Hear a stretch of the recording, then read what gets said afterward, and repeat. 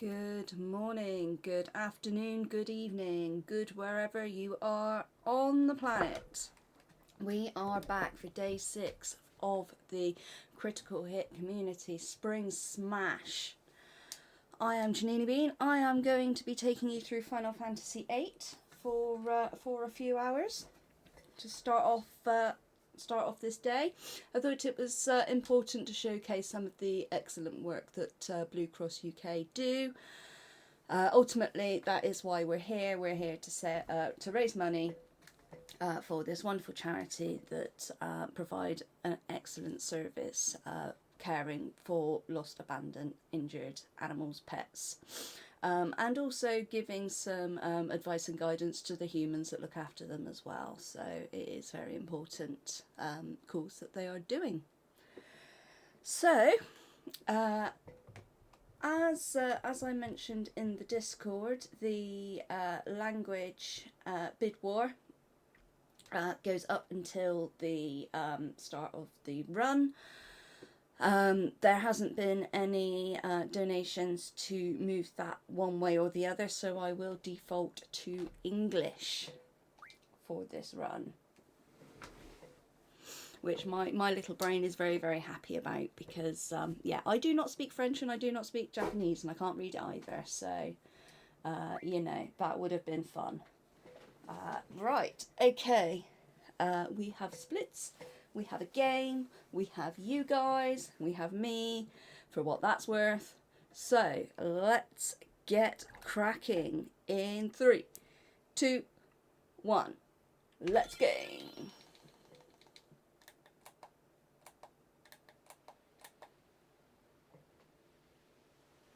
When you're ready, game.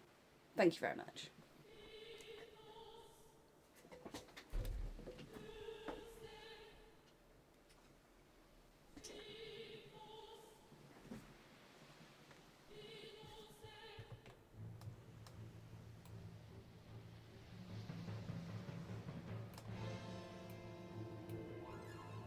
Okay, so I will try and explain what I'm doing as I do it. There will be times where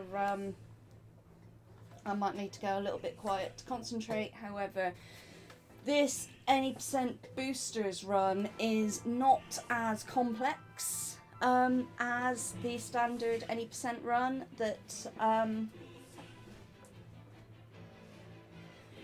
that I generally run. So obviously you can see down the left hand side there next to the game screen we've got the 3 boosters. So from top to bottom, the top one is colloquially referred to as God mode. However, there is a little bit of a sting in the tail with this one. If you take fatal damage, you still die. So yeah, that is fun. But what that does is that gives you instant ATB, it gives you access to your limit breaks for every turn, and if you take damage, non-fatal damage, then it will replenish your HP back to max. Second booster down is the no encounter booster, so we will be turning that off on a couple of occasions just to force certain fights to get either items or magics and things like that. And then the one on the bottom is the Zoomers.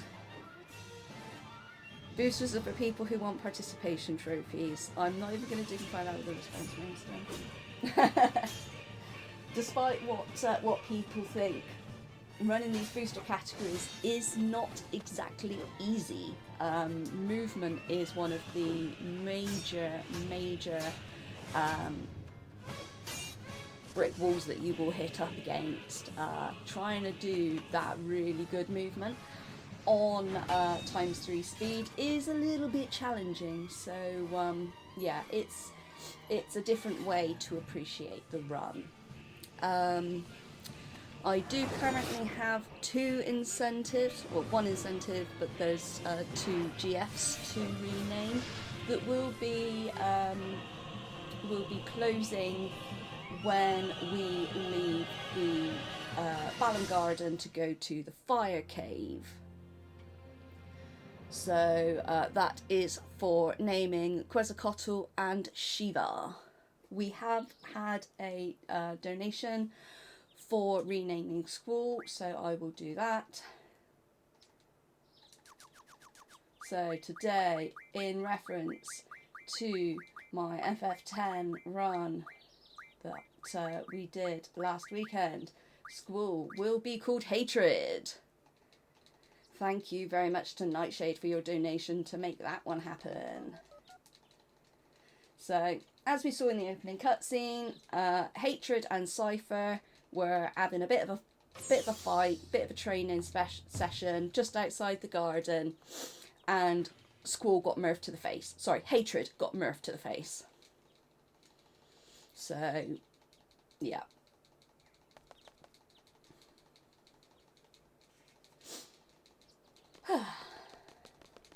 Hey Cosmo, thank you very much for the luck. I'm going to need it. I haven't touched this category in years. It's all good fun.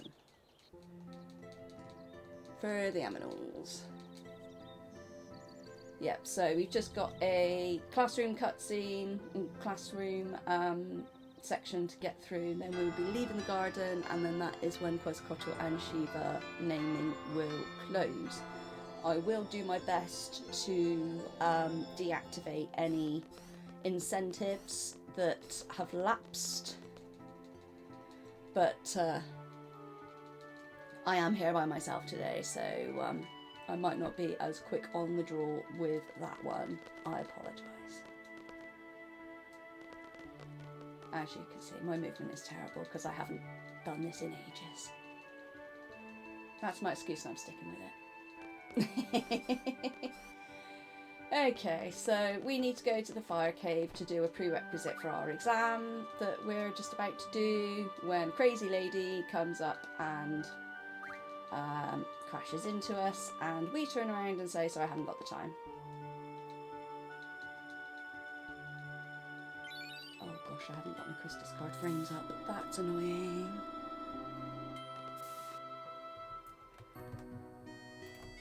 I am going to save for Chris discard because we don't want to do that cutscene again.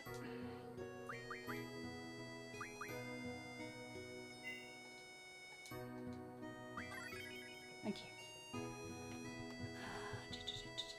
Just need to find this. I did not have this ready. That one. That one. Okay, so, excuse me. Thank you. I have done this before, I promise. Okay, so there are a couple of different routes for Final Fantasy VIII. I will be running the Quistis only route, just because I do not have the brain capacity to do RNG tracking in this run, which is possible, but quite difficult. Okay, so it's that one, that one, that one, that one, that one.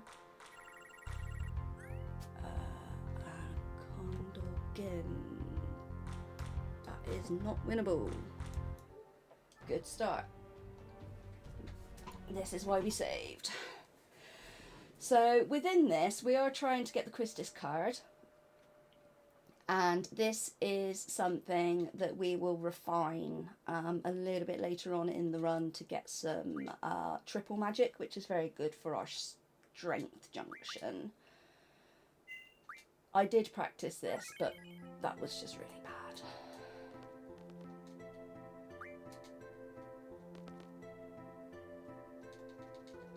So there are 2 times where you can get the Quistis card very easily to get it within the run. You either get it right now,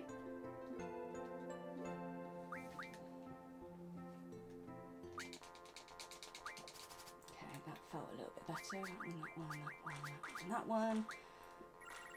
Vixen Wedge, that's frame 3, so we are on a fungal. Right. Fish in the middle.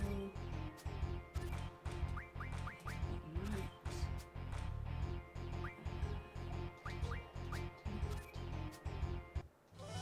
just like that, we got the Christus card. You didn't see that first error. That's fine. All under control. Yeah, so you can either do the Christus card at that point because we haven't been out onto the world map, so the RNG hasn't moved on. Or we can do it when we return from the fire cave, which involves RNG tracking. We have had no Quetzalcoatl or Shiva, so we will just name those as standard. So Quistis tries to tell us things and we don't listen because she's not a particularly effective tutor.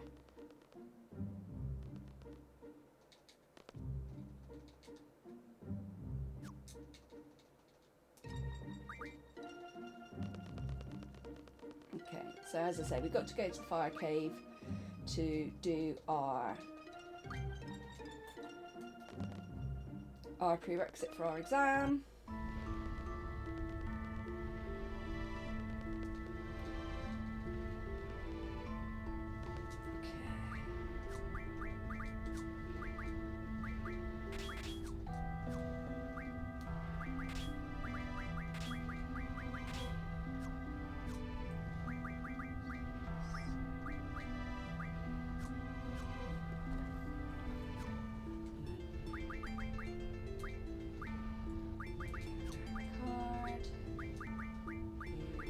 Ice magic, fine.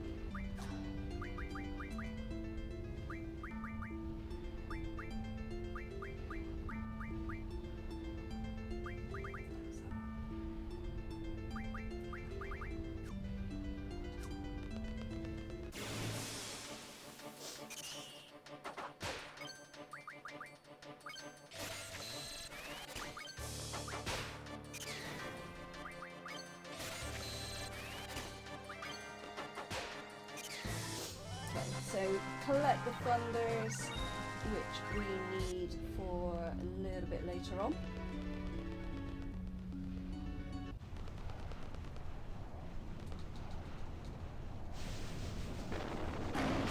Okay, so you see on the menu, I basically loaded Squall up with everything.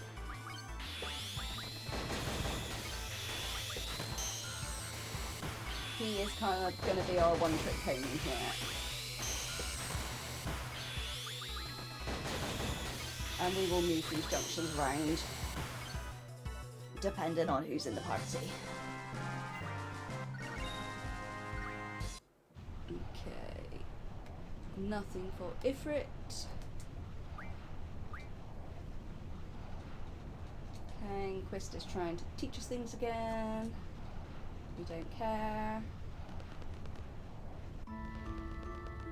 So normally we'd have 4 encounters coming out the fire cave, but see with those that no encounter booster that we've got on, make very, very quick work of the fire cave there.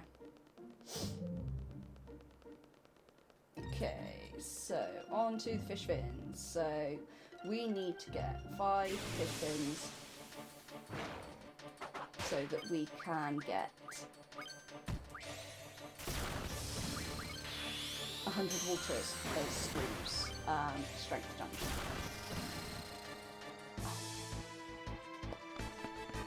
Got to do it. That's fine.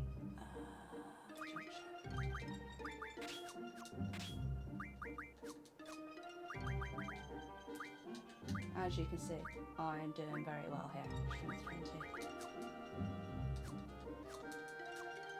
That's fine. Didn't see a thing. Didn't see a thing. All under control.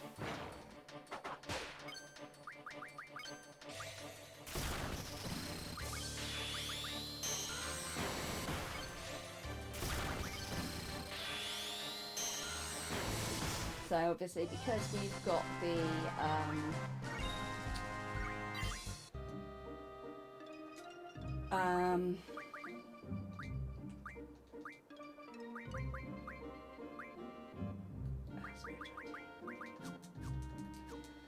because we've got the automatic access to the limit breaks, we don't need to worry about doing anything with keeping Quistis in low health, which is very helpful.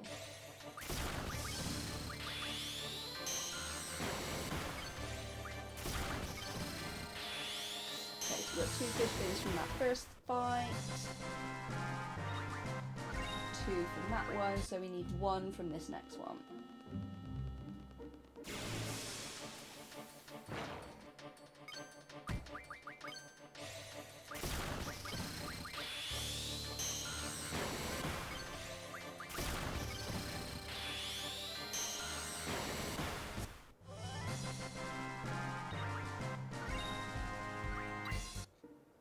Okay, that's good.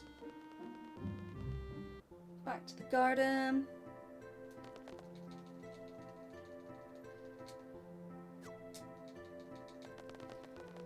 So, Quistis likes a man in uniform, so we've got to go and get changed so that we can prepare for our exam, because the clothes that we wear are very, very important for how we do in an exam. So, that mini-map, that's the last time we can use it. Because at this point, you are assumed to know your way around the garden. So, if you don't know where you're going now, tough. Basically.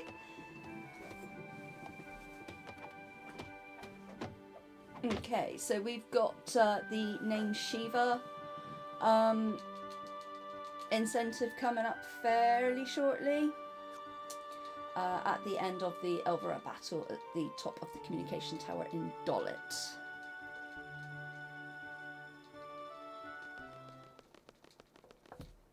Why am I mashing when I've got a turbo controller? That just seems very inefficient. There we go, name siren.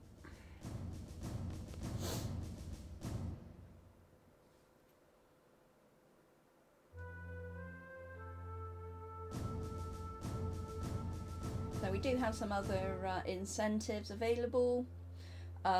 Quite a few of them happen to be me being nasty to Renoa, which is all good fun. Also got the ability to make me take a seed test, so that is that can be redeemed as many times as the game will allow. We can also make me pick up several other GFs that are not rooted in, and generally have some very interesting battles that are required for me to get them. Got the Tokyo Drift in right at the end there. And if you want to make me forego my break and sing Eyes on Me, I will do that as well for a £15 donation. Come on, Squawk. There we go.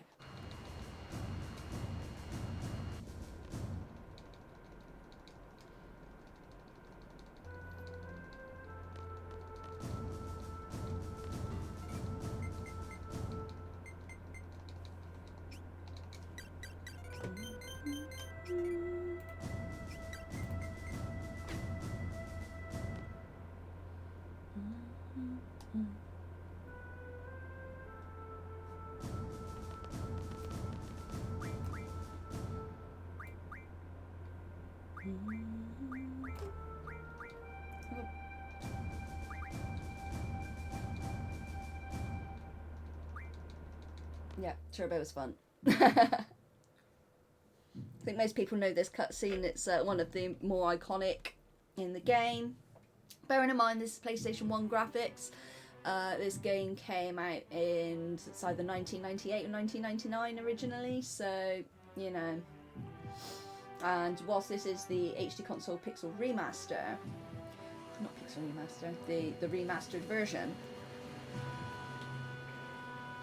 they didn't mess with the backgrounds or anything. It was mainly the character models, and obviously the FMVs have not been touched, so it still holds up very, very well.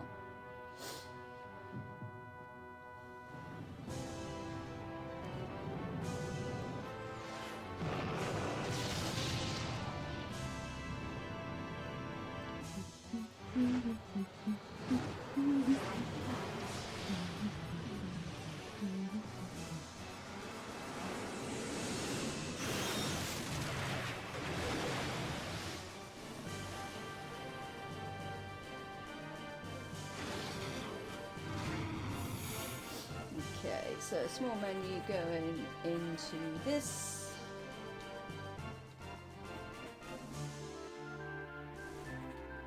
Right, Sport, where are you going, mate? Okay, so use those fish fins mentioned earlier.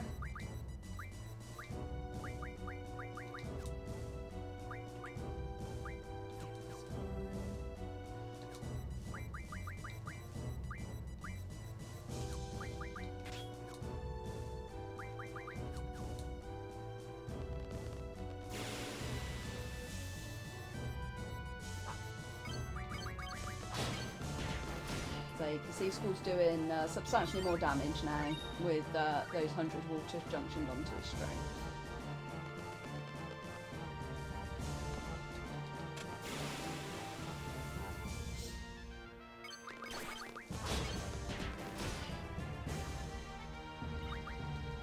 So Zell and Cypher between them can kill one, and then Squall can one-shot the other.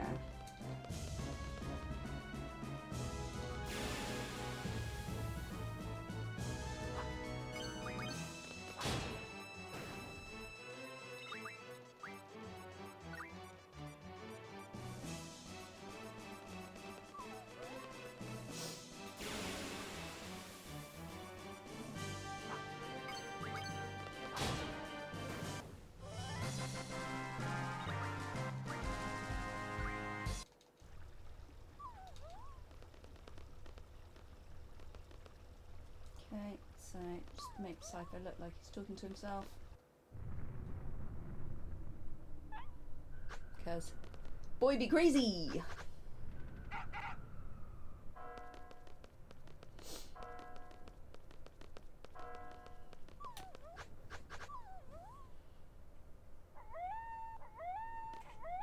Okay, so we've got a few minutes left on the naming siren incentive.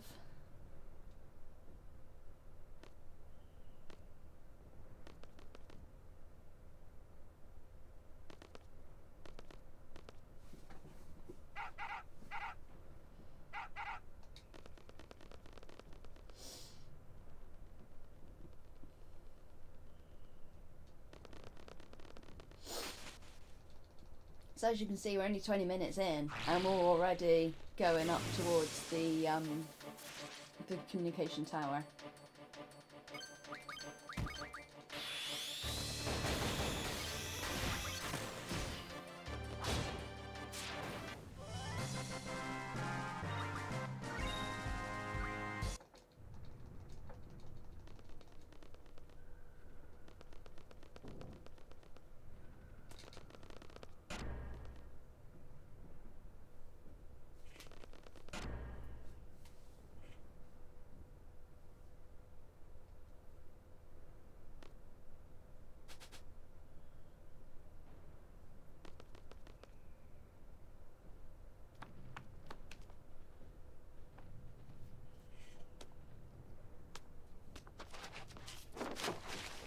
Oh hey, it's that crazy lady that crashed into us in the hall. Hi! I think she's going to be a bad influence, guys.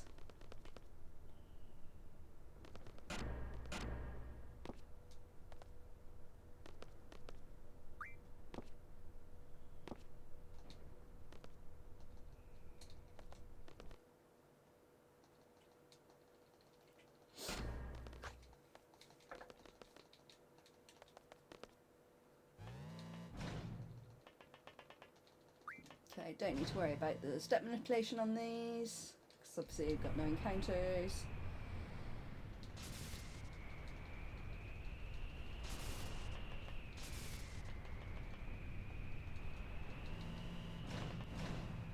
Another epic cutscene.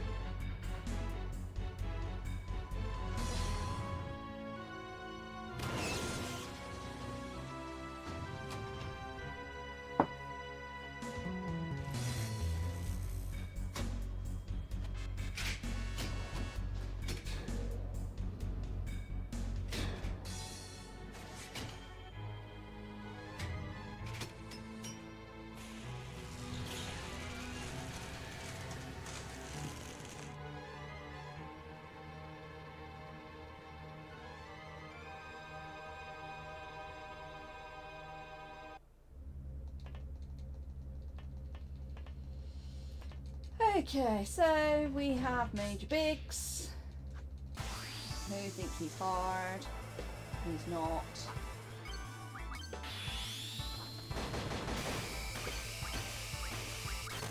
Dispatch him very quickly.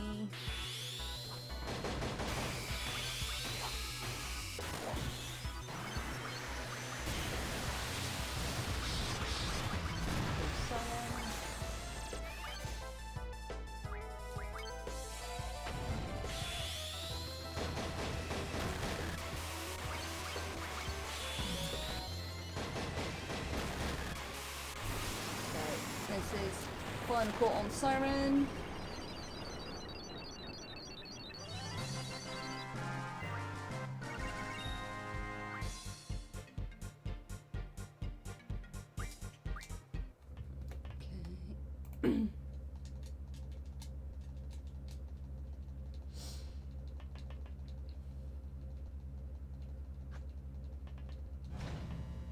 Okay, so this is where some of the routes start to diverge on standard Final Fantasy VIII.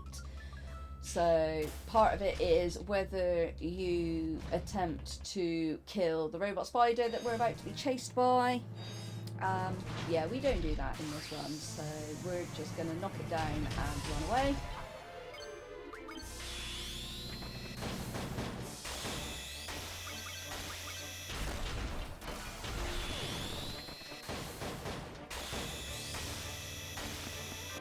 And then try not to get caught again. I did get caught once when I was focusing.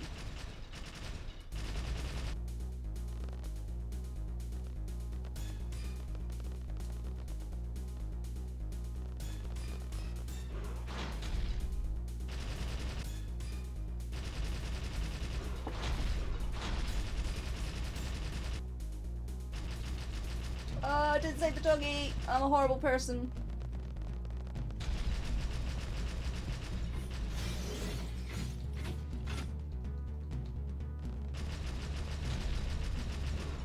Okay, we do what every other 17-year-old does and hide in the pub. And that's the end of that. Okay, so that's Dollar done in under 30 minutes. Nice. So this is the other area that the routes start to diverge. Early card mod route, ECM, and QZ route both get the Zell card from Mardink. Playing the triple triad. Yeah, we're not going to do that. We got the Quistis card and that's it, we're done. So yeah, we're just going to run back to the garden because we haven't got to worry about random encounters.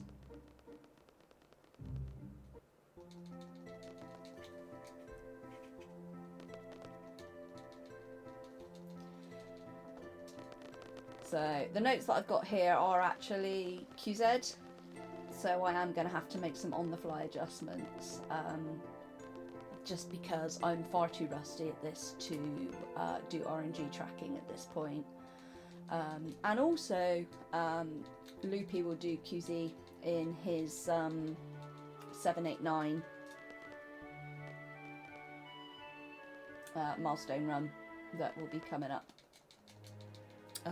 Easter weekend, I believe.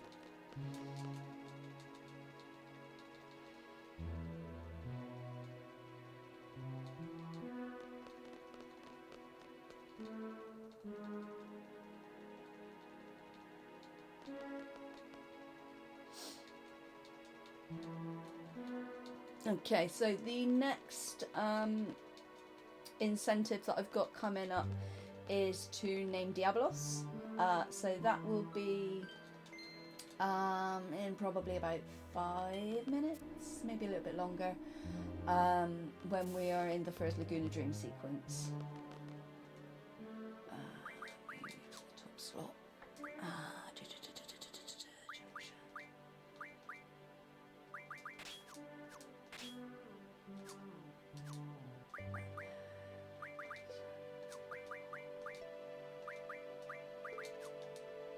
We'll need that later for a boss.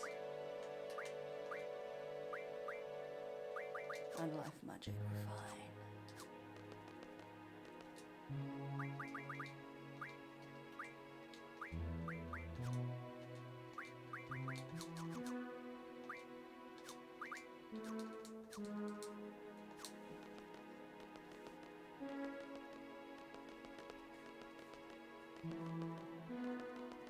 So there is a natural 51-second time that you have to wait there.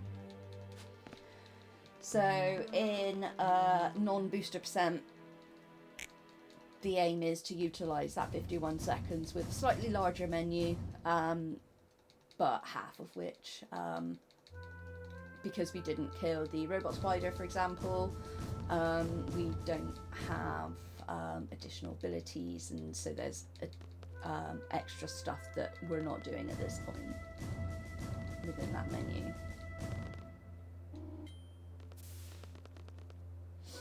But get ready for the most disingenuous clap in the world. Do not restart my notes. Thank you.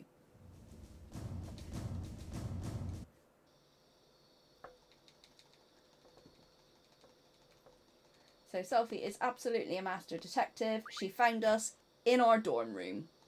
Because, you know, it's the only logical thing to do. Right.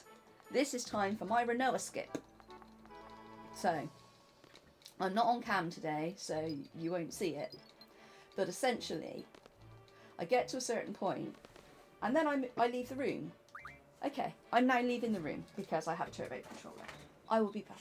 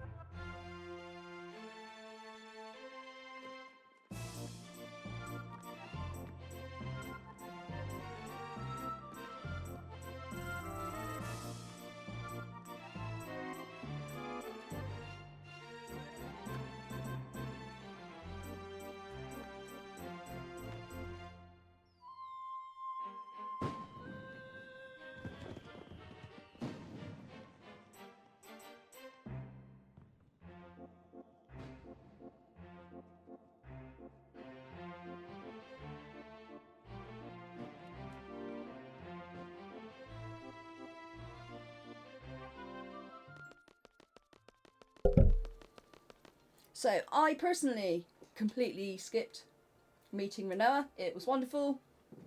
Hooray for pop-out chat. Didn't even have to do anything. It was wonderful. Okay, so Christus is giving me orders.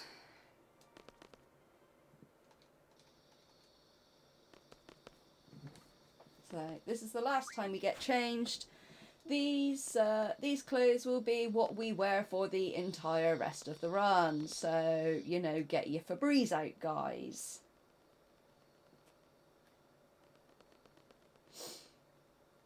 Okay, and luckily this is the last time that Quistis tries to teach us things, because she's useless.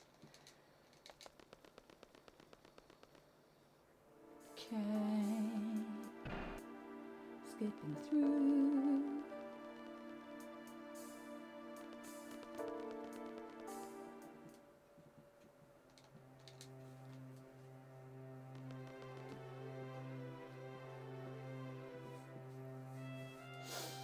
I think the Naru is going to make my life very difficult.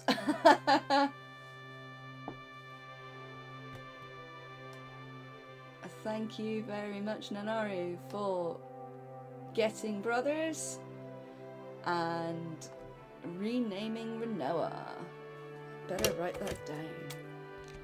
So, Renoa is called Janini, and brothers are... where are brothers? Zay and Dusk. Thank you very much for your donation.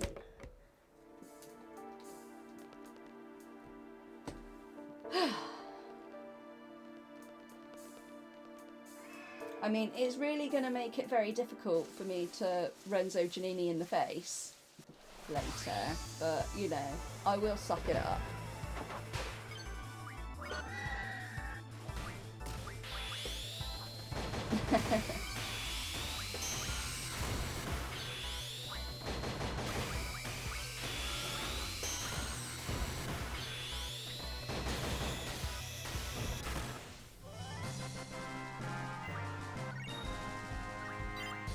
Okay, Ifrit has learnt Strength 20, so just before it's part of the Laguna Dream sequence, we will be doing a small menu there as well. Well, it's a two-part menu.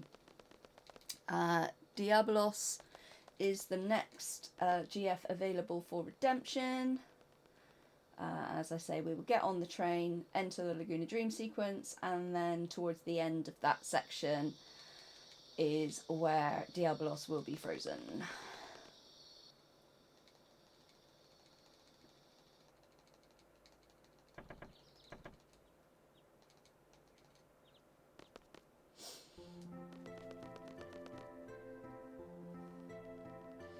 So, as I said, the notice board map thing has now stopped working, so we are going to have to walk. I mean, we are going to get our steps in. Absolutely right, Turbo. Turbo is your friend.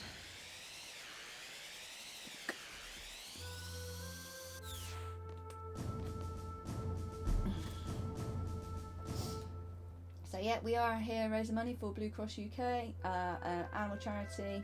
It does some amazing work looking after sick, injured, abandoned animals, doing rehoming, and helping out the humans that look after those pets as well to make sure that they get the care that they absolutely deserve. So a very worthy cause, and there are some very interesting incentives within my run. Like if you want to see me find and get Senior Pampa Jumbo Cactual, that is one that you will want to redeem, and it is funny as anything. I showed it to Loopy and he couldn't stop laughing, so absolutely one not to miss.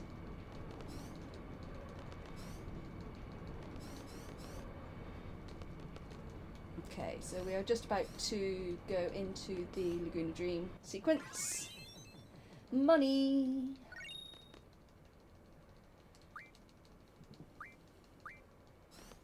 We don't care about what Zal has to say.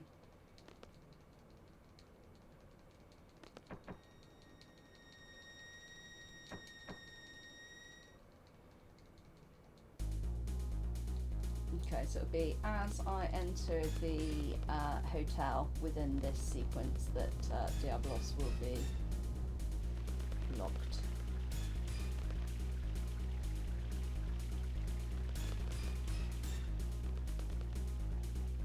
Get in the truck, Laguna. Get in the truck. Thank you.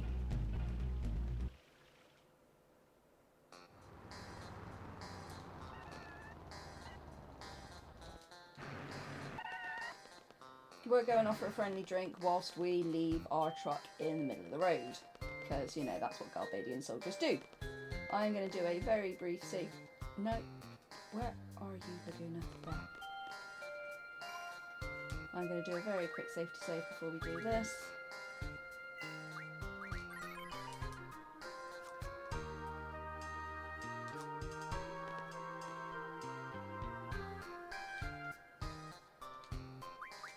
There.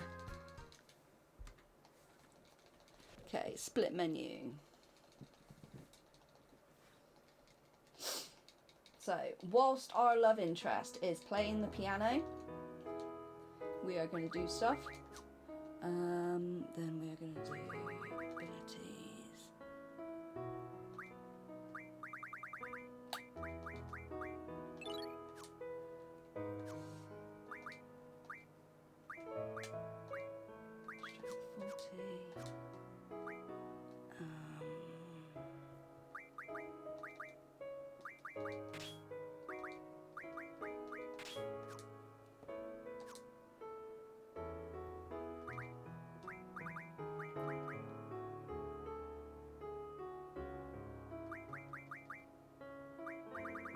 Where's the... Oh, scared me! I couldn't see the blimmin' thing! So, yeah. Did not see if we have the redemption, so...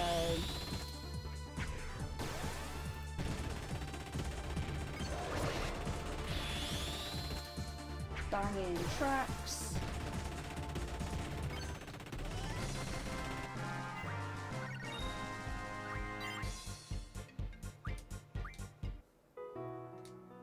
Okay,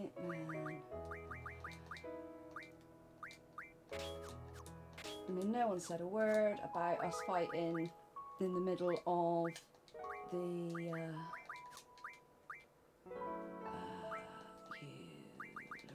nothing.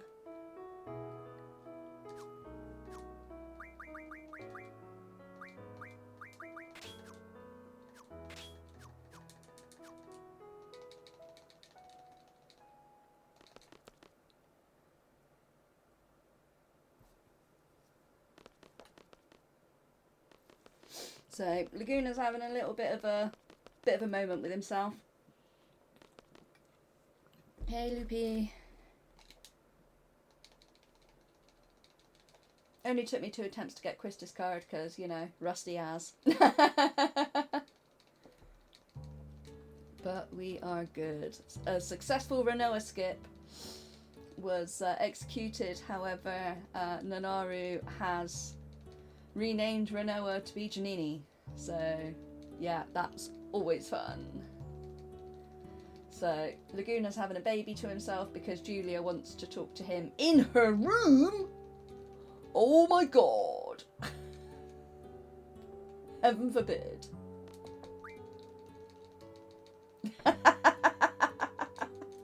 I know, right? It's for the animals. It's for the animals. It's fine. Doesn't mean I'm not going to be mean and, you know, leave her in space and Renzo her in the face.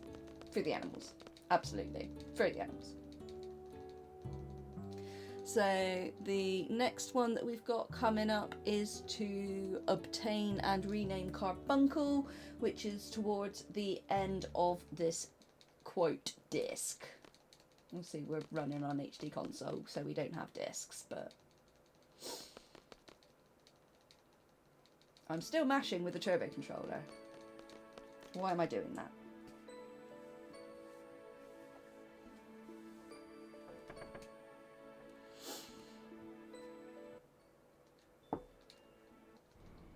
Okay, so we've all woken up from our dream in various states of happiness. Sophie was wonderfully enjoying that dream. School was a little bit less happy with the situation because he dreamed he was a moron. They've all figured out that they've had the same dream and it's all very confusing and no one can really understand it, so we're just going to ignore it. Because that's what we do with things we don't understand, we ignore it.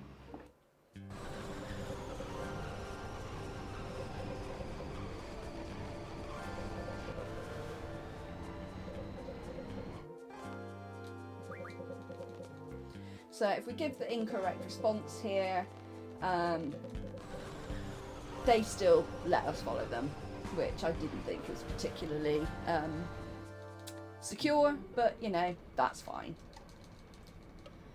So on PlayStation, original PlayStation, you can wiggle past what's there to skip this whole bit that we're about to do with going and getting the princess and naming Renoa, naming Angelo and other such things. But we're not on PlayStation, so we are going to have to suffer it.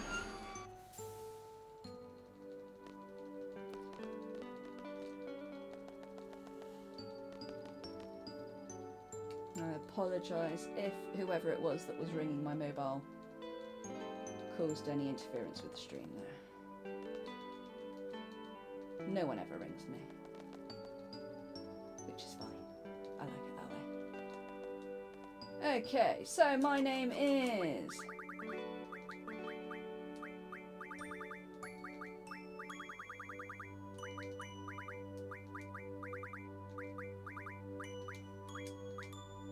Thank you very much to Nanari for your donation for that one.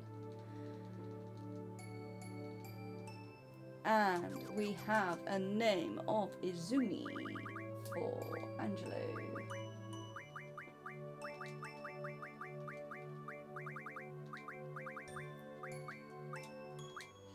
Thank you very much to the Professor for that one.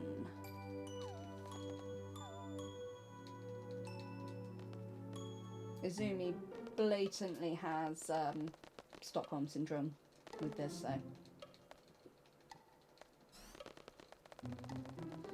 so if you do Renoa skip, you kind of end up about here.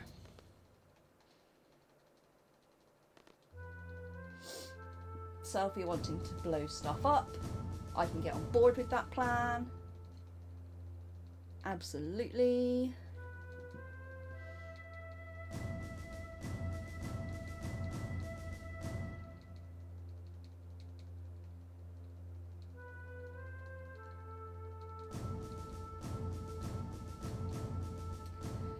I will be doing this on ×1.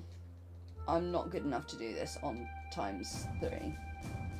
People can. It's hard.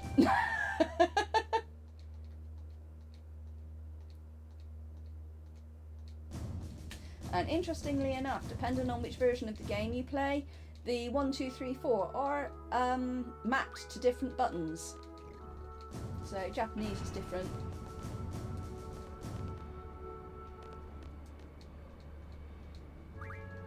Okay, so train codes.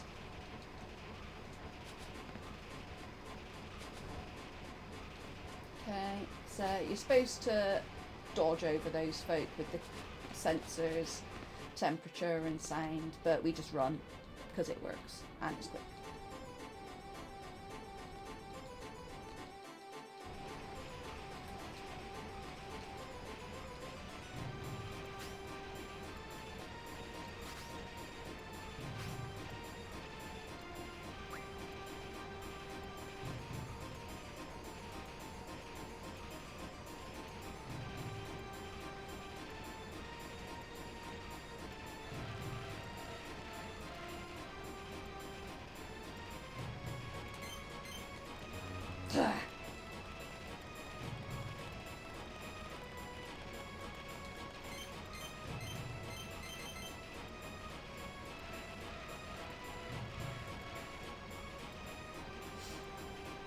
Okay, so you can do all 3 in one. It's very, very tight if you don't screw up the first train code like I did. The lag. 3, 2, 4, 2.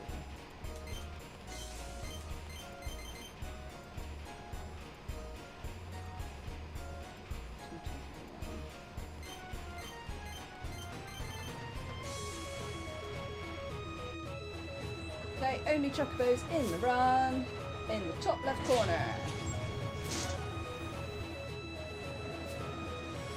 Hi chocobos! I love you! Bye! I hope you're enjoying this, Nanari.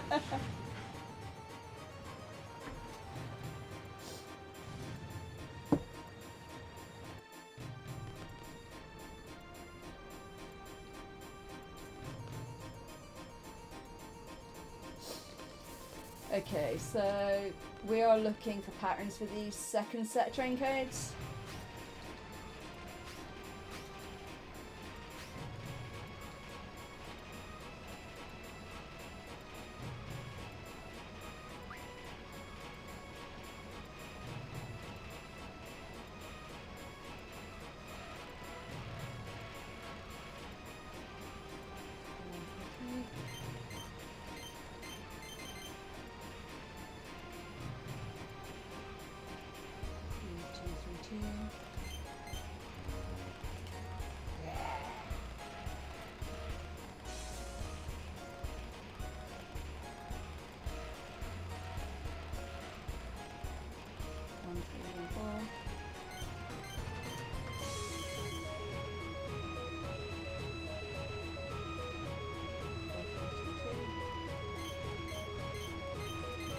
Get up, get up, get up, get up, get up! Oh boy! That was close. 1, 2, 1, 4. Get up! Get up!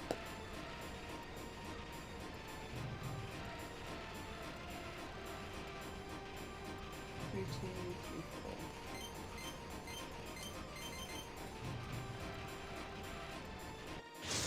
Okay, there we go.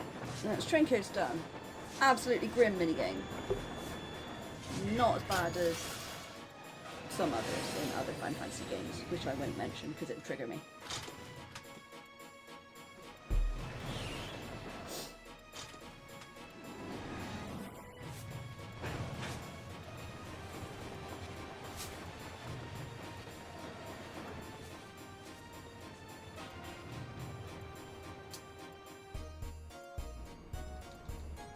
Perfect, amazing, I'm the best. Yes, we are, even though we screwed it all up. But we're still the best. Okay, so we don't need to do anything there, so that's fine. We just talk to Janini.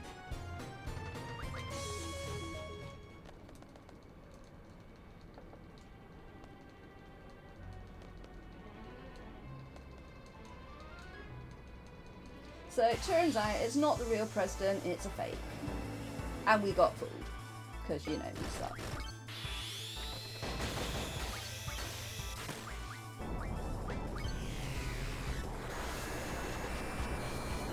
So, fun fact, where Jero is blue on the Western version, he's red in Japanese.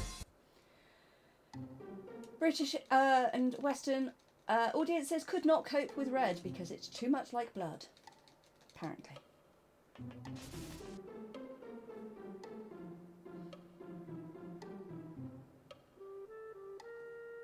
So there we go.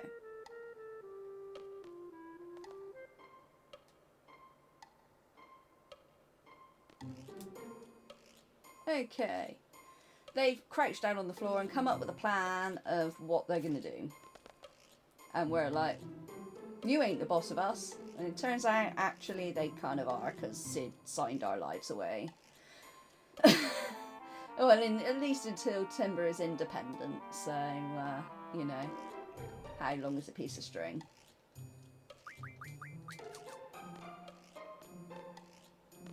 Okay. Back to Timber.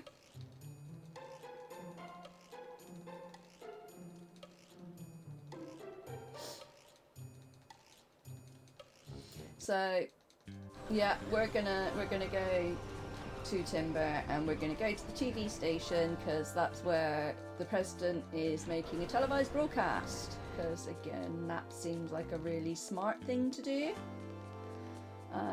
Don't have to worry about encounters because obviously we've got those no encounter boosters on. Doesn't protect us from force fights though, unfortunately.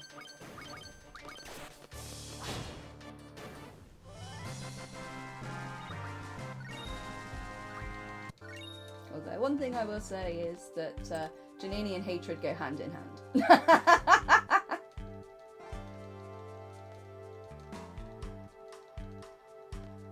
Okay, so talk to the drunk. He lost his card, so he was getting very, very drunk. But it was that precious to him, he decided to give it to us. Because, you know, reasons.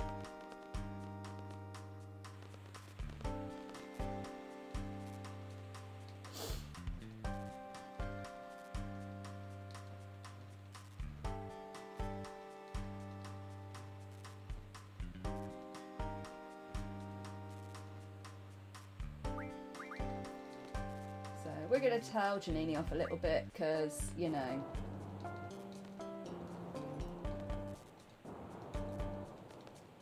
she's a little bit idealistic and, you know, she thinks that them making a broadcast after the president will make people listen to the plight of timber being occupied by the Galbadians or some such nonsense.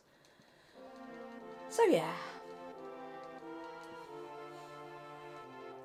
Whether this is the real President Delling, I'm not sure. And how someone can be a lifelong president because, you know, whether he literally came out of the womb and it's like, ah, there you go. Immediately, you're 1 second old, be president of our country. Doesn't seem particularly likely, but, you know, that's fine. We ignore that as well. Shh. Stop using logic. Okay, so a bit of a mash heavy section here, which is not going to be a problem for me with my turbo controller because I have actually activated it now. Yes! Very useful.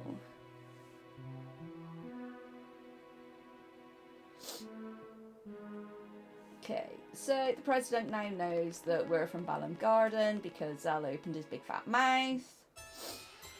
And, yeah, so very mysterious lady comes up and starts to entice Cypher with the realization of his romantic dream that he talked to us about when we were in Dollet that we just bashed through because we're not really that interested. So, yep, Janini has found us again. She missed Cypher.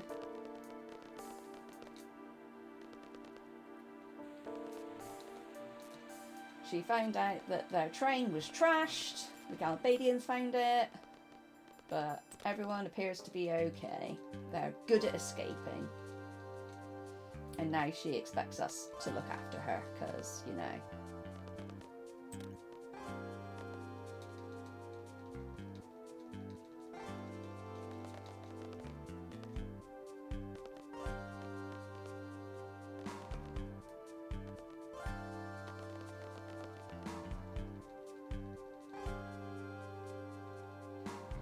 Turns out everyone in the town of Timber is a resistance fighter.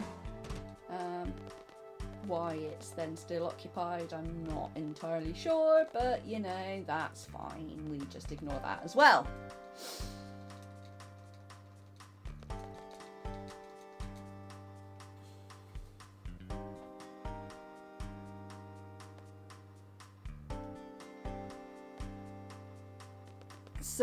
So as I say, the next redeem that we've got coming up will be a carbuncle. So that will be inside Dunning City. So after we've gone through Galbadia Garden, then we will do that.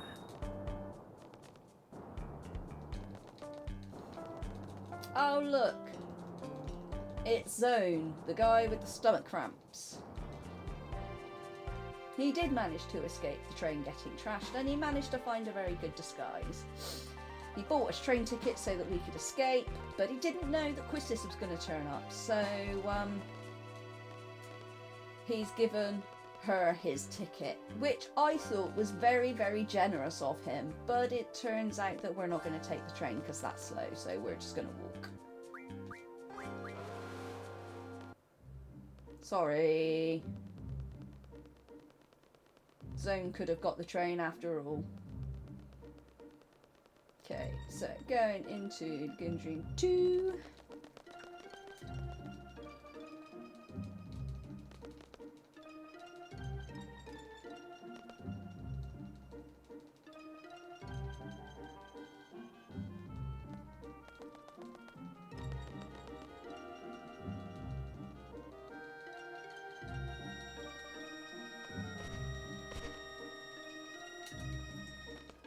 whilst yeah, we're now taking a nap because, you know, that seems to be the thing to do.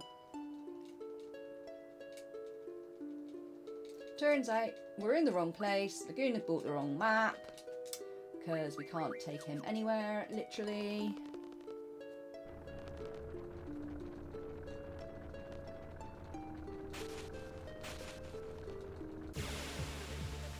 Okay, so in the standard any % route, we would normally kill off Ward here to suppress Irvine's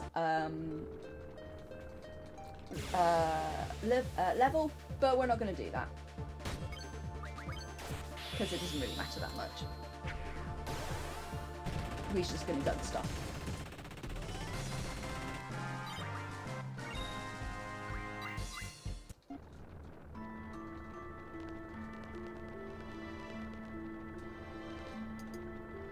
So at the moment, yeah, we've got Squall and Selfit and Quistis as Kiros and Ward. But obviously the Irvine's level comes up with average character level. So obviously by suppressing, I think Ward is Quistis at this point.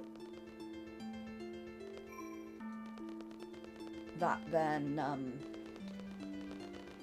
brings him in at a slightly lower level. Hey Jericho, thank you very much for the luck. We's cruising. Hope you're doing good.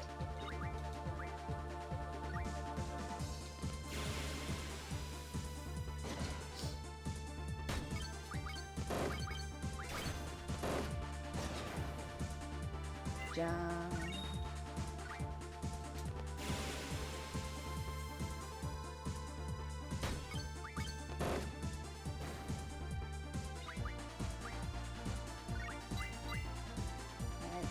Time magic will fine. So we would do a menu just before we go onto the train after Galbadia Garden.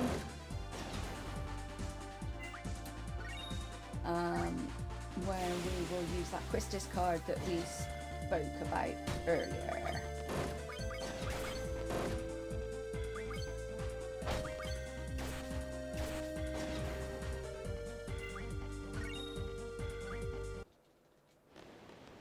Okay, turbo on.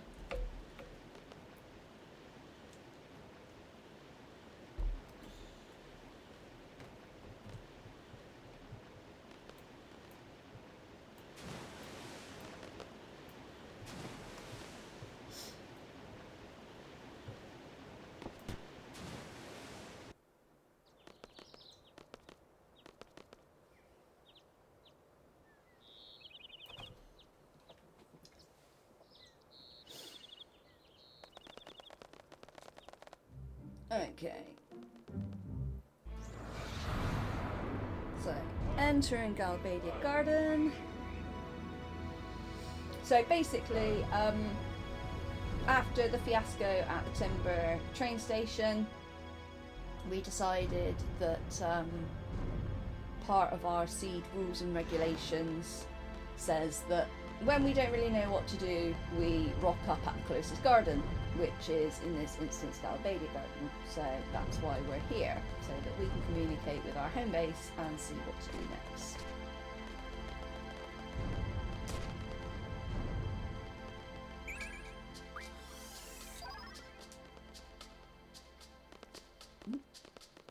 I always forget about that screen. Get out the way, nerd.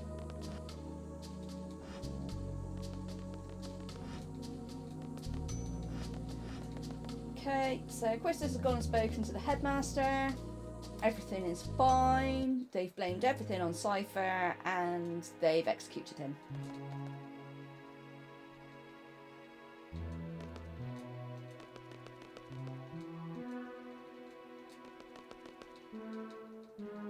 So, gotta speak to everybody here.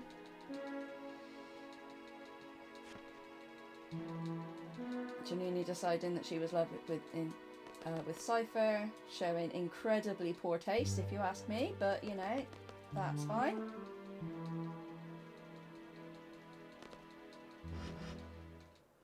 Squirrel's having a bit of a crisis.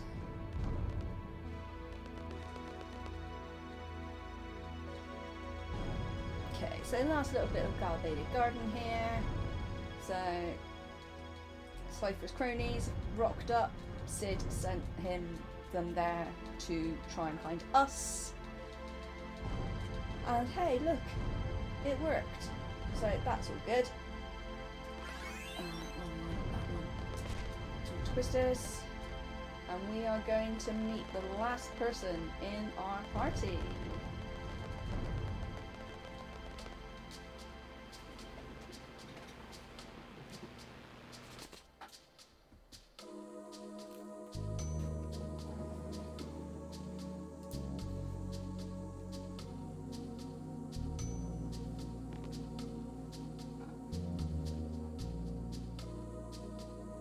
Not in FF8, Ratchet. They do on FF7.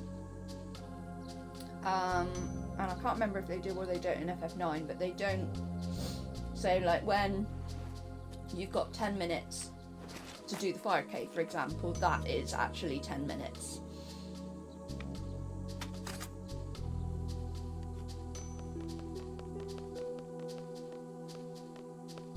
So we've recruited this rather strange looking fellow who is a sharpshooter.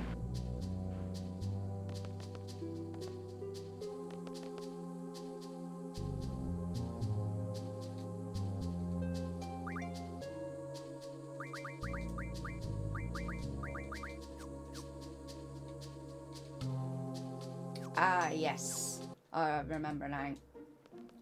Right, so let's do this menu quickly and then do a save and quit. Abilities.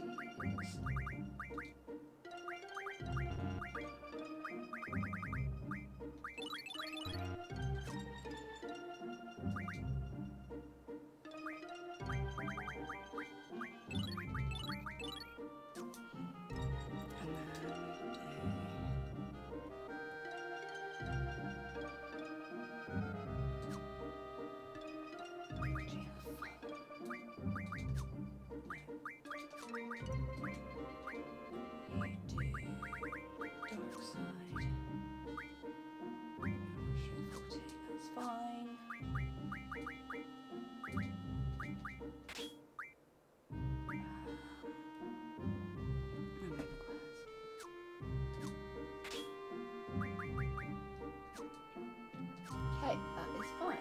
So we are going to do a save and quit here. This resets the poles. Hey Hammy, you can thank Nanari for that one. Thank you very much for the luck. Okay, so by doing that we reset the code for Caraway's Mansion. So in the standard any percent, you watch the poles going past the window, but you know, they're kind of going in ×3 speed, so it's quicker just to save and quit and reset the code.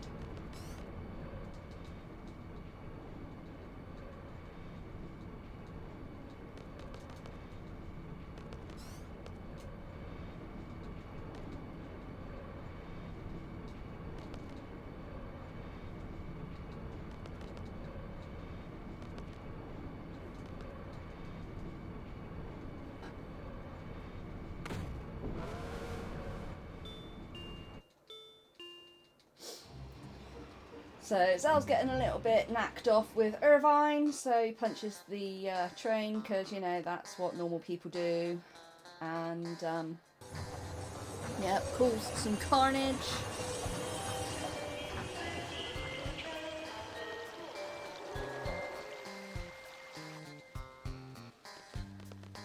Okay, we recognise this place from the Laguna Dream.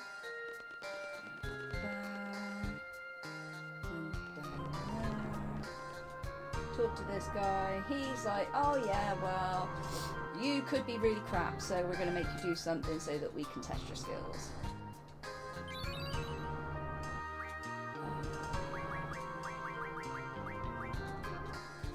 And because we did that manipulation, the code is the same, so we could just guess it without needing to go to the Tomb of the Unknown King.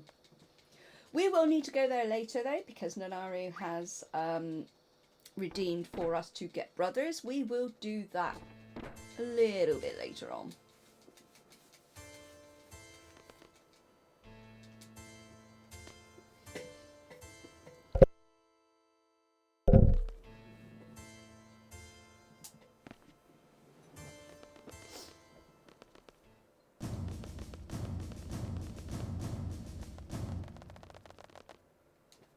Okay, so General Caraway, who is actually Janini's father, is going to tell us all about the plan, which basically involves shooting the sorceress in the head using Irvine, because it seems like he's really up to the job.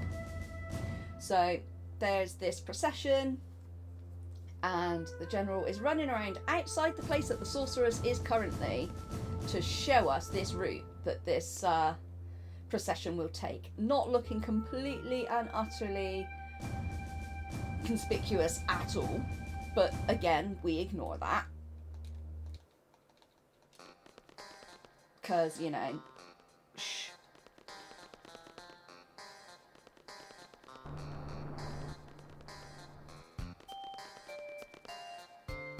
It's fine. It's all fine. So yeah, basically there'll be a team to shut the gate, to trap the sorceress in the arch,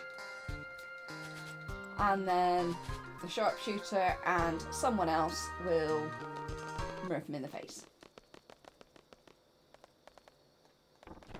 So we are coming up fairly soon on that carbuncle incentive. So we don't normally get carbuncle within this run. It's not needed, but if you want me to get it and you want to name it, I am happy to do it for a £10 donation. Check the pinned post, and I am going to screw up selfie skip. Yeah. Absolutely. That's the worst selfie skip I've ever seen myself attempt to do in my life. Like I said, movement on ×3 is hard. It's very hard. You don't even have time to think. So easy just to go off track. And it's such a major time save in these runs. Bad movement where you just go in, you're walking too much, you get stuck on things. It absolutely does decimate your time. Like that. See? Case in point. So, Quistis has decided that she was a little bit mean to Janini, so she's going to go back and apologise because she feels really, really bad about the fact that, you know, she's jealous because she loves hatred and she sees her as a competition. So, in the process of being going to apologise, we've just managed to lock ourselves inside the mansion because we're smart. We are so smart, guys. We are highly trained mercenaries that get ourselves locked in living rooms. Seems legit.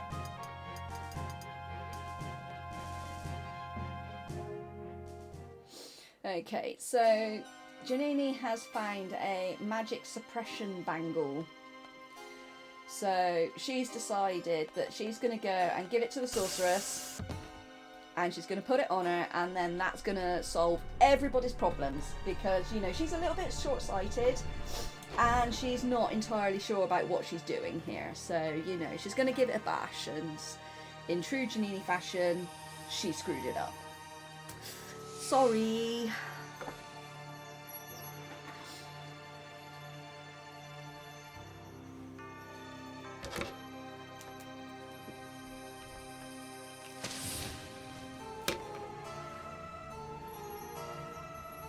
Thank you very much to War for the donation. We are going to leave Janini in space a second time because it's so much fun. So thank you very much to War and to Hammy for those redeems.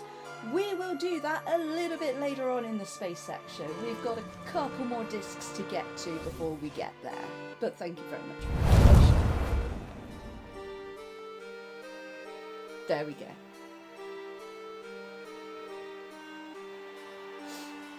So a couple of other incentives that we've got going on is picking up, as I say, picking up and naming Carbuncle, Leviathan and Pandemona, which are not normally used in this run.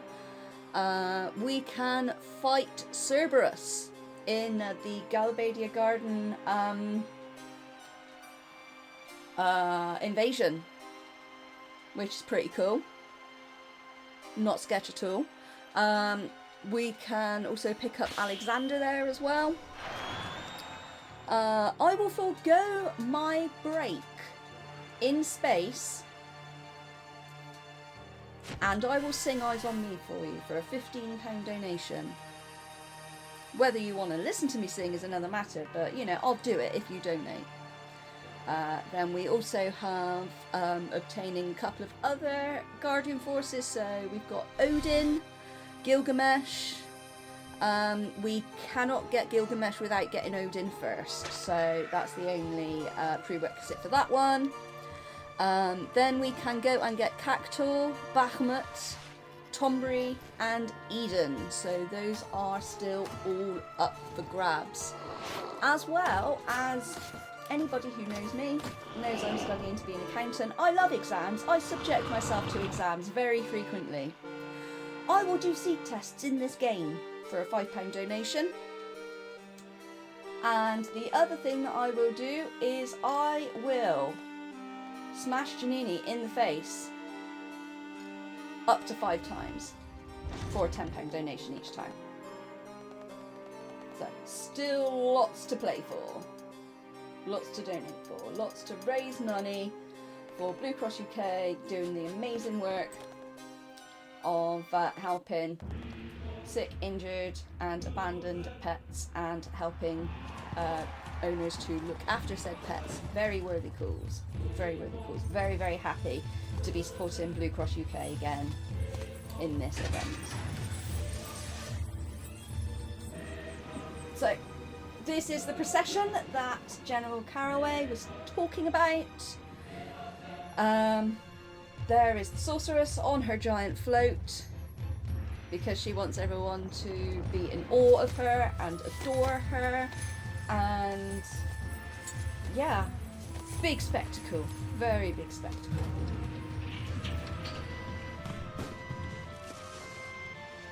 Big spectacle. Spectacle. Lost the actual ability to talk. It's all good.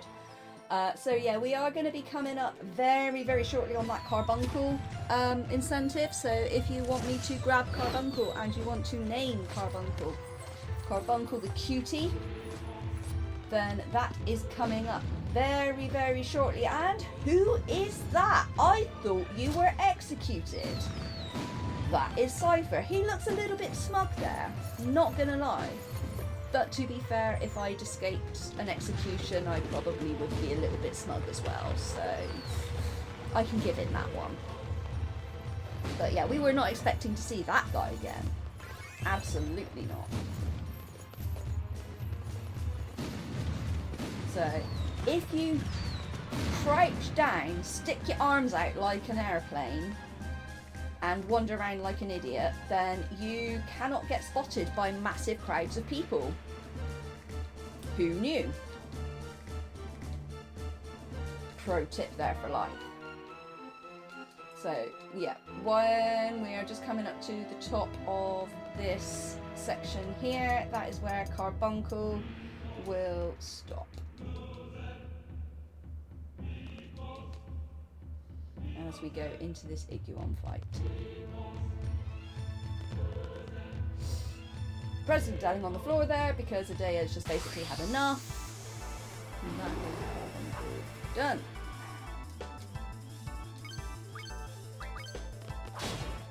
Oh yeah, that's horrendous, isn't it?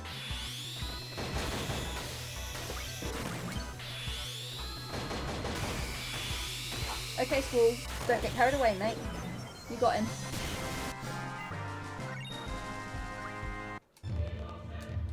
Okay. So, creeping up very, very quickly on the end of disc 1. Quote disc 1. Okay, so Renoa's having a little bit of a hissy fit because, you know, she realised that she's way out of her depth.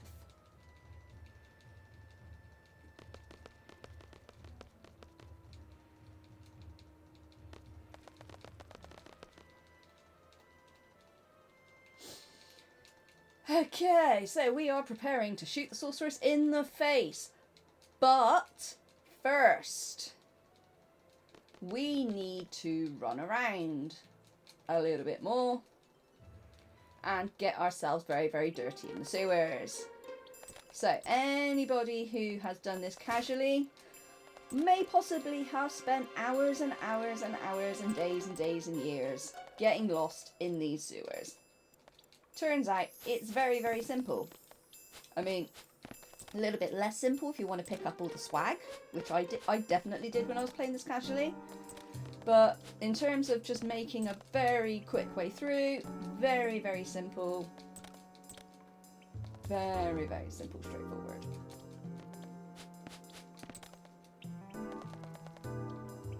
Easy as that. And we're out. Simples.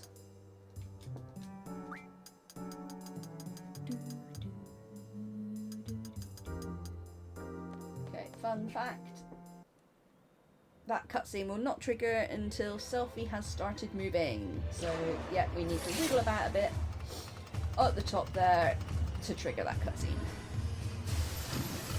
And oh look, the spectacle gets even bigger. Now we have a very, very good shot at the sorceress. We just need to make sure that she stays in one place so that we can shoot her.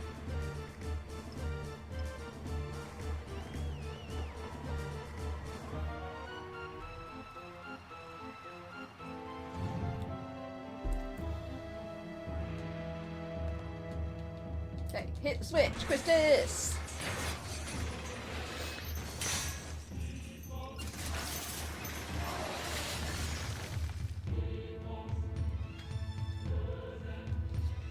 So Irvine's having a little bit of a freak out to himself. We don't really know why at this point, and to be honest, we don't really care. We just want him to shoot the gun. So Hatred there is talking him round, saying, don't worry about whether you actually hit or not. Just shoot, because we can't go until you try. He tried. He failed. Because he's kind of a little bit pants. So that's fine.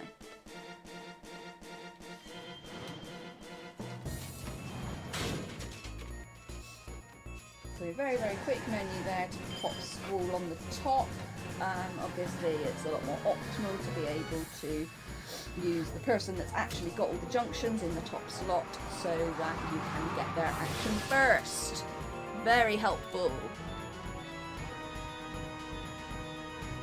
Okay, so these last two fights and then that will be GG on disc 1.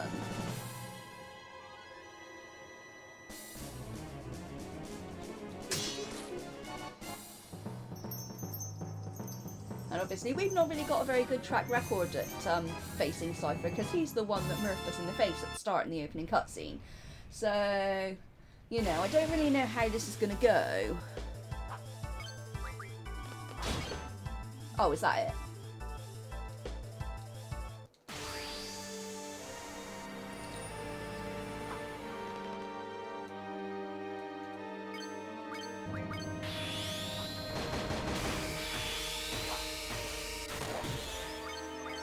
Okay, that is a day done. Lovely jubbly. Disc 1, Dundo. Easy clap.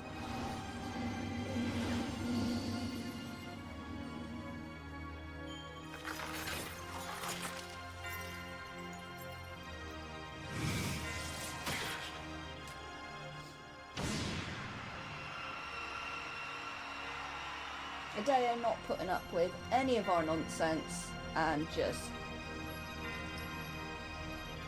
massive ice shard through the guts. Let's see. Certain folk believe that Squall dies at this point and the rest of the game is a fever dream. I'm not really sure how I feel about that. Not really sure. I'm not going to save here.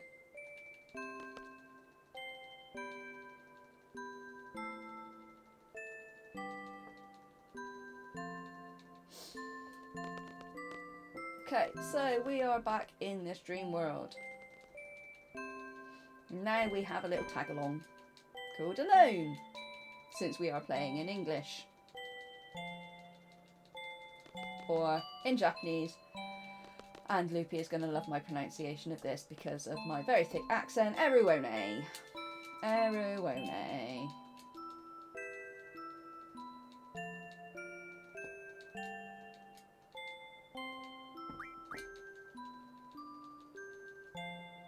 Okay, so that's fine.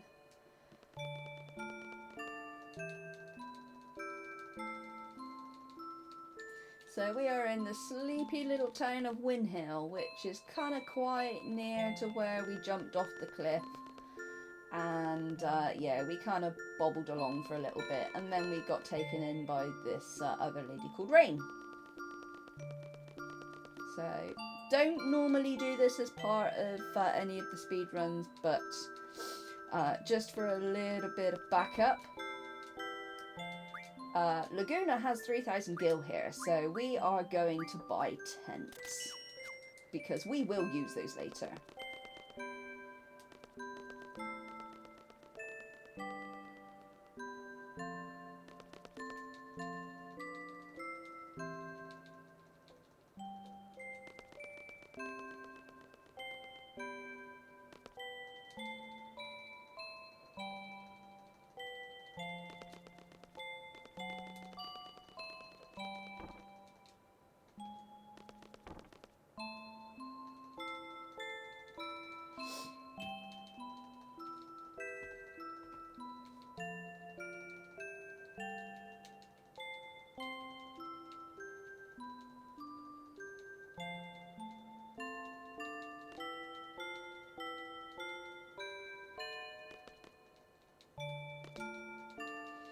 Okay, so we are the Master Monster Hunter of Windhill. We killed nothing because we're that good. We don't need to. It's quicker not to, obviously. And we have no encounters, so that's fine. Okay, so just going into the Galabadia prison section now, which is very dull, very long. Not as long on boosters, but in any percent, yeah, it's one of the areas that generally isn't particularly well liked because it is just very mash heavy.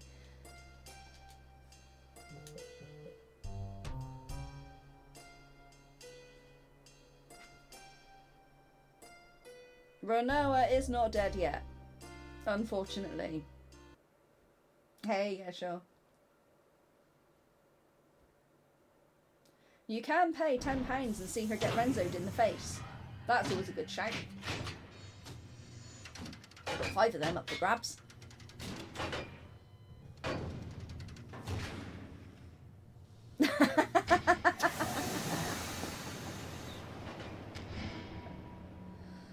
Oh dear. Yeah, and anybody who's tuned into any of my FF8 streams or me dropping in on anybody else who's playing FF8 will know that I'm not a massive fan of Renoa. Thank you very much for the luck. So I'm very, very thankful for my turbo controller at this point in time because, you know, who wants to mash all this, honestly.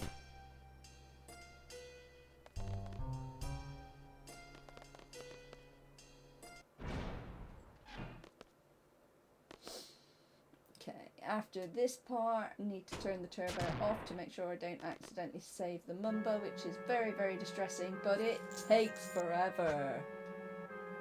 It absolutely does. So So much extra dialogue, extra fights, extra this, extra that. Very, very distressing.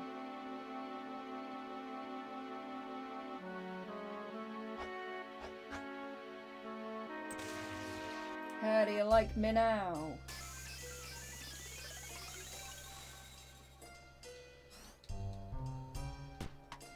There's our cute little Mumba.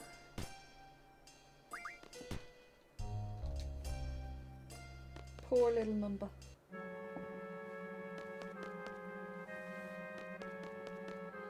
Okay.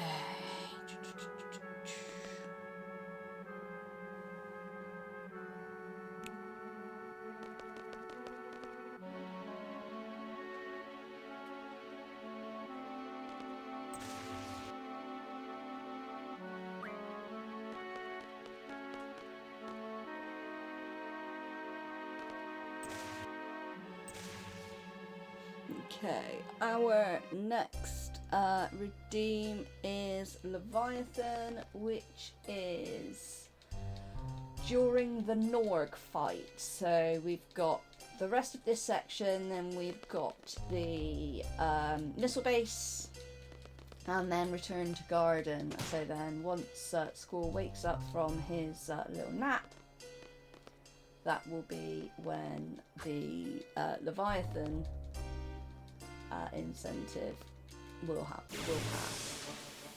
Oh crap.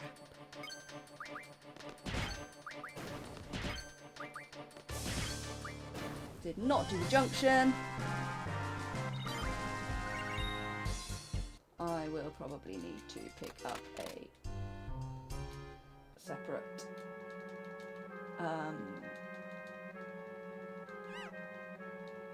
random encounter.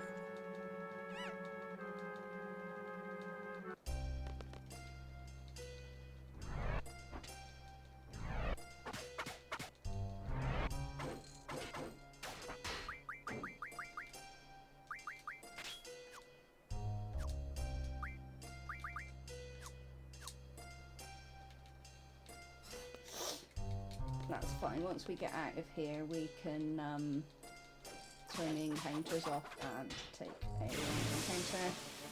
That is fine.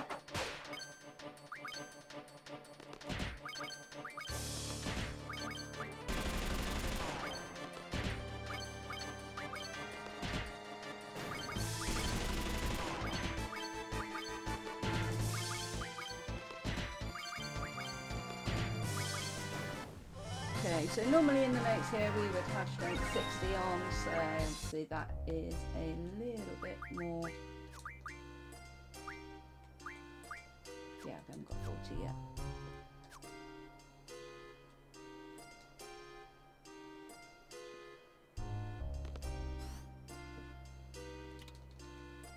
As I said, I am using QZ notes, so there are a couple of intricacies within that.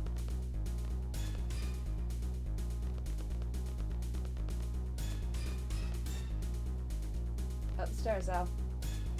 I know stairs are hard.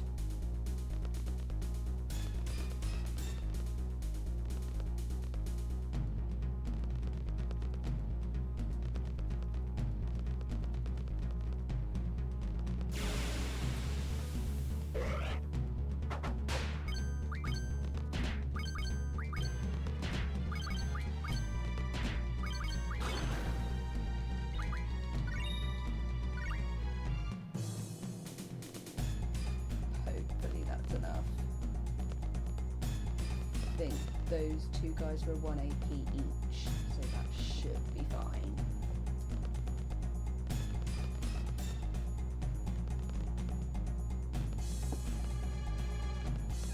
Okay. So we found Squall, sorry, we found Hatred.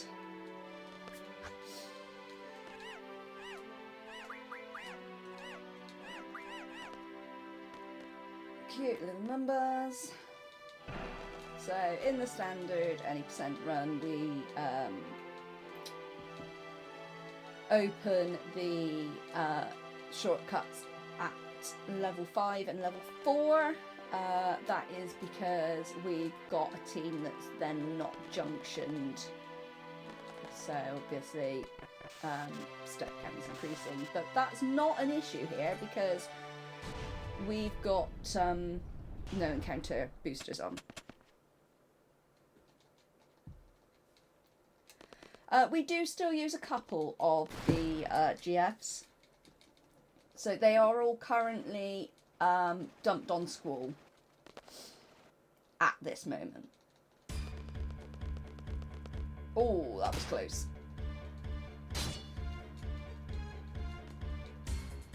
So in standard any percent, we would have 2 people in any 3-person party junctioned at any one time. At the moment, we've just got Squall, and he's literally got all of the GFs that are actively learning stuff. And nobody else is junctioned. Within the SR menu, we will do a little bit of GF manipulation and make sure that we've got folk that have got like item,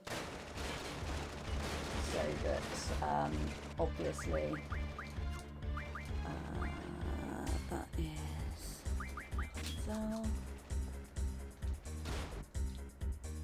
so that we've got people that have got access to items so that they can throw heroes and holy wars and stuff like that, but that's about it. We don't really need that much else.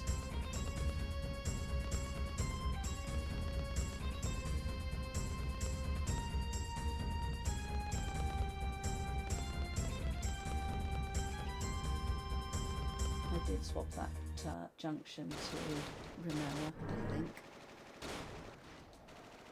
I vaguely remember doing that. My memory is atrocious.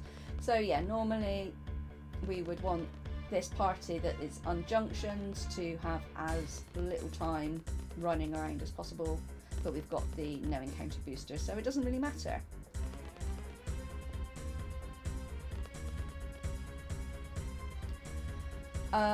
So we've got the top booster there is the God mode, so that allows you to have instant limit breaks at all times, which is very, very helpful. And that then replenishes your HP to full. You take non-lethal damage and instant ATB, which is very helpful. So I've actually got battle speed at 0, and the only time they get a an attack off before me is when I dawdle, which does happen because, as I said, I am rusty on this, but it's fine. It's fine. It's all good.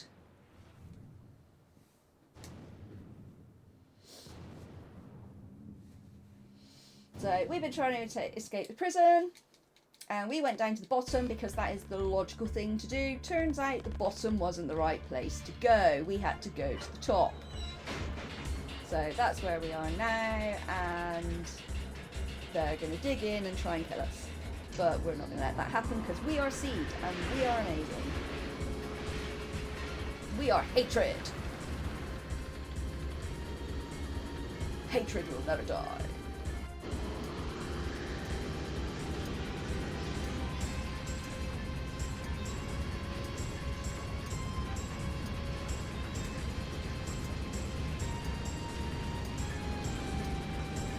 Apart from testing some incentives for this in the late game for getting like other GFs and stuff like Cactual, Bahamut Brothers, Tombury, I literally haven't touched boosters in like nearly 2 years. It's been a while. It's been a while. But it's all part of the fun, isn't it? You know? Who wants to execute flawlessly when you can actually give the folks a show? Screw up and have fun and raise money at the same time. That's what it's all about after all. It's not about getting you know, those absolute piggers times. It is about raising money for Blue Cross UK, and that is why we're here. So, you know, it's all good in the hood. So yeah, we heard from Irvine and Janini that the sorceress is going to launch missiles at Trabia Garden and Balham Garden, and Selfie came from Trabia, so she is very invested in making sure that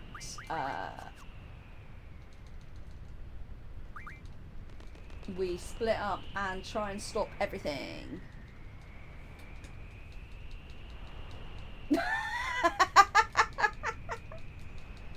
We will get opportunities later. We absolutely will. Oh, and it's time for my favourite NPC. Affectionately referred to as Jeffu. He's a sprinter. He does his best to keep up with the train. And he's down. Bye, Jeffu. So, story behind Jeffu is comes from running Japanese. I originally called him Jeff. And yeah, the only logical thing when you're turning something Japanese is to put "u" on the end. So then Jeff became Jeffu. Yes. Okay, so we are at the missile base. That's fine, don't need to do anything until that second fight. It's good. Okay, this is the hardest boss in the game. Absolutely the hardest boss in the game.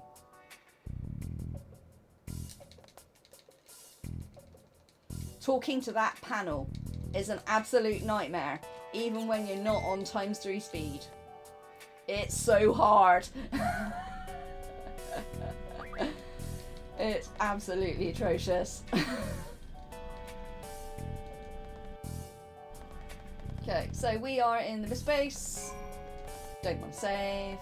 Saving's for nerds. Talk to you. So we have come in incognito to make sure that they can't blow up Balham Garden, because, you know, the missiles have already gone to Trabia. So we're going to try and save what we can.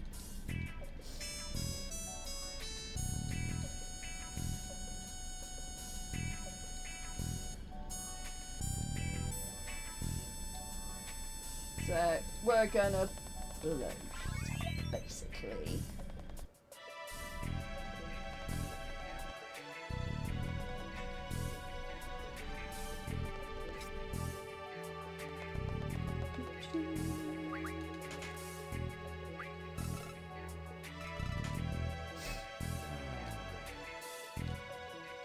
So yeah, we are trying to sabotage everything we can get our grubby little mitts on.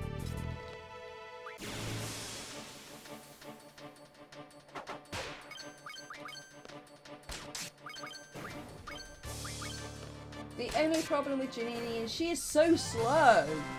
Her attack animation is so slow. Like, can you like speed up, please? Honestly. Okay, so they found us out.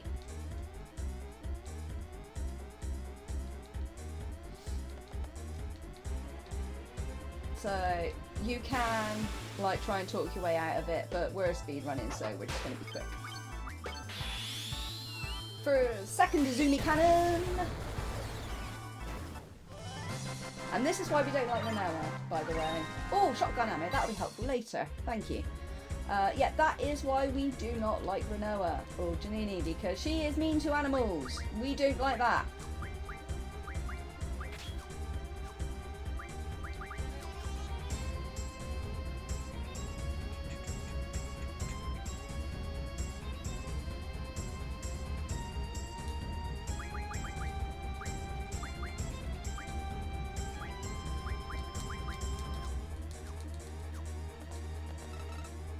Okay, so we are trying to stop the missiles. Janini has found it. And now we are going to blow up the base.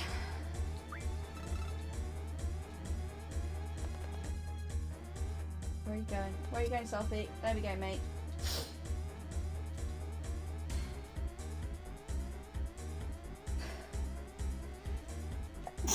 Excuse me.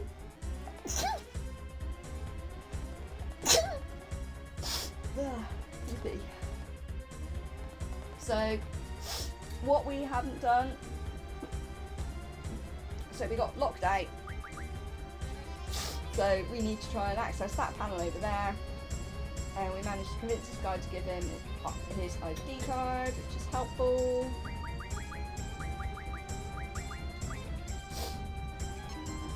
So that we can tinker with the missiles that are on their way to Balam.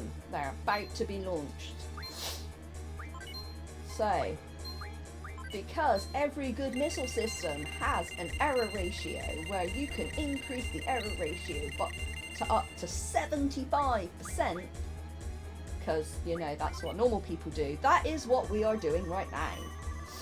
So, on the hopes that we can confuse the missiles so much that they just go off somewhere else, and I don't know, maybe shoot down Balam Town, because, you know, we don't really need that anyway. It's fine.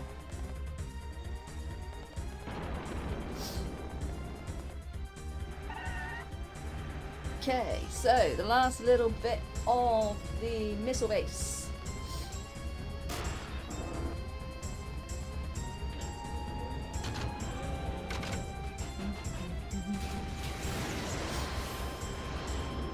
So I would say possibly 5 minutes until the between 5 and 10 minutes for the Leviathan incentive. Hey Madeline, thank you very much for the luck. Hope you're doing good. Shoot the doggy.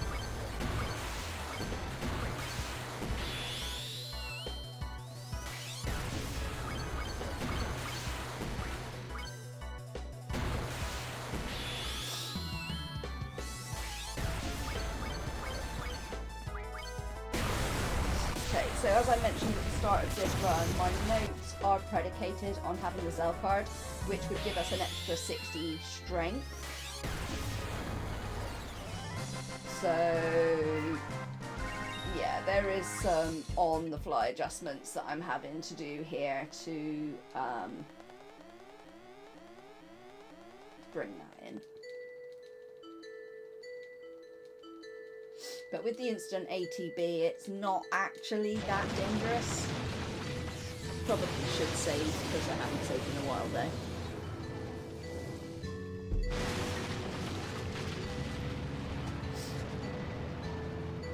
Okay, so that is the missile base destroyed. And oh my god, we've lost all our people. Now what we should do, we should retrieve our junctions. Because, you know, that makes sense.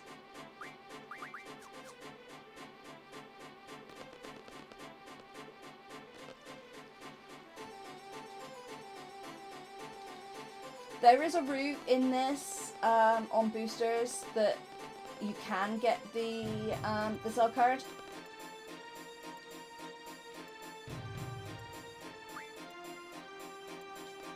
I'm just far too rusty to RNG track at 3 times speed, to be completely honest.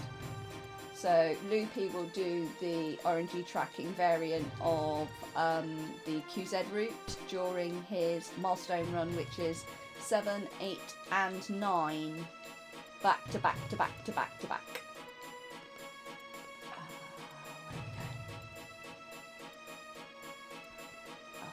Oh, I remember where we're going now.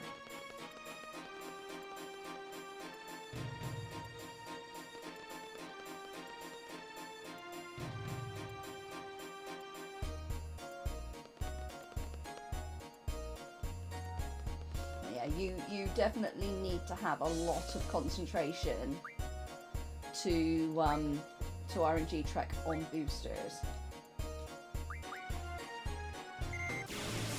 Coming from somebody that was picking the wrong option. I am scared of this monster. Not that scared. So yeah, we will get the opportunity to watch the QZ route in all of its glory. Okay, so Cook, we need to talk to her to get the Mega Phoenix, because otherwise the story won't move on.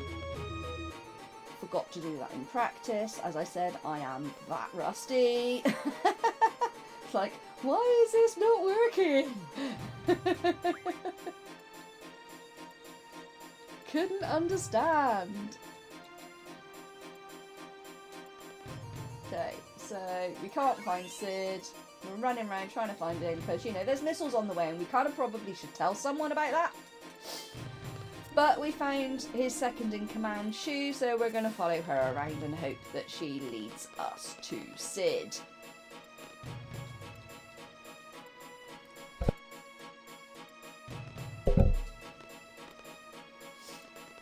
Turns out he was in his office all along.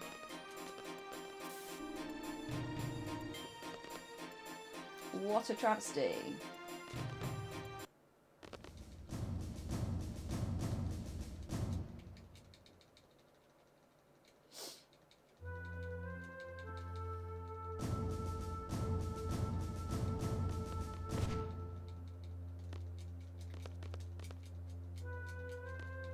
Movement on ×3 is so much fun.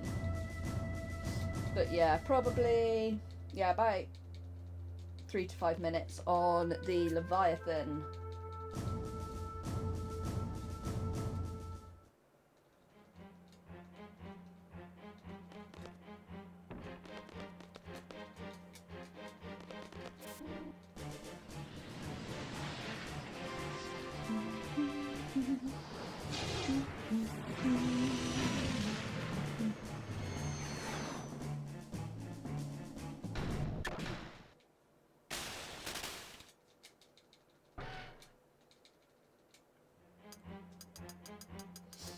Okay, so we've reported to Unky Sid, and yeah, he has said, oh well, you know, I kind of vaguely remember hearing something about this being some kind of shelter, so we've gone to check it out.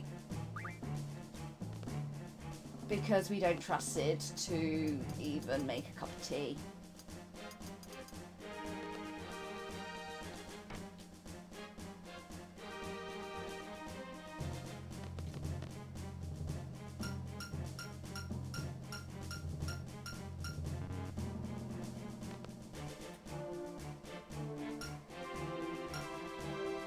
So, Valve minigame involved you pressing square a certain number of times in 10 seconds.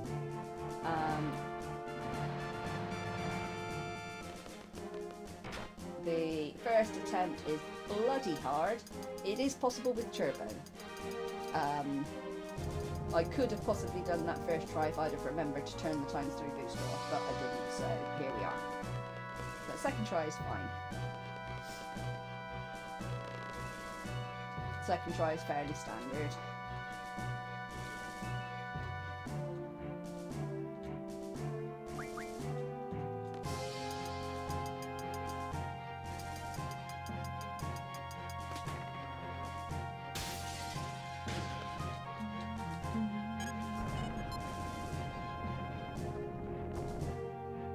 Okay, oily bows. School, okay. We're gonna have words. You don't sort your life out.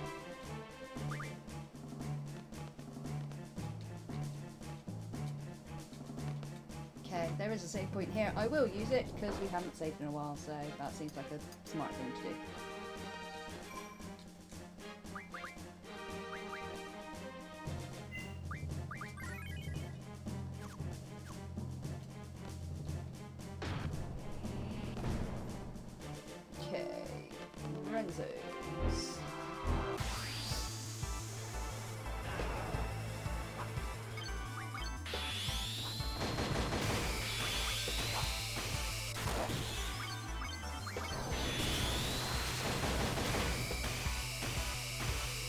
Colloquially referred to as the kind of halfway point of the run, standard any percent.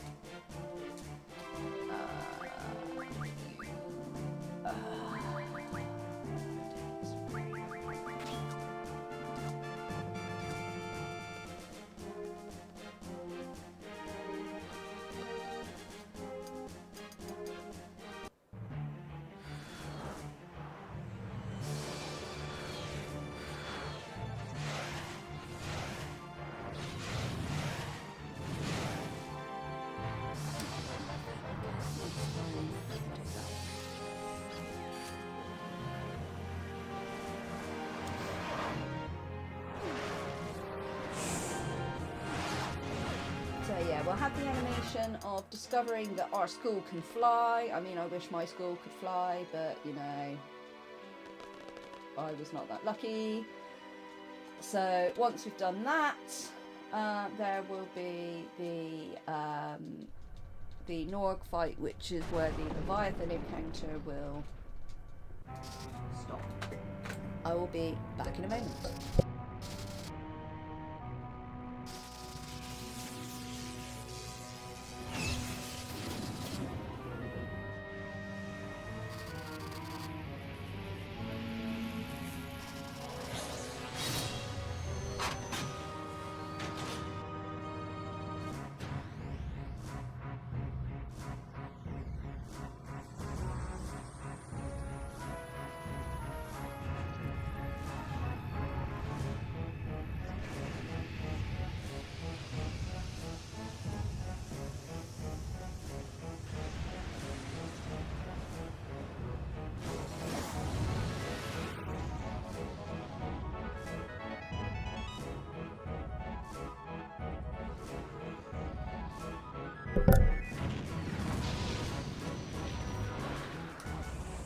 So, will that 75% error ratio that we did on those missiles actually make a blind bit of difference? It kind of didn't really make a huge amount of odds because we just got our school and picked it up and moved it out of the way.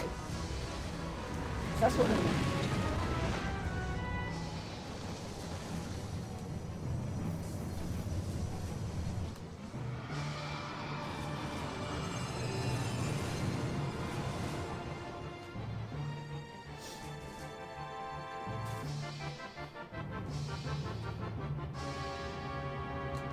So now we're all like, oh my god, our school moves, our school flies. What? How do you know? Like, what's going on?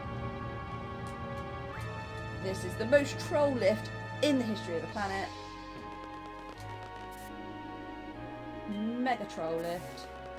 A lot of people just wandering around in circles, either running or walking, because that is the logical thing to do in a crisis, is to walk around in a circle. Absolutely. Got shot. Because we're not really interested in looking out the window. We just want to get back in and continue the story.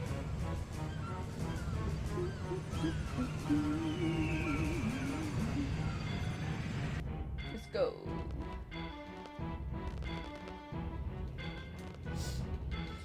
Okay, so Sid is about as useful in a crisis as a chocolate fire guard, and now he's like, oh my god, our school is going to crash into the town. What do you know? Because, you know, school, a 17-year-old boy with absolutely no experience obviously knows what to do. Just starts randomly pushing buttons. Because, you know, Sid couldn't have figured that out himself. And, yeah, we've managed to avoid crashing into the town. And yeah, we're just going to bimble along for a bit until, I don't know, we crash into something else. But yeah, we are coming up very, very shortly on that Leviathan incentive. So if anybody wants to snipe that and name Leviathan, we will do that.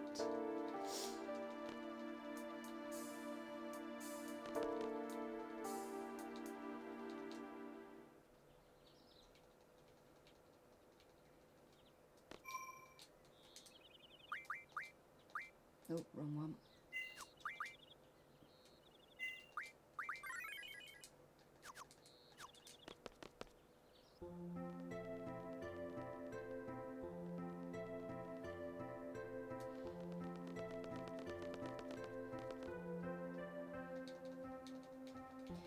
Okay, so when we got back, there was this fighting between the headmaster and the garden master, and we don't really know what's going on, but you know, this garden master has asked to see us, so here we are. And the other two decided to follow me down there because, you know, they don't have their own minds and they just wanted to get involved, I guess.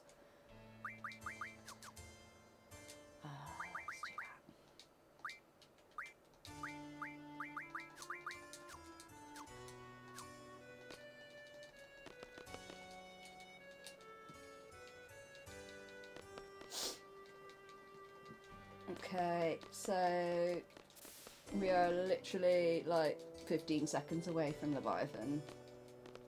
So if anyone wants to snipe that, get donating now. He's not even human and we're shocked. I don't know.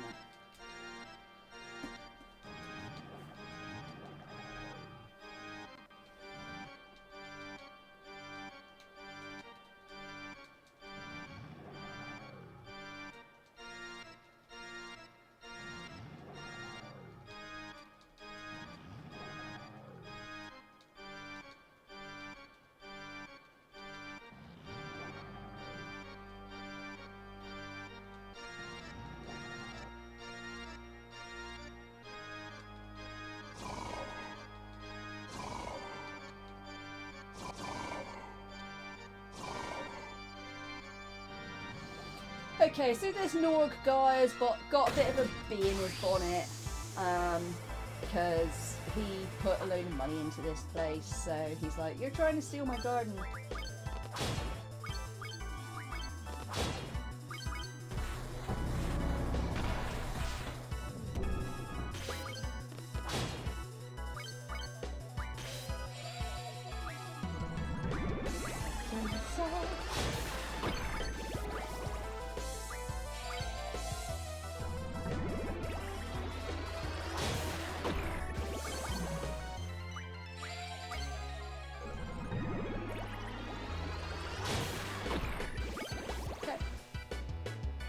A little bit longer because of the absence of the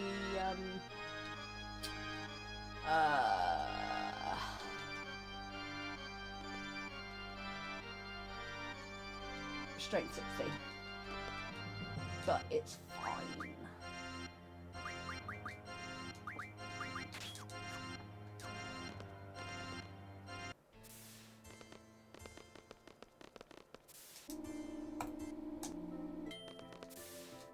Okay, so our next incentive that's coming up that's available is Cerberus in the Galbadia Garden invasion.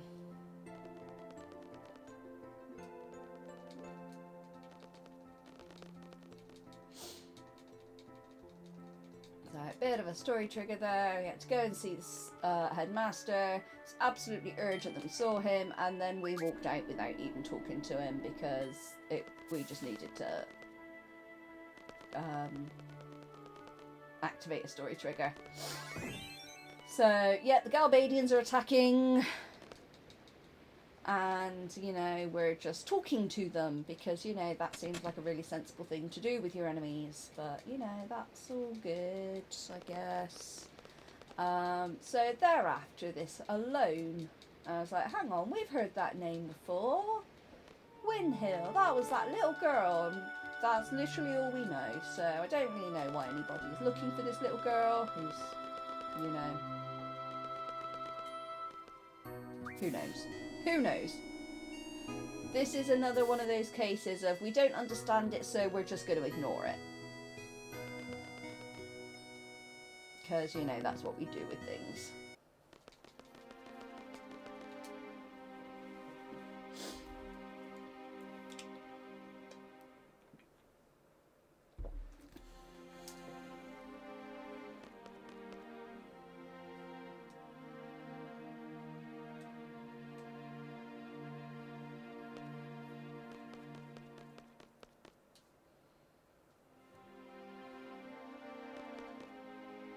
Okay, so Squall's having a little bit of a crisis to himself because Alone is kind of like, oh, yeah, I kind of need you to do some stuff for me. And he's like, why are you asking me? I don't know you. And he's very much of the opinion that you shouldn't depend on anybody except yourself, because otherwise you'll get disappointed. Which I can kind of see how that would work, but very lonely way to live.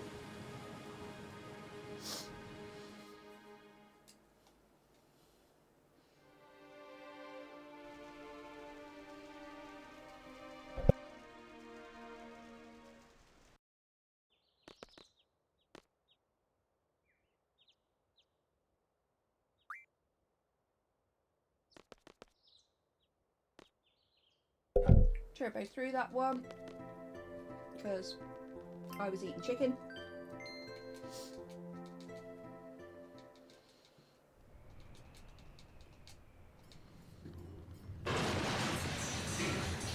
So remember I said earlier we were going to bimble along until we kind of crashed into something. Well, this is the kind of crashing into something.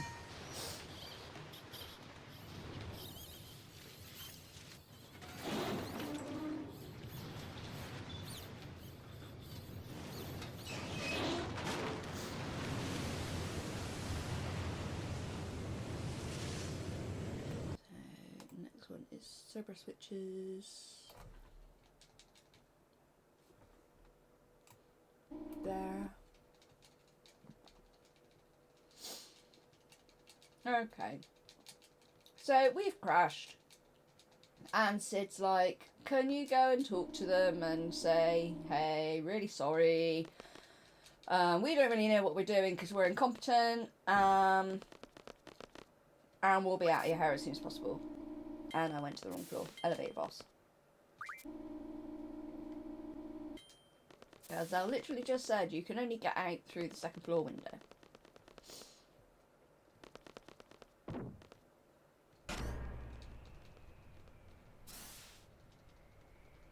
So, they're a little bit kind of firm with us because they see us as mindless thugs, basically. They don't use violence to solve their problems, and they're concerned that our presence here will disrupt their sleepy little town or something like that.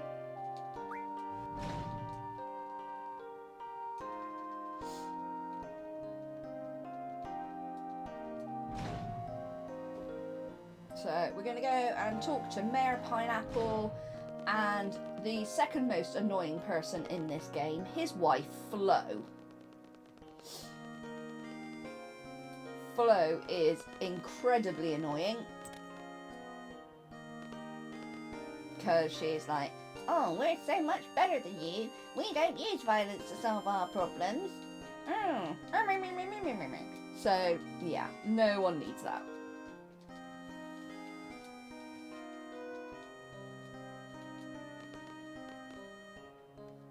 If you don't argue, then you don't need violence. It's fine, just appease everybody. Because that went so well for other people.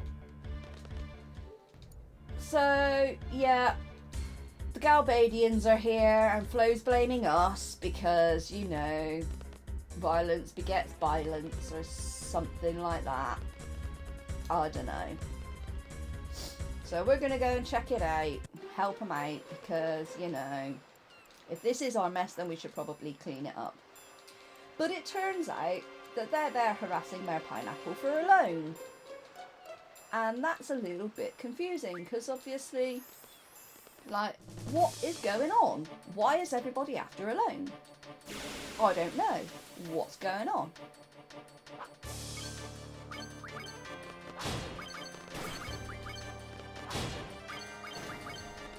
Very confusing. But, you know, we don't think, we just fight. So that's what we're going to do, basically.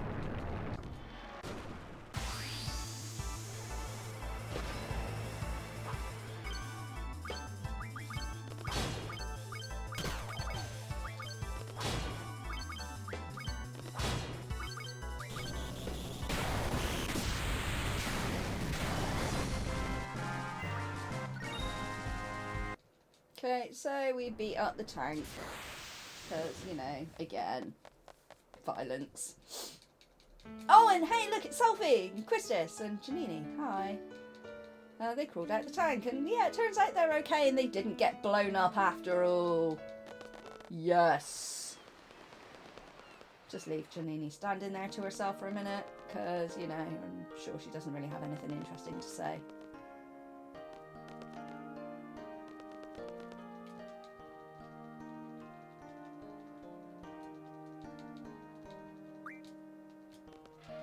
Here we go.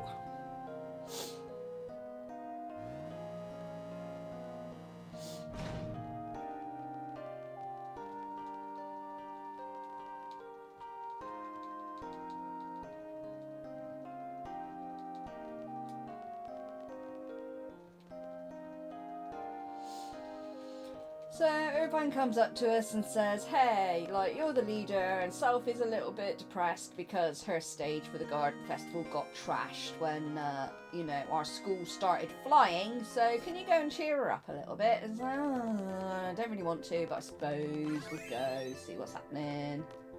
Because, you know, we haven't got anything better to do with our lives, except fetch quest. So, yeah. Just going to run around a little bit. Go to the quad, which is this one. We'll be back here in just a little bit. Oh dear, that really is trashed. But, you know, Irvine's asked us to handle it, so we're going to ask him to handle it. Because, you know, that's how delegation goes. We showed our face. We did our management bit. Delegation is the key.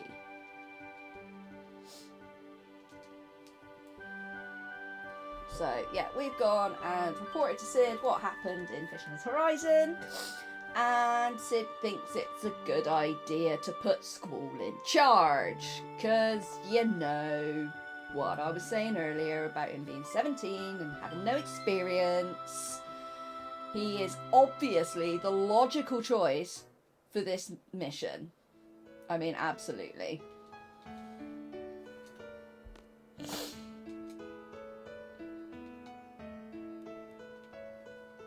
Okay, so controversial choices. So we're going to put on a concert, and we've got 8 pieces of music.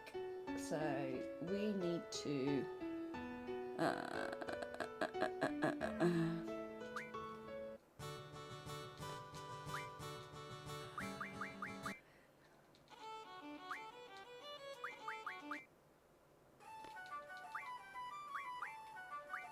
and anyone who knows me knows I'm not a massive fan of Eyes on Me, so we're gonna jig, because, you know, it's the only logical thing to do. Because it's a party, right? So, you know, get some dancing.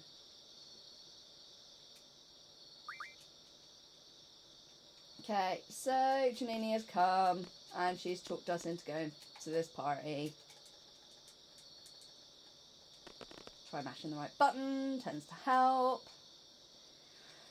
Irvine has put out a dirty magazine because he doesn't think that we can score and seal the deal with Janini. So he thinks we need a little bit of help. Hatred is a big stud.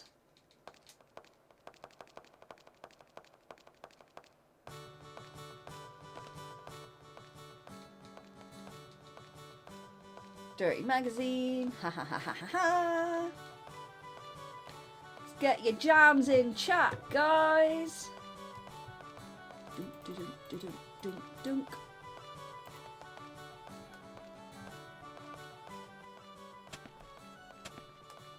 Okay, so what have we got? We've got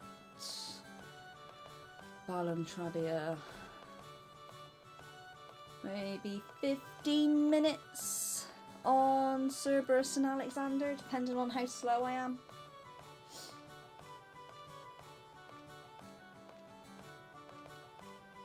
So Cerberus is absolutely missable. This is the only chance to get it. So if you want to see me fight a 3-headed dog, then stick your donations in now.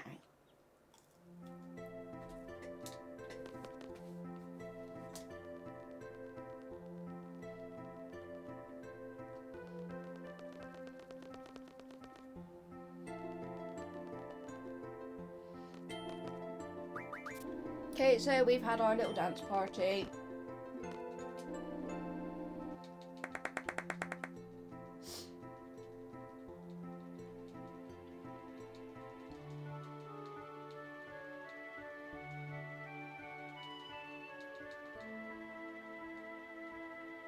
So Chu's like, why don't we go back to Ballum? Because, you know,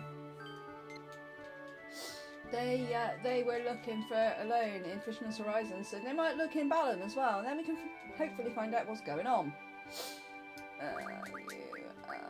You.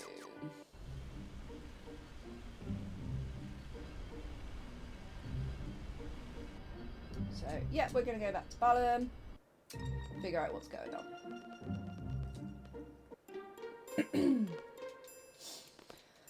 Oh, look, they're already here. Who'd have thought?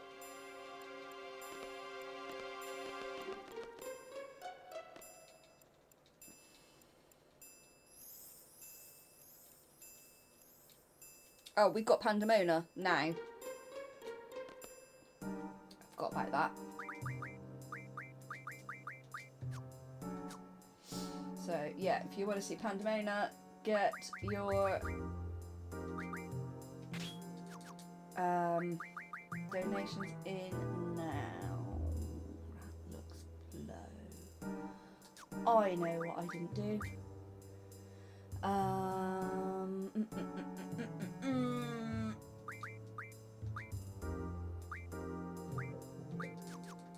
That'll help.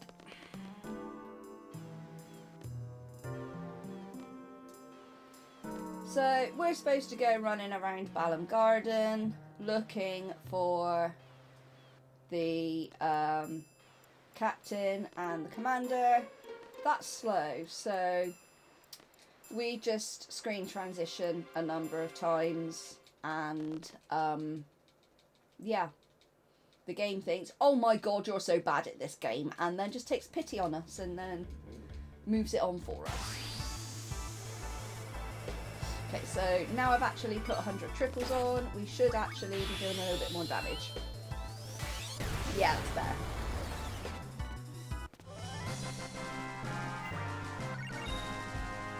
Okay, literally Pandemona is now.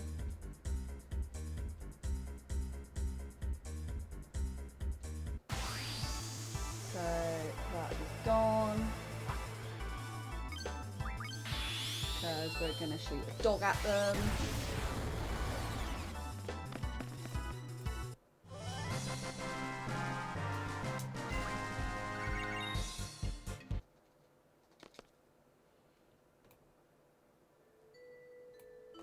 Okay, so now the next incentive is Cerberus and Alexander, which are in about 10 minutes, maybe a little bit less.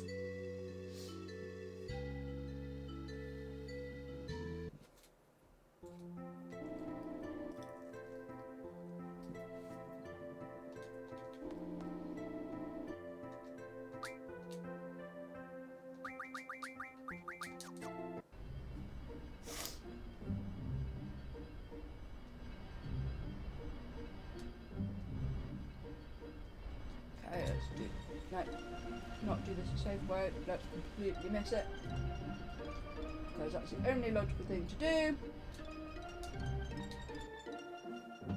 Okay.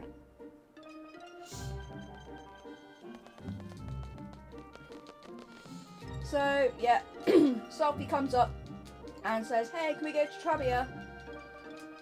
And it's like, why does she want to go to Trabia? Oh yeah, she just came from there, so she wants to see whether her friends are okay. So we indulge this for a little bit.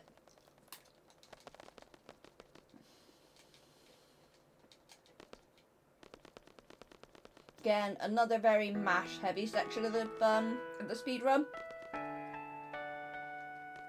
I'm going to take these I'm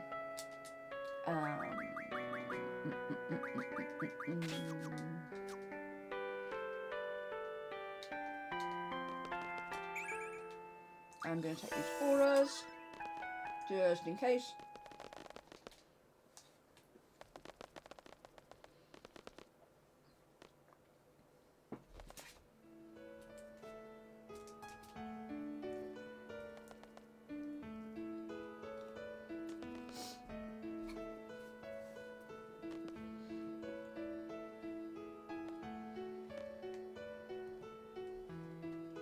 So, the only logical thing to do when you're at your sister garden that's been completely murphed by missiles is to have a bit of a chin wag and a heart to heart. Irvine is a crap shot as per usual, and he tells us about how he grew up in an orphanage with some people that he really liked.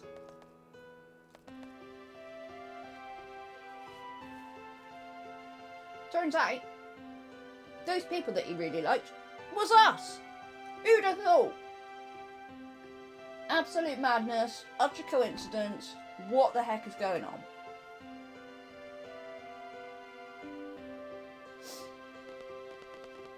So we're going to chat about this for a little bit.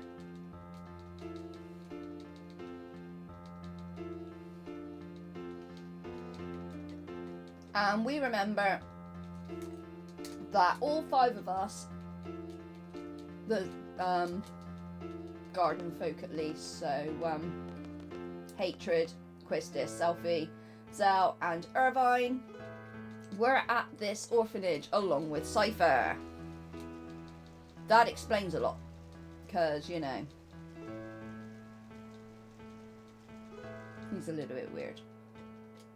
Nail kind of had similar experiences growing up.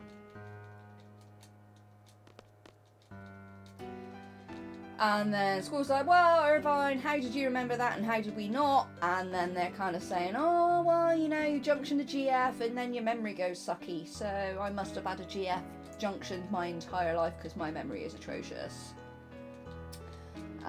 So Quistis is now running away from her feelings because she's like, it must have been that I had sisterly feelings for Hatred and I didn't actually want to bone him. So what I say to that, Quistis, is own up to your feelings.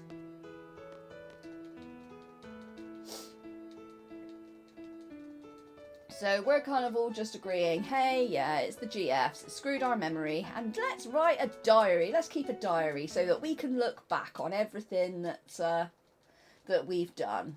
And then it's like, oh, yeah, do you remember Matron? Yeah, she was lovely, and oh, holy moly, her name's Adair as well, and oh my god, the sorceress we've been trying to murph was our mother. Well, orphanage mother. I mean, that kind of explains why Irvine was having a little bit of a moment to himself on the top of the clock tower. Why he couldn't shoot her, because, you know, he's got no stones. But, you know, now we're like, oh yeah, now we all realise that we're going up against our orphanage mother, and we don't really know what's happened to make her this way, but we kind of still need to really. Fate of the world kind of stuff, so, you know, it's all good. So, yeah, we're going to go off to the orphanage to try and find some answers. And in true JRPG fashion, we are going to get a little bit sidetracked.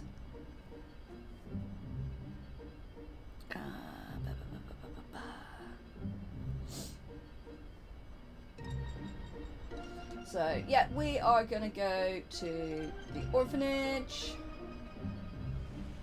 Zoom, zoom, zoom.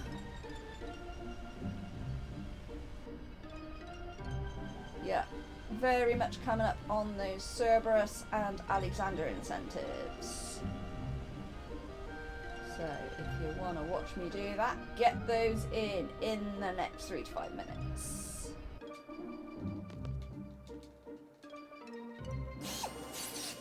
Got a couple of cool cutscenes to watch first.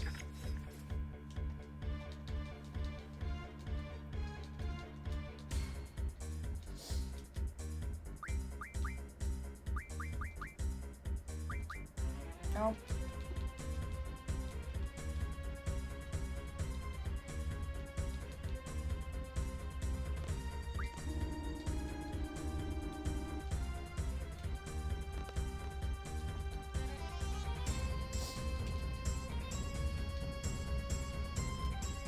So, Zal is off somewhere, doing who knows what.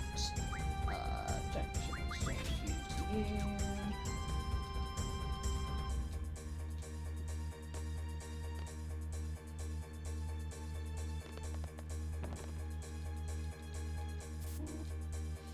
Hey, MM. Thank you for the luck and the lurk. Appreciate you, man.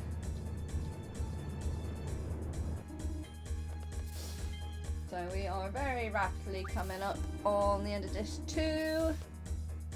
Because, you know, there are discs in this thing. Supposedly. Don't want to do that. Not interested in saving at this point. So as you can see, they've done nothing to the backgrounds within the remaster. Because you can still see like the seed folk that Zell was addressing have not been touched at all. So we've managed to get Squall's ring off of him, sorry, Hatred's ring off of him for Janini, because Janini likes his ring.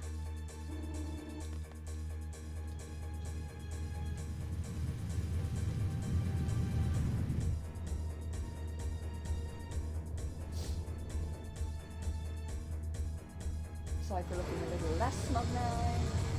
But yeah. This is the Clash of the Gardens. Some very cool cutscenes coming up. And we are going to invade. You can get and name Service, or you can get and name Alexander for a £15 donation or £10 donation, respectively. Mashing the cutscene, beautiful.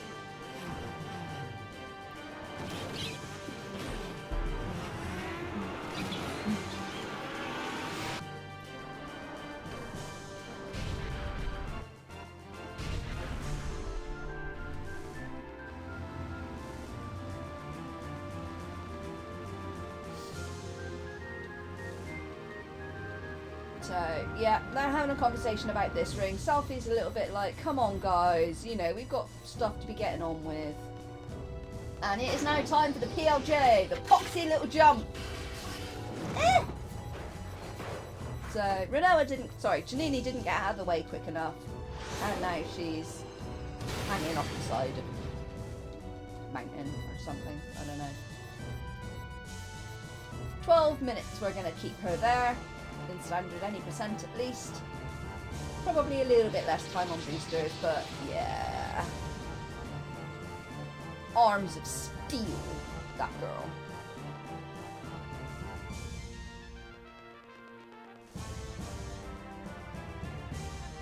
We did get some shotty earlier, so that's going to be very helpful for this battle coming up.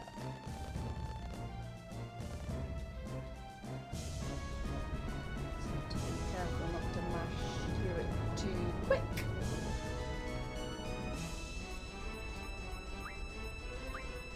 Yep.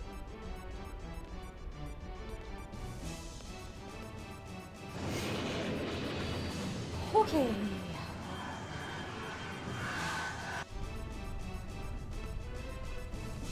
Second floor classroom.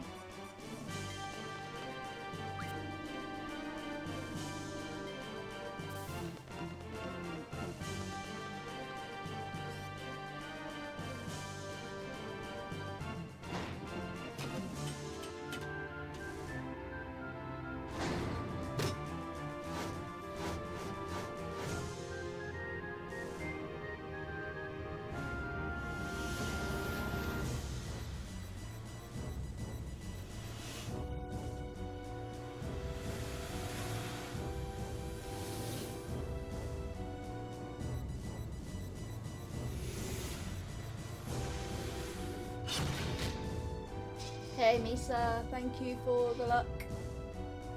How's it going?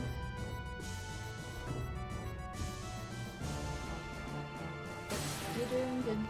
Is that shutty?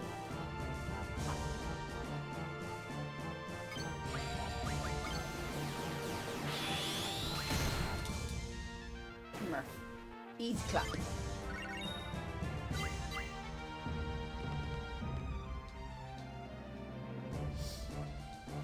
So we are taking the GFs off as we have finished learning stuff with them, because obviously if they're junctions then they're getting more levels and that's slow, so.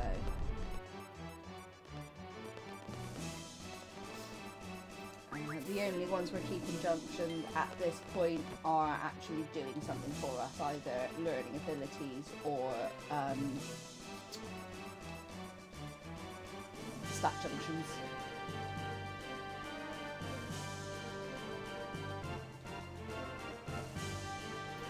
Okay, Squall's big speech, a lot quicker on ×3, which is good.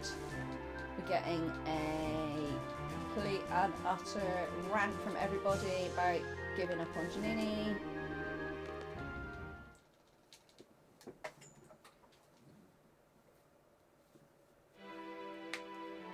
So, coming up will be an atrocious minigame that we all hate because it sucks. The Air Soldier minigame, which is terrible. It's absolutely terrible. It's worse than trains. Because it's actually pointless.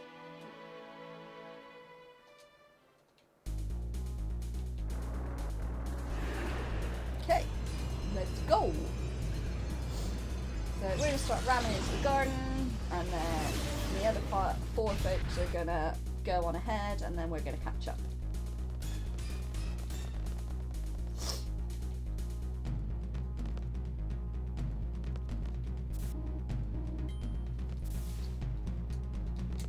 And there's a woman there who doesn't even have eyes because Mark is literally right there. Didn't even look. What a bint.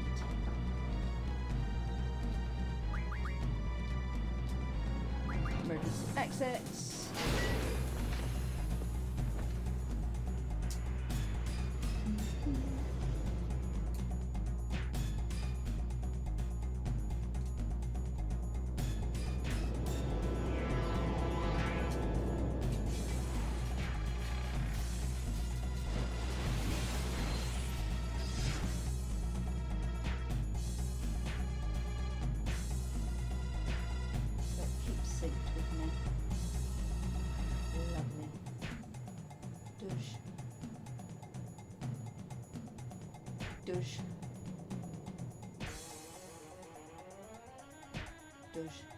Bye! Easy. Still a sucky minigame, but easy. Okay, so 3 minutes on Cerberus, 5 on Alexander.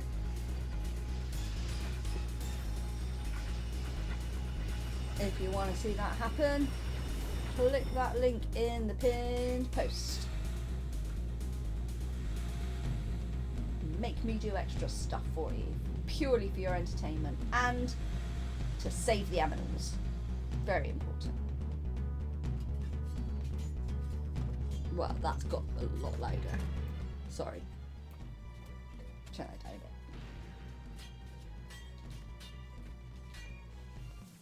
Run to the left. Run to the right. Step back this time.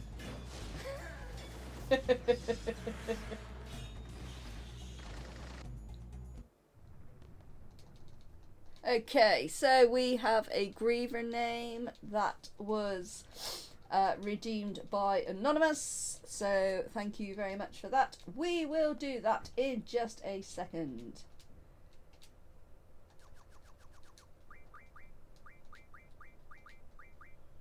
I am not going to put any explanation onto this name because those of you that know are in the know already.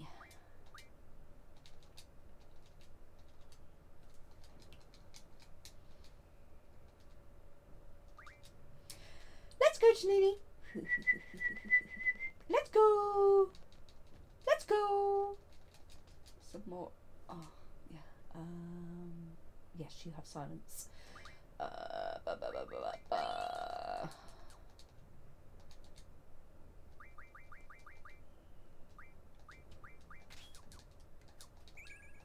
we go.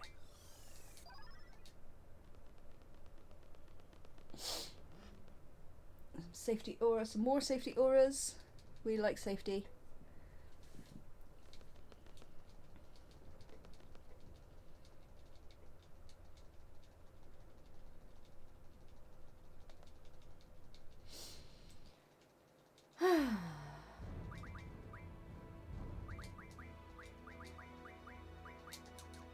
Why not?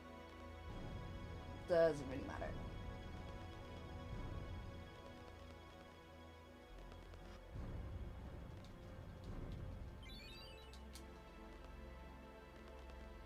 I think Quist just needs to get some exercise.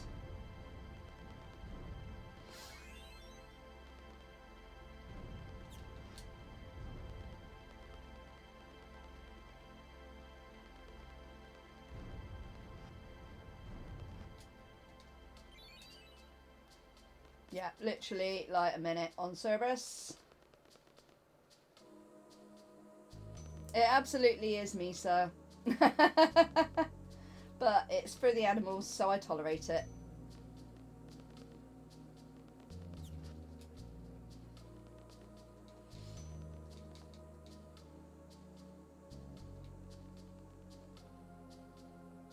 If you want to get Cerberus, now is literally your last chance.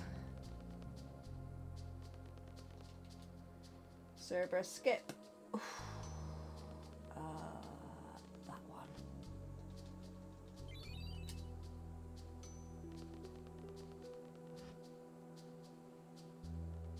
Nope, no Cerberus. No three-headed dog today.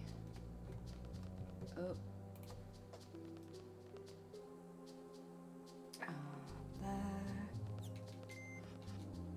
Next one is Alexander in just a few minutes. Oh, not very long at all. Where am I in the notes? Right, let's try some dark sides. It should be a little bit better now. I've actually put the 100 triples onto Squall.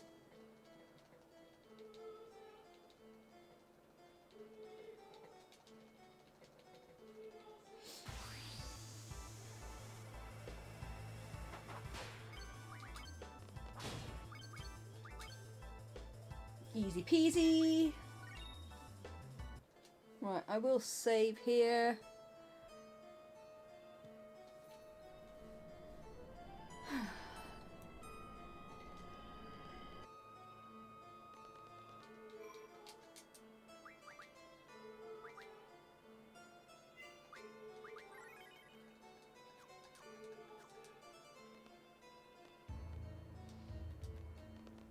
Okay. Yeah, Alexander in 30 seconds. Not even that.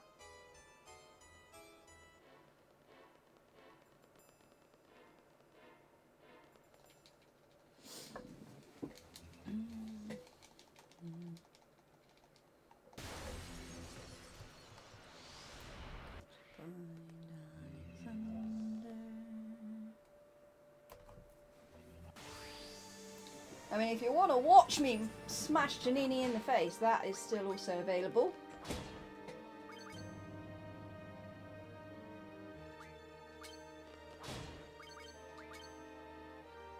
Easy peasy.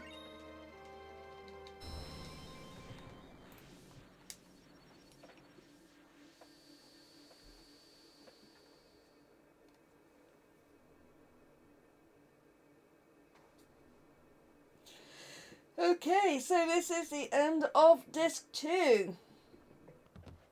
We are speeding through this, guys.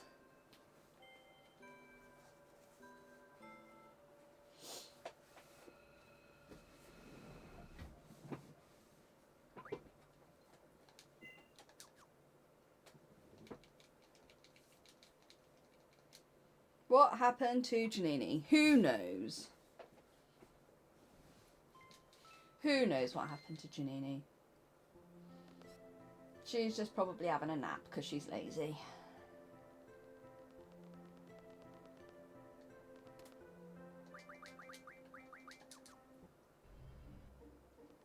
Where are you? Yeah, there we go. So there is a micro optimization here. You can do Sid skip. I can't do it. Certainly can't do it on ×3. So yeah, no, it's fine.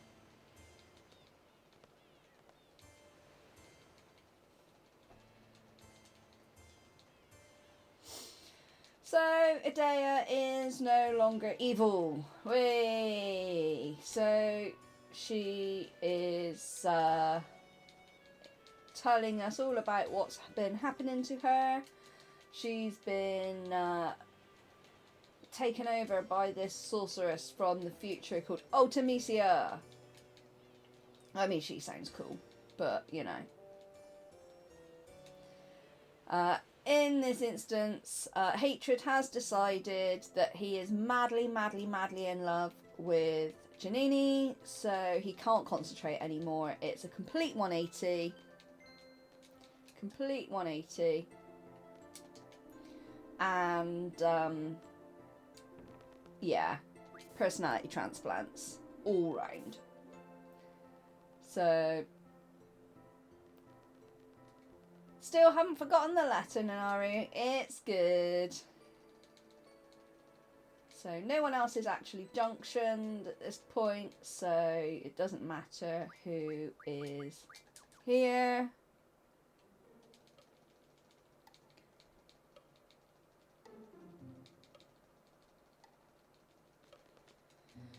Okay, 4th Laguna Dream sequence.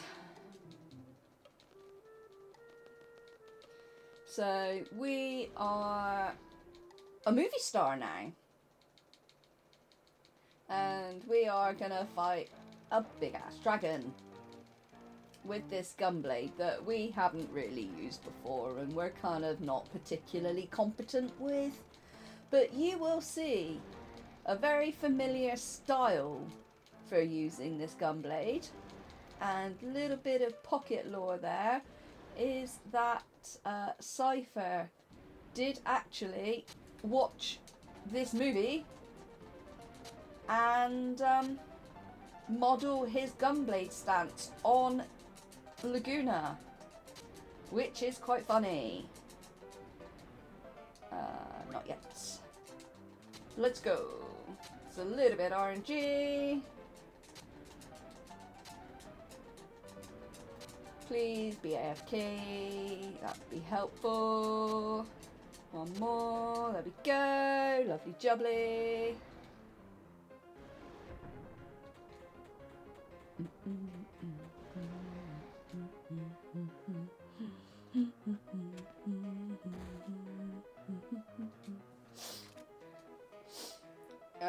Right, I am just going to double check my junctions and everything. Fine. Yep. Let's do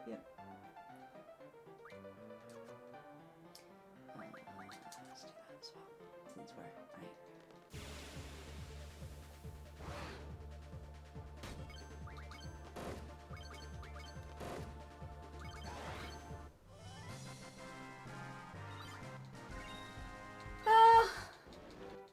The SR menu isn't actually that bad on boosters, really.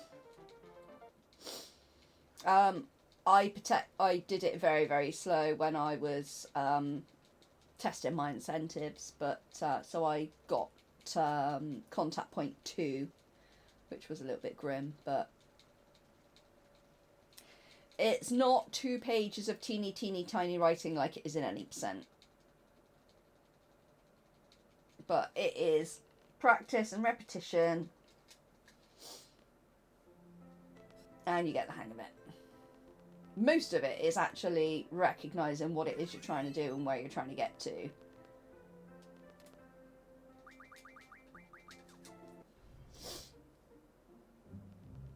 Okay, so we are not forgetting the letter, as Nanari said. So we need to go back and talk to Adea, because we've decided that we want to go and see Alone. And we know that Adea's seeds have taken Alone. So we're going to go and find them. So we can talk to Alone, and Alone can help us find out what's happened to Janini, because, as I said, we had the personality transplant. We can't possibly live without her. Absolutely. We can still smush her in the face, though. That is still an option for you. If you want to watch me Renzo myself in the face.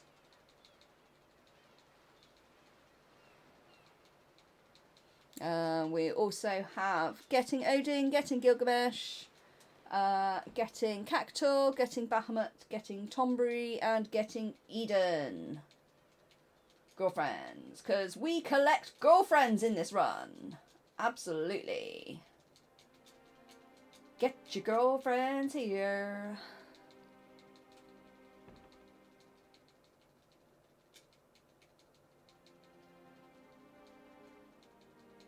But no, for S-Star menu, I would definitely say save outside of S-Star once you come back from the Lunar Gate.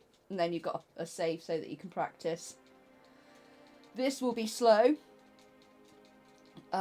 Because, yeah, I haven't done this in quite a while. And these notes are QZ. And I am running Quistis only because I could not deal with RNG tracking. Could not cope. And it was either that or probably lose an hour to getting a 1 in 10 shot of getting Zelcard naturally. So yeah, I decided to bin that off. Alone will bring us together. How romantic.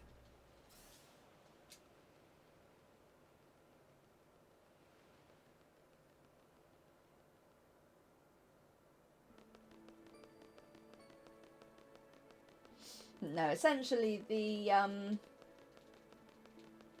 thought behind the S-Star menu is that you've got 5 minutes of dead time anyway. Well, on any percent is more like 2 minutes on boosters, because you can't physically meet up with the Lunatic Pandora until the 15-minute mark anyway.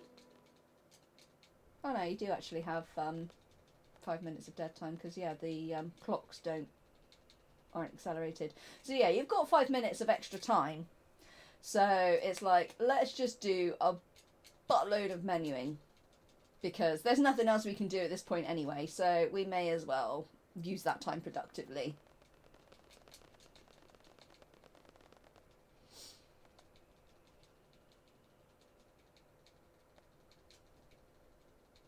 But yeah, it is very, very easy to make a mistake on that. So, yeah. Get out of the way, nerd. Get out of the way, nerd. Get out of the way, nerd. Thank you.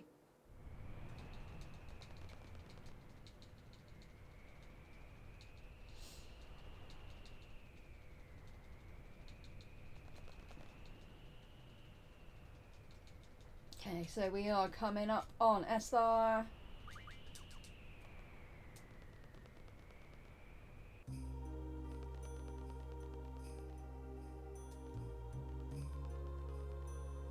Left. And left. And right. And useless Disc 3 tutorial about undead monsters.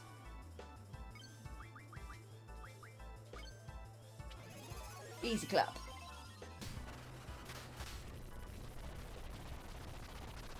Easiest clap going.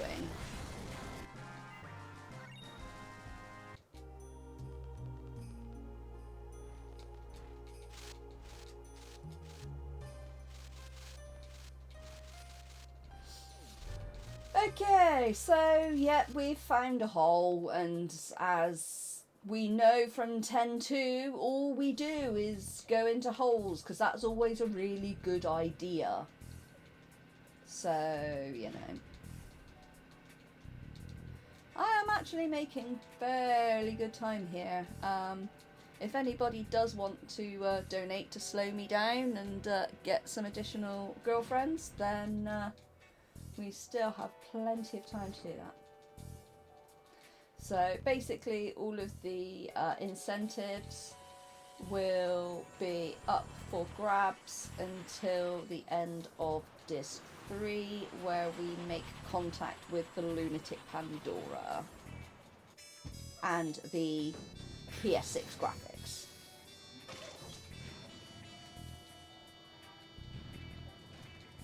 Because that is when we start the whole time compression thing.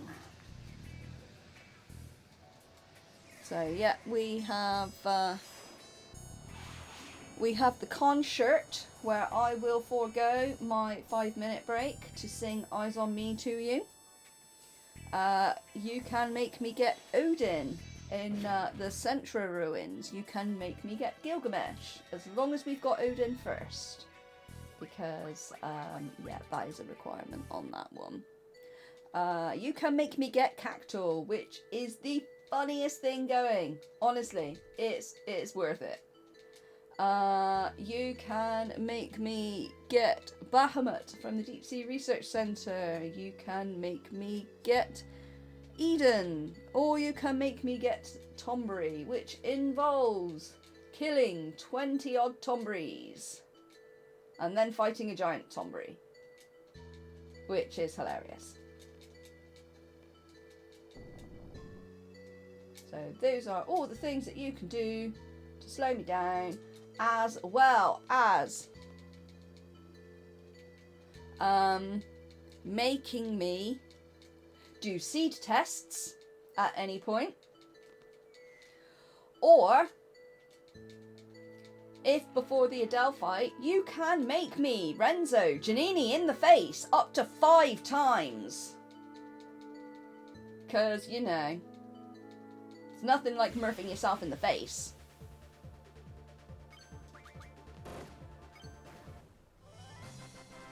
Repeatedly. I do enough of them. So those are all things that are still available on the Tiltify, on the pinned chat at the top thing, Bob. Losing the will to live, losing the will to speak, losing the ability to speak. My brain is not even catching up with me. Better check. Just make sure everything's still okay. Yep. Perfect. Let's go.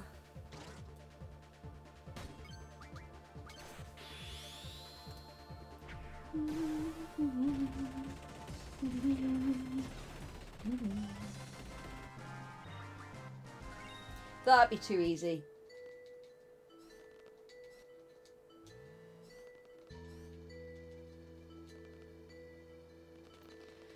Okay, we are going to pick up the first issue of Weapons Monthly just as a precaution, because that sells for a lot of gil. We should be okay on gil, but I don't want to get there and find that we're screwed. Okay, so Laguna is in Esthar and he's running away because, you know, that's what he does. So he's now becoming the leader of this anti-Adele movement. So Adele is the sorceress that is currently ruling Esthar, and she's a little bit of a cow.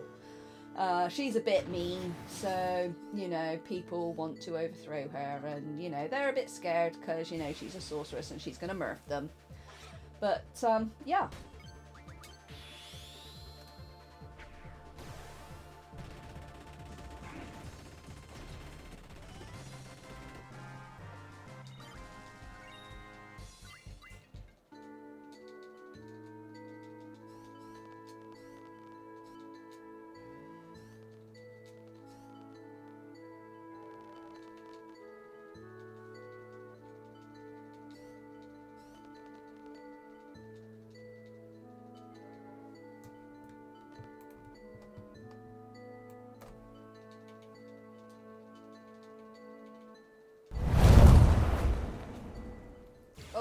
Thank you very much, Misa, for the donations to get. I think that was Cactor, Tombury, and Odin. So you can name them as well if you would like.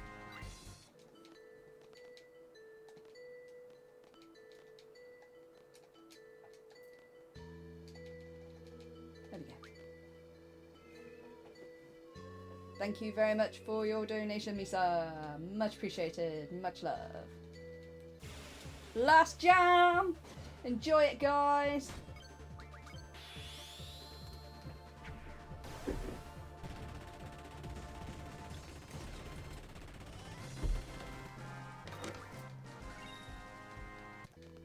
Yeah, if you want to pop in the chat what you would like to name Cacto and Tombury, I will sort that out for you.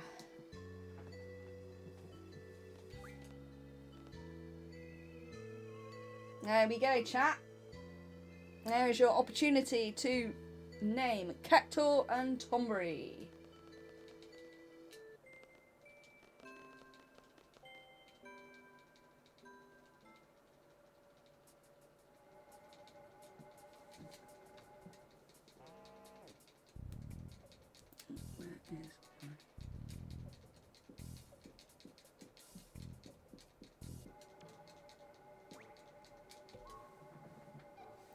Time for the beepy boppy music. We have got a D-peak. Yeah, we have got a D-pick.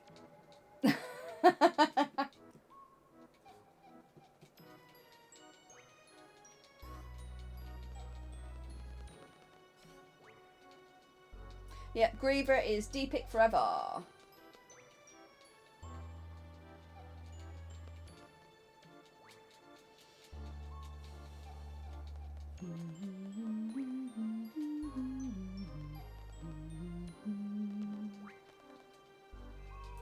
Okay. Off to the Lunar Gate.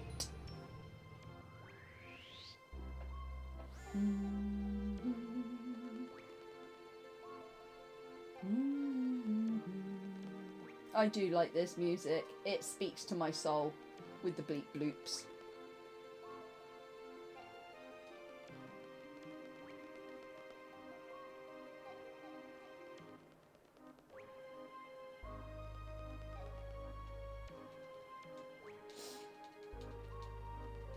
Okay, so this time we are going to get a car. Not because we're worried about random encounters, but just because it's bloody far.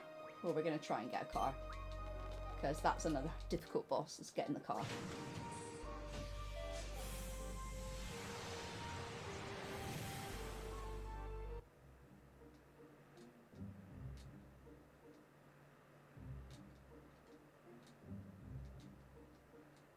Excuse me. Hello. That way. Thank you.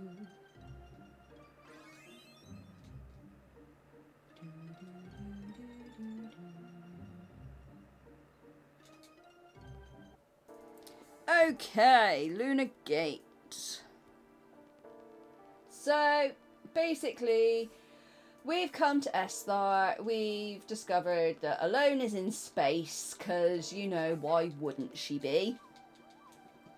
And we are that obsessed with Janini that we are going to go off into space and take Janini to Alone. So that she can do whatever that magic stuff is that she does.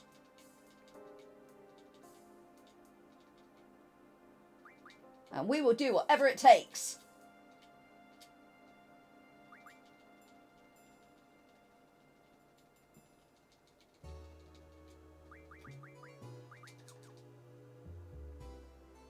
We will be doing that. Yes.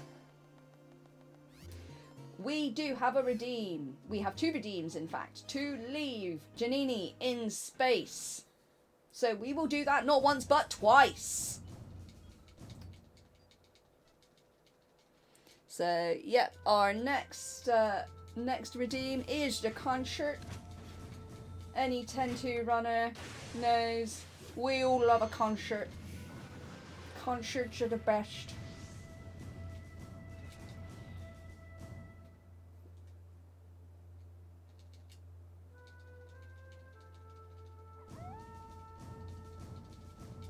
Ba, ba, ba, ba, ba, ba, ba.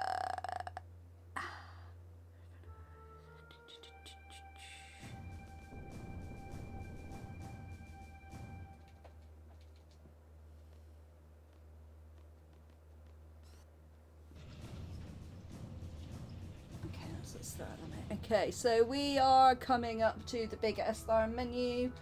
As I say, not as big as the any percent SR menu, but there will be concentration from me on this one, so...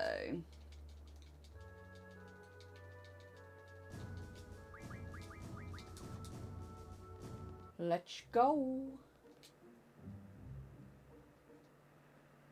I do not do backwards driving, my driving is bad enough forwards. Especially on ×3.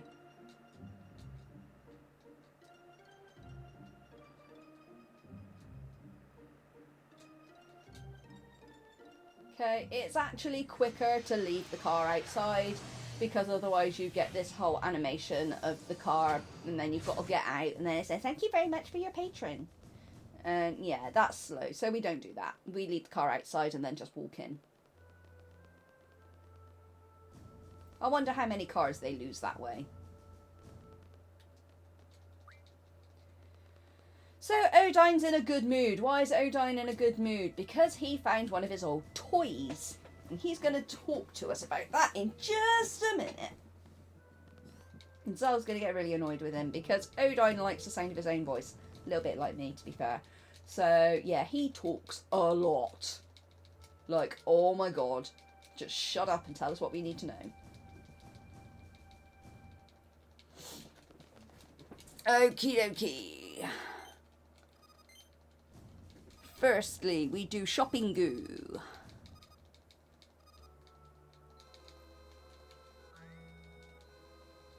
We go to shopping goo.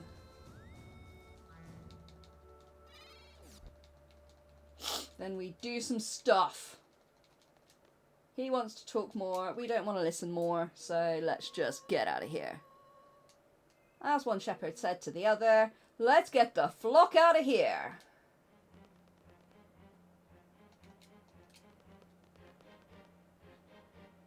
Do do do do do do. Do do do. Do do do. Do do do.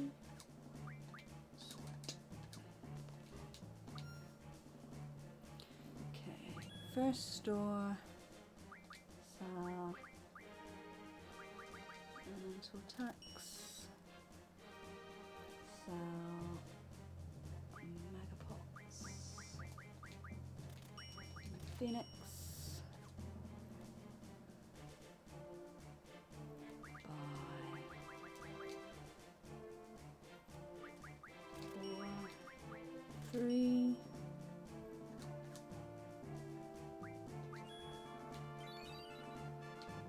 Thank you for the free high pop.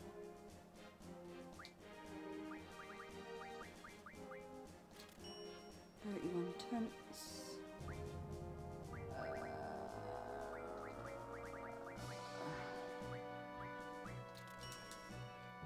Okay. I'm going to do the menu here just as a mitigation. Switch day of school.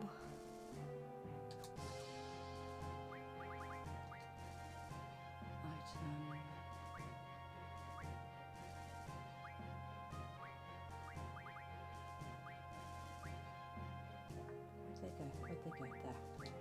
There. On.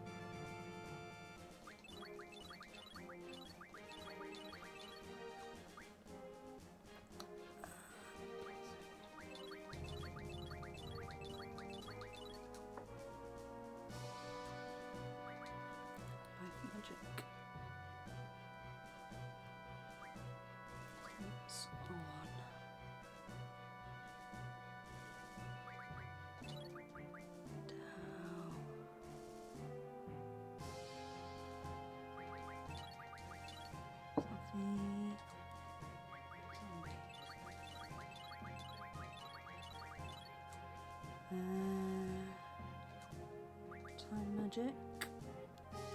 Don't need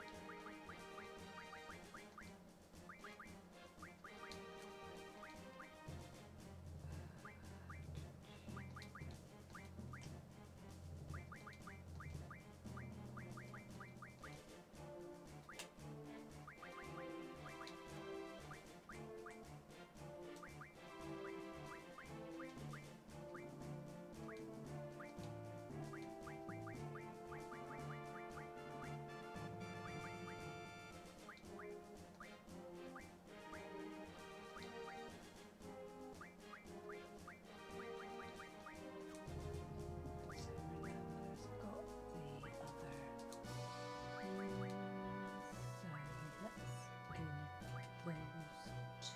They should belong to, which is you give attack.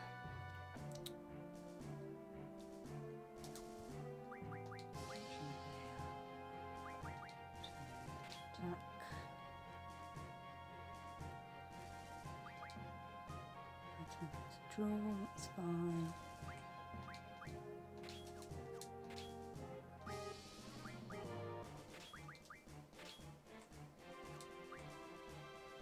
Sophie gets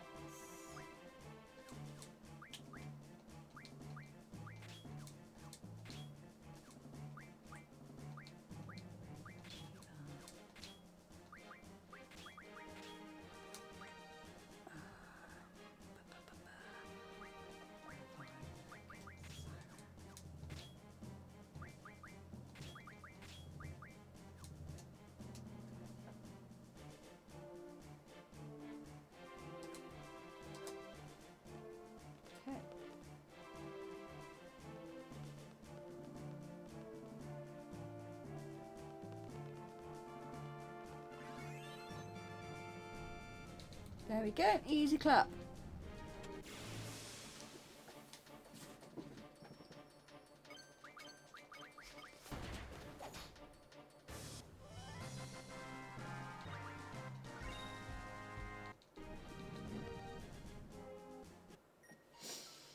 Okay, switch a day to school and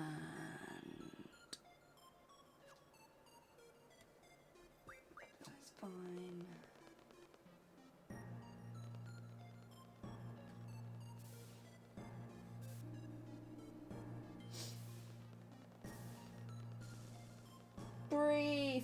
Brief visit to the lunatic Pandora at this point. This isn't when the incentives close.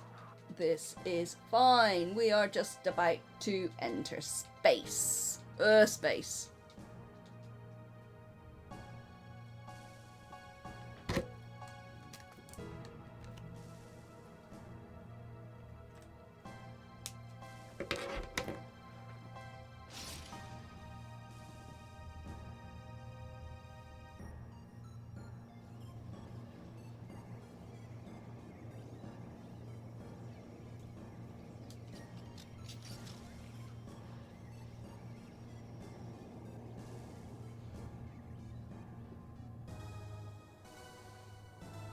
Yeah, space sucks. So we do have the benefit of turbo and boosters, which does help, but it's still a bit pants, not gonna lie. But anyway, here we are in space. And thank you very much to Loopy for the £15 donation to get Gilgamesh. Thank you very much. Gilgy for the aminals. Absolutely. Thank you very much. We are now I'm at £150 on my campaign. We are at £1,175 and 51 pence overall.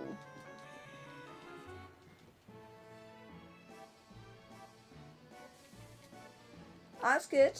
That's good.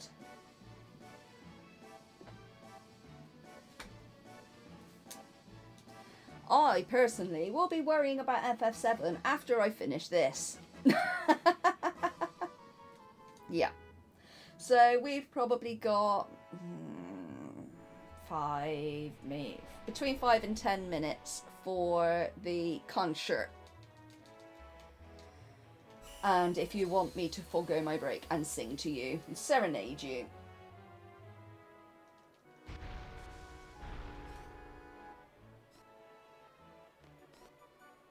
easy clap.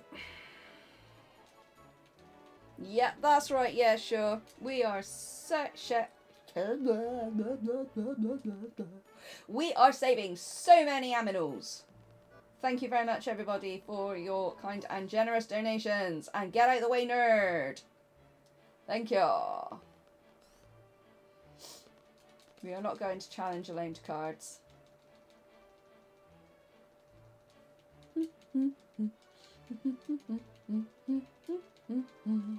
So yeah, we found a loan, and we are going to say, hey, can you try and find out what happened to Janini, please, because you know she's still a lazy cow and she's like sleeping.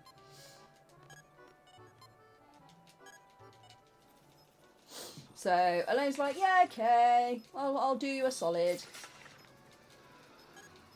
I'll see how you're doing.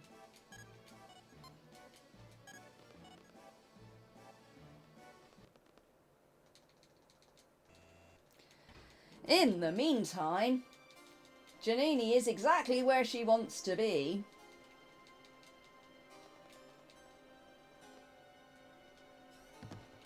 Because now she's turned into this weirdo thing. I wish I could shed weight that quickly, honestly.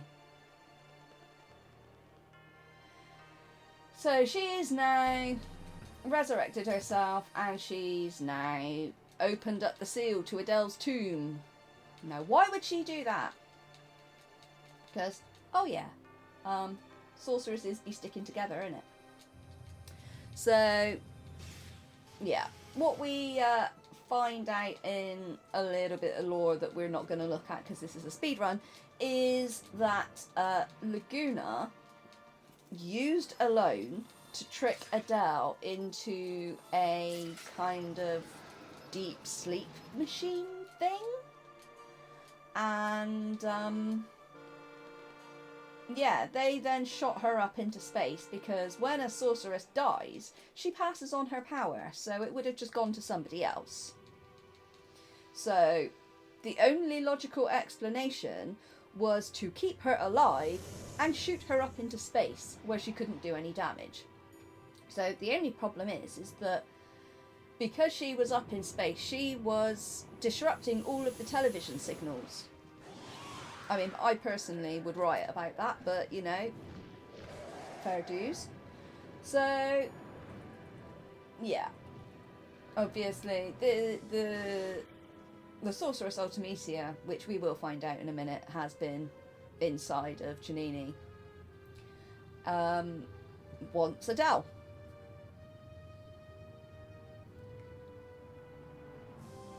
Laguna Lordois. Absolutely.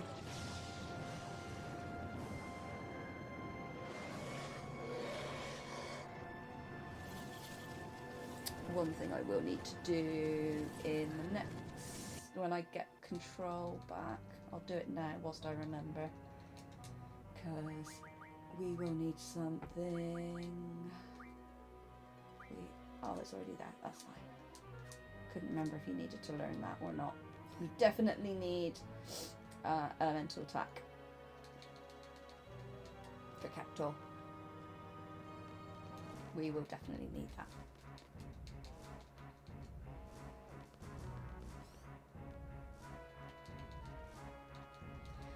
Okay, so what we should be doing is we should be chasing her, but, you know, I'm a little bit lazy, and we're not going to make it anyway, so why even bother trying?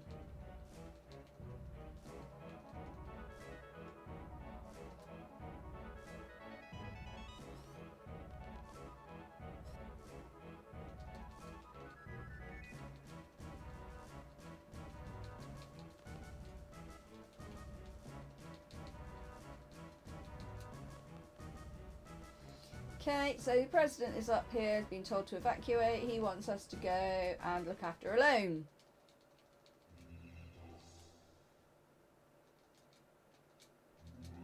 Seems legit. I mean, everybody on the planet seems to have a connection to alone. Honestly.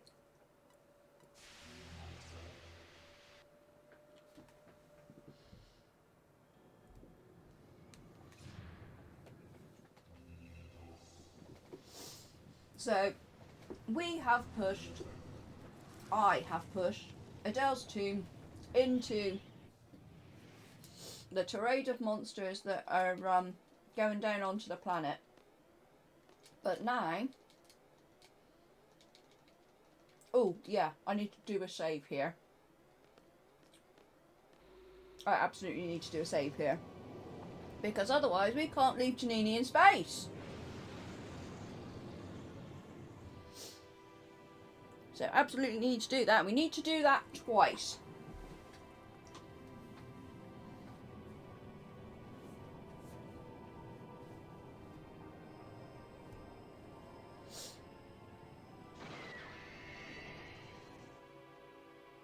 So, War and Hammy, I hope you are getting ready for this extravaganza. This is what you paid for. I personally am going to find it incredibly satisfying.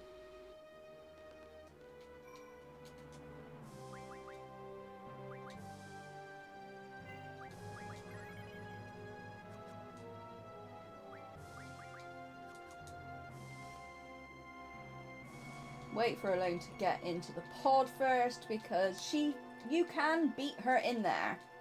And if you get in between the pod and Alone, she can trap you there. And that's a soft lock, guys.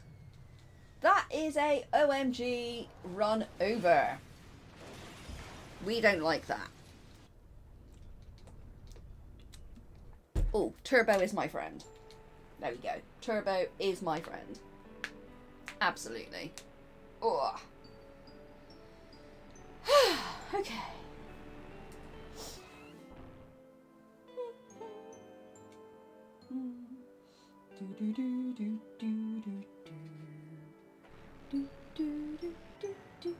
Right, so Alone, having stood in the same room as Janini for all of 15 seconds watching her deactivate the seal and not actually spoken to her or touched her or anything like that, but just physically being in the same room as her was enough so that she can now move Squall back into Janini's past. So this is all stuff from the past that that Hatred is seeing by being within Janini's consciousness.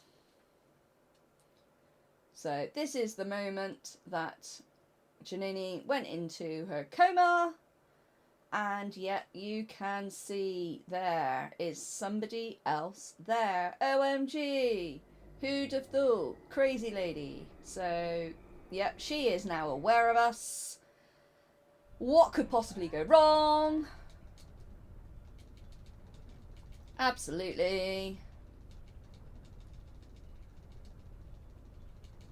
Okay, so now she is putting us into Janini like literally 5 seconds ago. Yeah, she is now superfluous to Sorceress Ultimisia's plans, so she's just binned her off. Seems legit. If you've got no use for a Janini anymore, then that is what you do. You just bin her off in space. Just let her suffocate. It's fine. Life support has terminated. And she's dead. And she's dead. And she's dead. And she's dead. And she's dead. Why is she not dead? Life support has terminated. She must be magic. So yeah, bimbling along, just doing her own sweet thing. Still has oxygen to breathe, because otherwise, you know, there wouldn't be. There wouldn't be that mist. But yeah, why are you not dead? Oh, said every speedrunner ever. Just not necessarily about a member of their own party.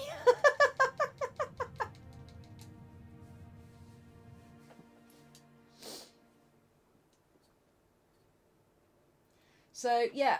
Remember what I said earlier about her having arms of steel? She also has incredible lungs to be able to breathe with no air. I swear there was a song about that. I'm not going to sing because I don't want to get DMCA'd. But yeah, no. We see Skulls Ring and it's like, oh my god, I got something to live for. So, yeah. Love conquers all? I don't know. But yeah, why are you not dead? You should have been dead ages ago. She's still alive. Better things have happened. Oh, and look, she found a button that gives her more oxygen. Why didn't she push that at the start? Oh my god. Why are you so useless, Janini?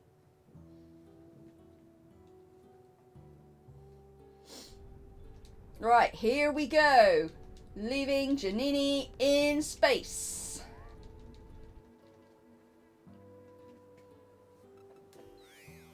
This one's for you, Hammy.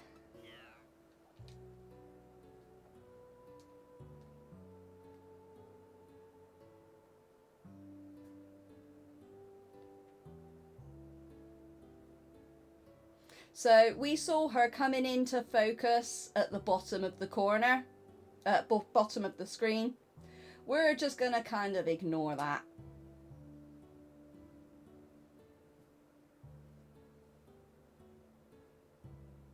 And we're just going to go up the top here.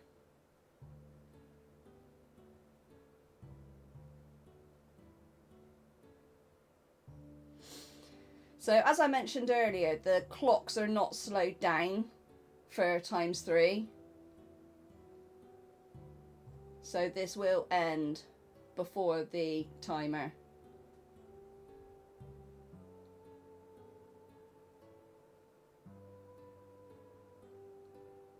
I don't know where we're looking, but we're not seeing any Janinis.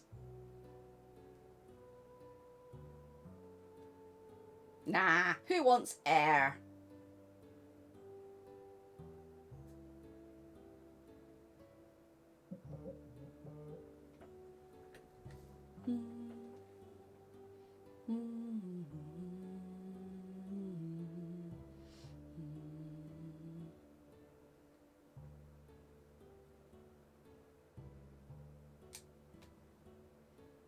Oh no, we didn't catch her, guys! Oh no! Lost in space forever. We can try again though. So, pro tip, don't hit that, because that will make you game over. But we're going to try that again, because, you know, this one's for you, War. Let's go this way instead. So you can see her there, she's coming towards the bottom left, and she's gone.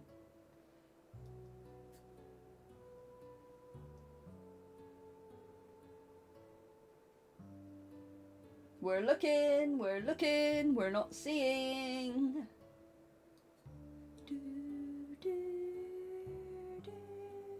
I think if you fail this a couple of times, then it literally puts her right in front of you, like, I dare you to miss.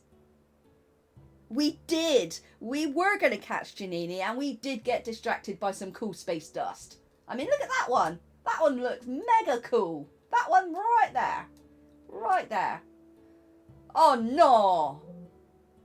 Lost in space forever. Again. Sucks to be us. This, on any percent, is the best 1 minute 40 time save you will ever accomplish in your life. Time loss. Time save. It's a time save because, you know, we don't need her for the rest of the run. But yeah, no. It's absolutely wonderful. But we are going to catch her this time. I hope you enjoyed that, Hammy and War. Thank you very much for your donations to make that happen. And to lose Janini in space.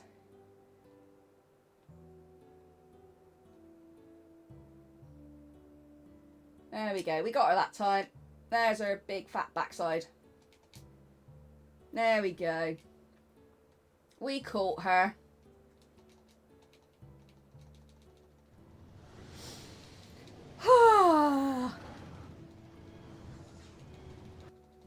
We caught her. And hey, look! We found a cool looking rocket ship. How convenient! We can ride that home! Yes! Abso-flaming-lutely. You've got 3 minutes if you want a concert. If you want me to sing. The massively overplayed Eyes on Me. Main theme song from Final Fantasy VIII. Sung by a speedrunner that doesn't like Eyes on Me. That sounds like something cool. And yeah, as War said earlier, it will be preserved on YouTube forever. So, you know, there's that.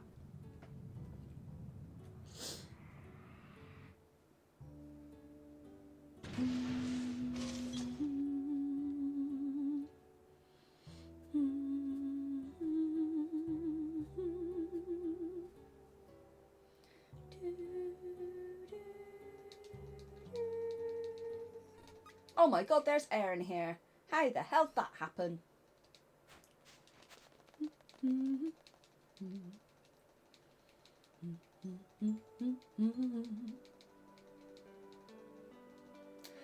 Oh, and now she wants a hug. I mean, concert is not the last redeem. We do have Eden as well. And we also have Justice for Angelo, in which I will Renzo Janini in the face up to 5 times. I did junction, didn't I? Yeah.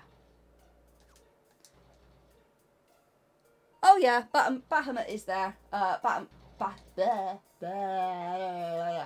Bahamut has not yet been redeemed either, so yeah, that is still available.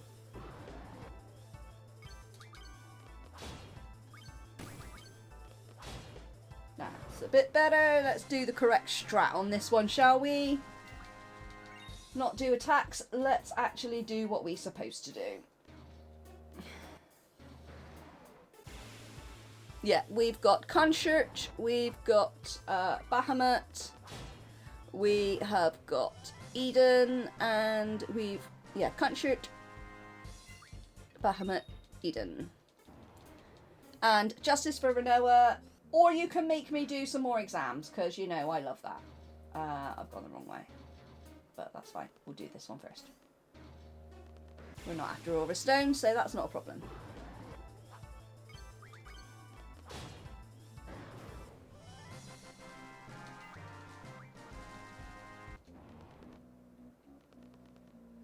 So in normal any percent, we would be looking for some aura stones from the red dudes, but we don't need that. Because, yes, punch Janini in the face. She loves it.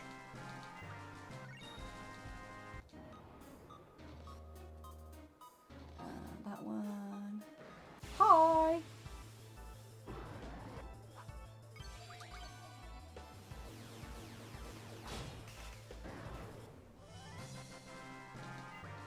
Might need to fix that later, dependent on what you guys have me do. Might need to fix that.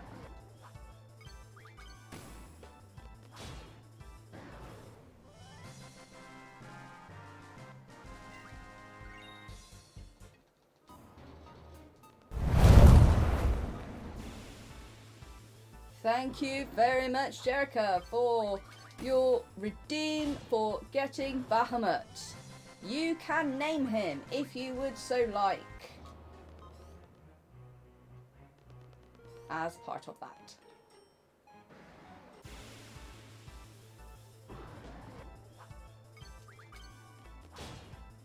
Jackhole. Okay, this is your last call for Eyes on Me. Jackhole.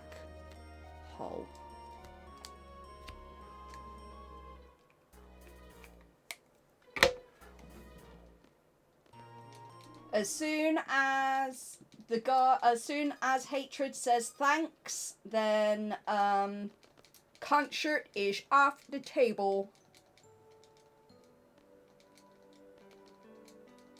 Because I will be taking my break.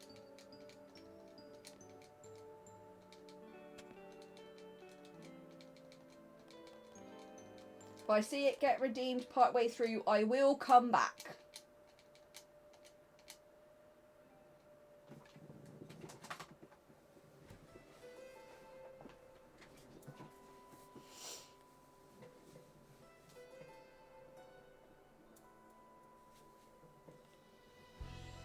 Right, that's me out. I'll keep an eye. You might hear me singing in a second if somebody redeems it.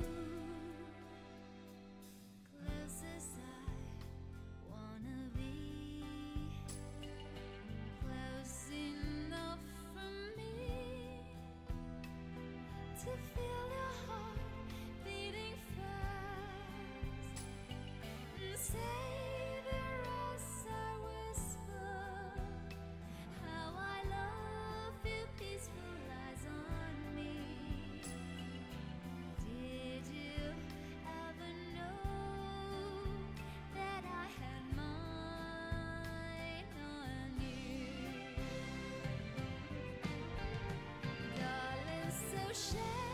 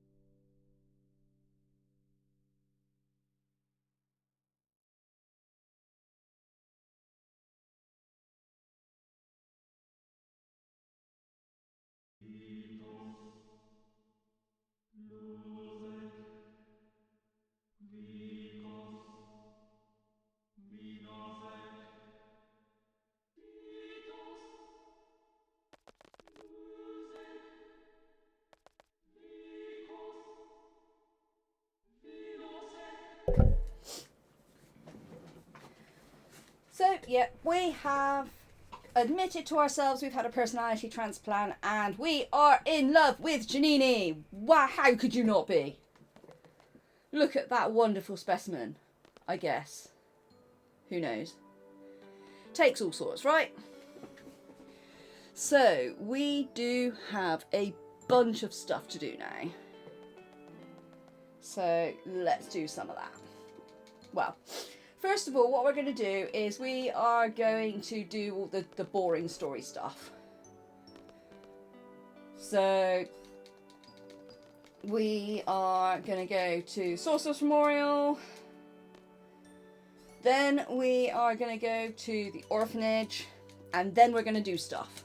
We're going to do interesting stuff and things.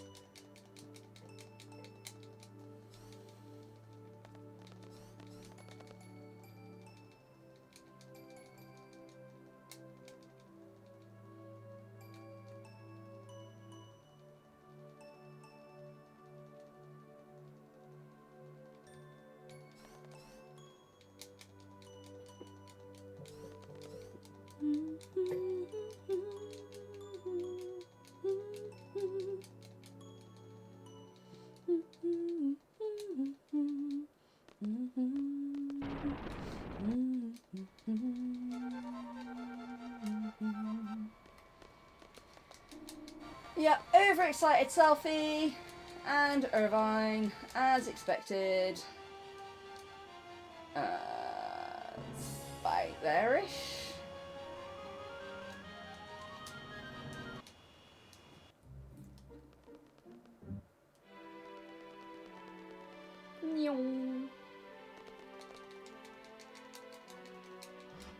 They'll make an exception. We'll fight our way through, because we're in love with Janini and nothing can keep us apart.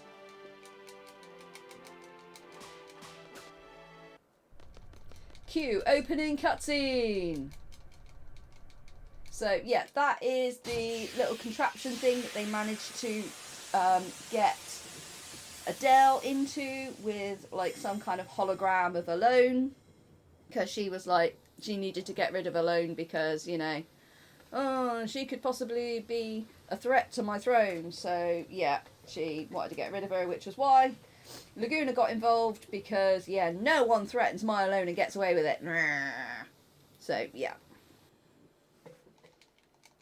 Hatred, don't, I'm a sorceress. Oh my god, I'm such a martyr.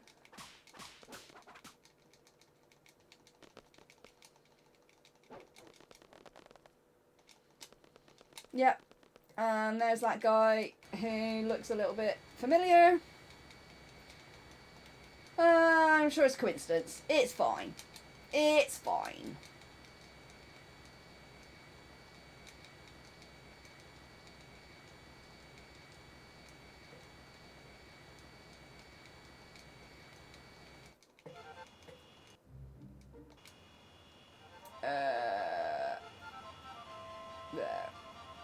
There-ish.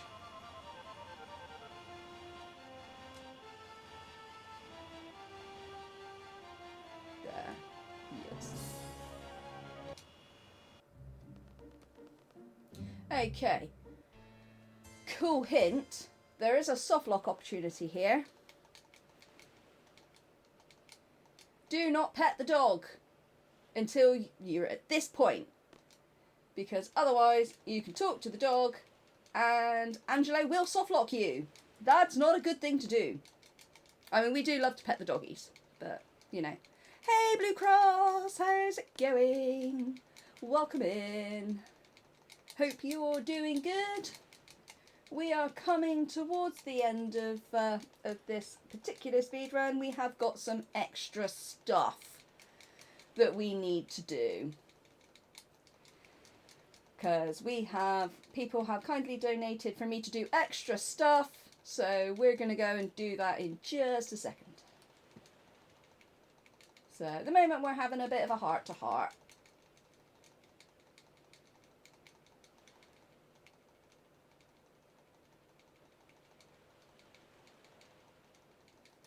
Okay, must remember to do this menu because otherwise we will have a horrible time. Horrible time!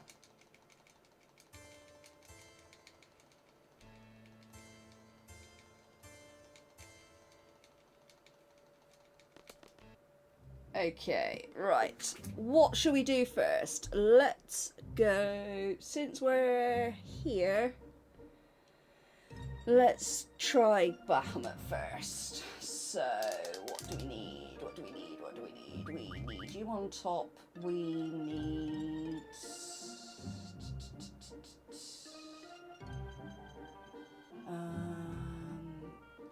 people with actual junctions, so you will do. Let's get rid of that silence.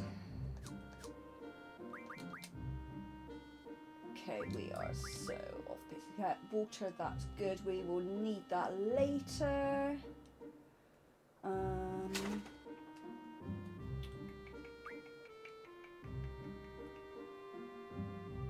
fine.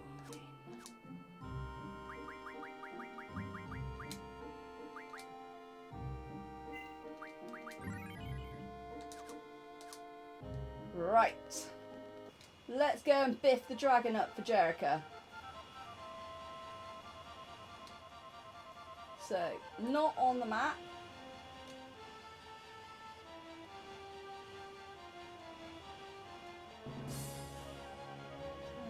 Here, there it is. Here's the Deep Sea Research Centre, which is very difficult to land on when you are on ×3. There we go. Right, so I have saved, just in case everything goes a little bit peak-tong.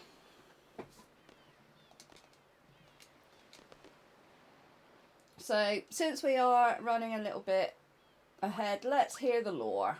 Let's hear the lore. So, Mobile Research Facility. Battleship Island. That sounds cool. So, they were basically trying to make synthetic GFs. Maybe you should give this guy more credit. Right, I'm going to turn ×3 off because this is quite movement specific here.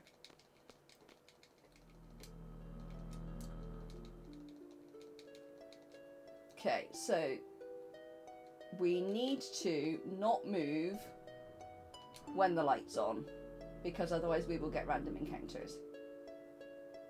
And that sucks.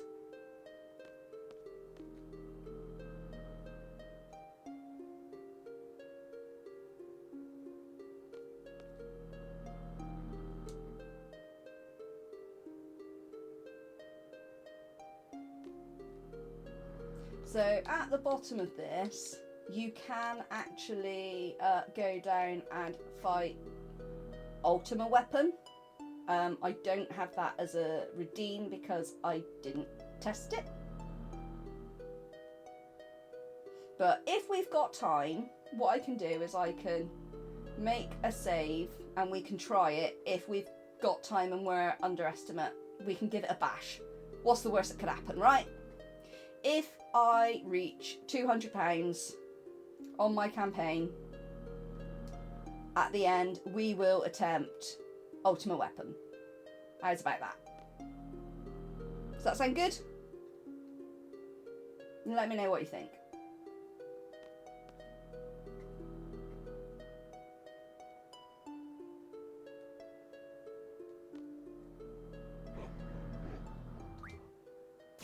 Okay, so there is some specific dialogue here.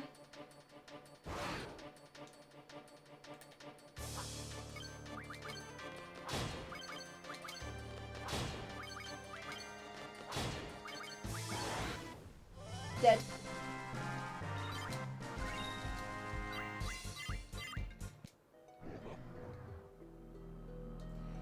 So we don't beg for mercy because we're seeds and we don't back down. So yeah, there's nothing I can do. We'll put you at the outside of the research centre. So we're not interested in that. So we're going to go never.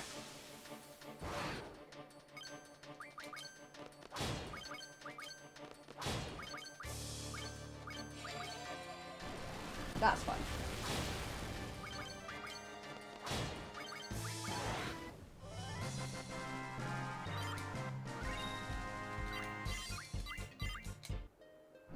Okay, so there is a third secret option here, and that's what we're going to do. We're going to say it's in our nature to fight. Bahamut is very interested in us now.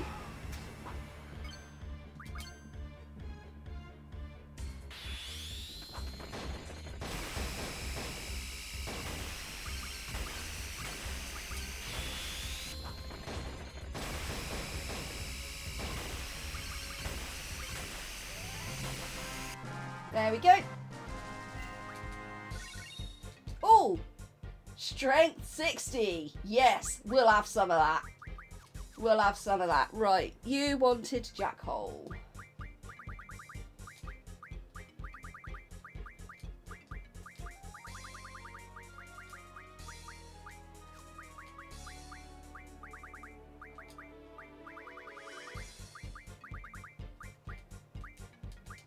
Thank you very much, Jerica. I hope you enjoyed that one. You got your revenge after all these years. Right, so that is Bahamut done. So I'm just going to land here. Do some stuff. Right, so that is that done. So one of the things that we can do is who's got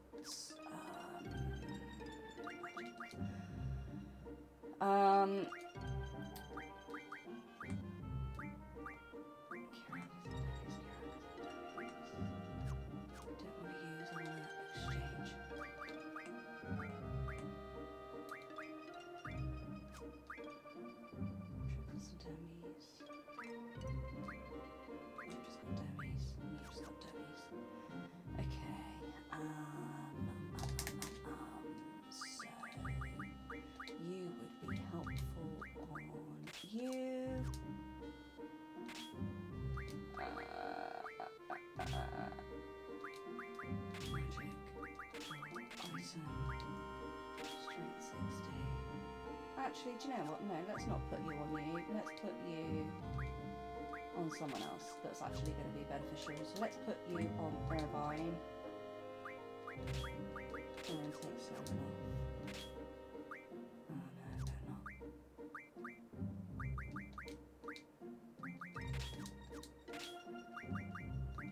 But we will take that strength 60 because that's useful.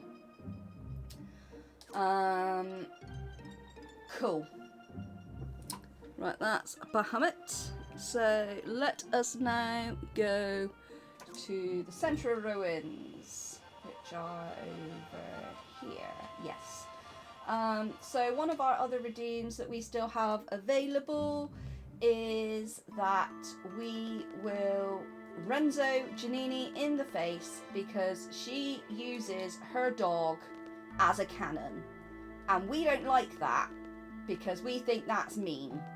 So I will get my revenge on Janini by smushing her in the face up to 5 times for a £10 donation for each time. Yeah, that's right.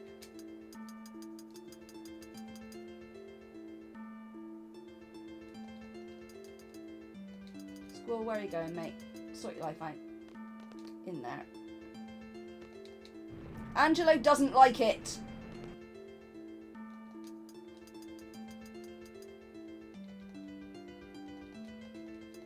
Angelo wants no part in this. Squirrel, Squirrel, can you, please behave, please? Thank you.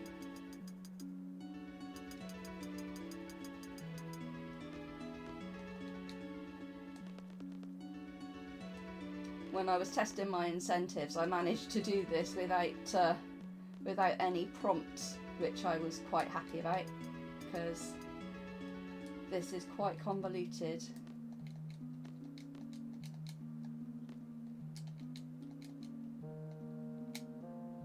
Take out the left eye. Thank you.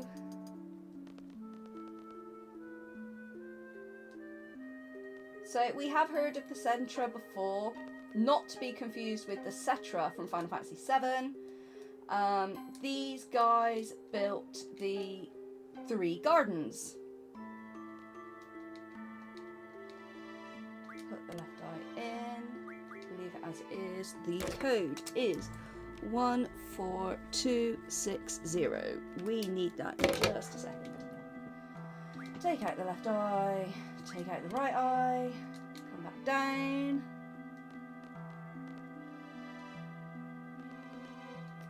Right, let me think. Let's do exchange. What's his magic stat like?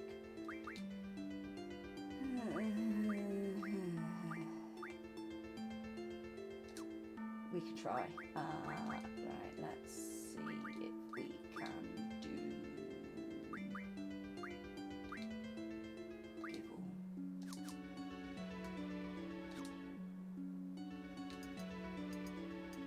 Notes? What are notes? I'm taking a leaf out of Dre's book. I don't read notes. Notes are for nerds. Right, I need 1. Oh, let's turn times 3 off because this is a little bit sensitive. 4, 2, 6, 0.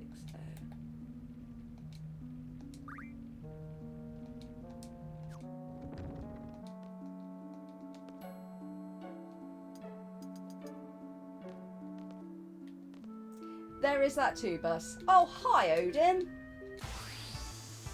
What you doing there, mate? You just chilling?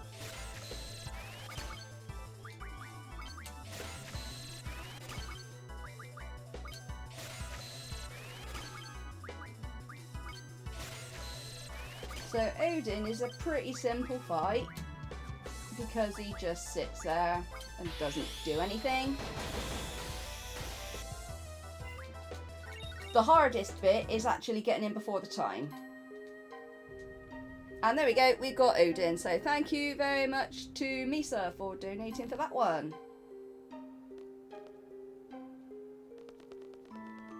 So now, since we are here, we are going to go and get Tombury, because we've got that to do as well.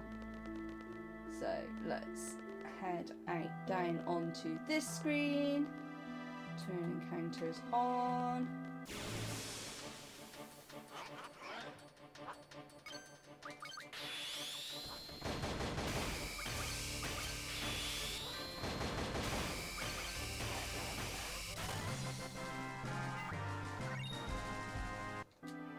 you know what I could do? I got that hyper rest, didn't I? Hyper rest. Let's put that on. Who has Skullgop Junction? Ifrit and Diabolos. Item. Diabolos.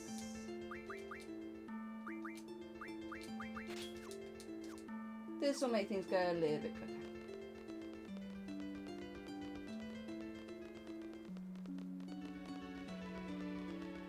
So by doing Odin first, we now don't have the timer, which is very helpful.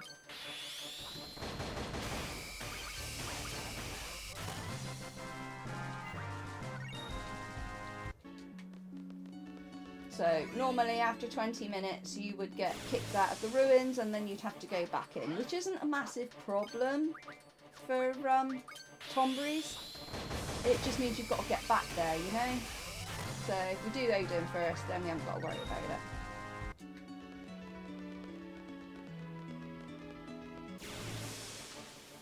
So we need to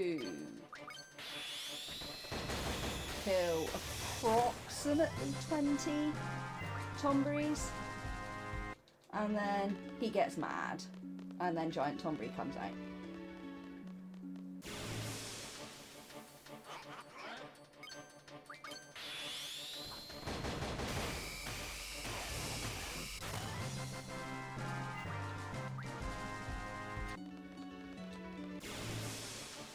We're getting these encounters nice and quickly at least, which is good.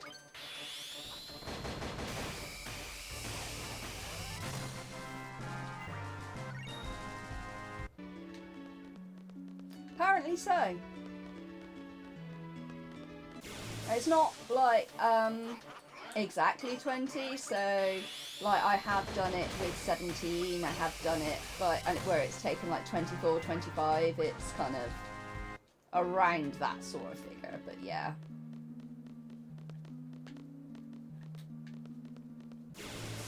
So we only get Tomberries on this screen, which is why we are farming them here.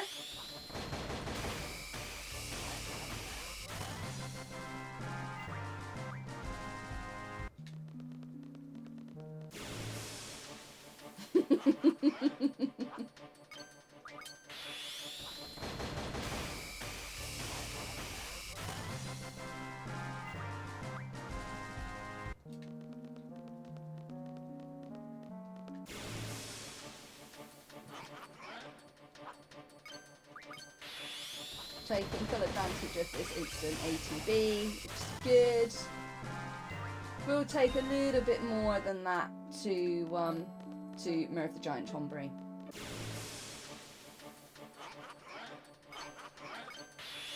But I think these guys are cute. And why would you actually want to Mirth them? But, you know, that is what folk have decided that we should do. So that is what we will do.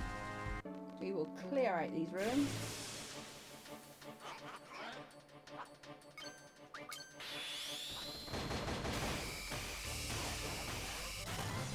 And I'm just saying that only 4 redeems of Justice for Angelo would put us over that £200 for me to try Ultima Weapon.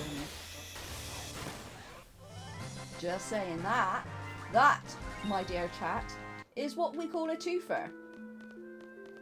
We get to see Janini Mirth in the face, and we also get to see me possibly die very, very badly to Ultima Weapon.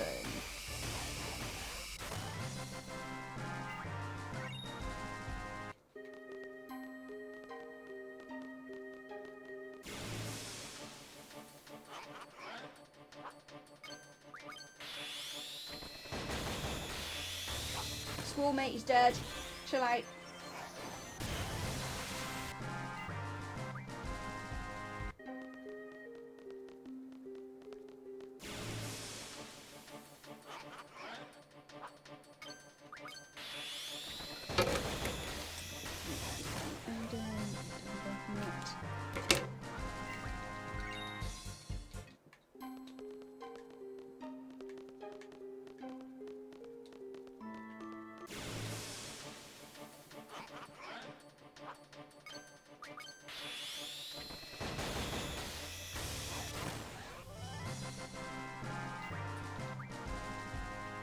I have not been keeping count at all, so we'll see.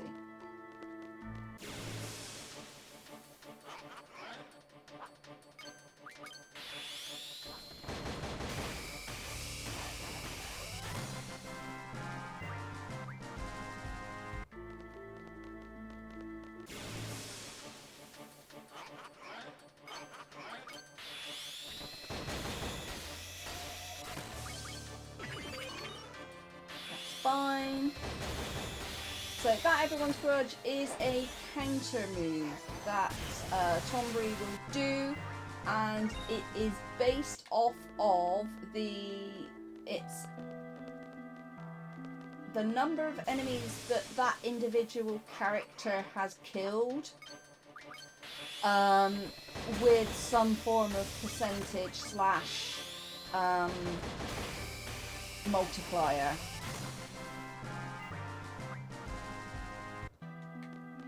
I don't really know. Oh, I guess they're higher level now. But I was expecting them to take 2 rounds out, so that's fine.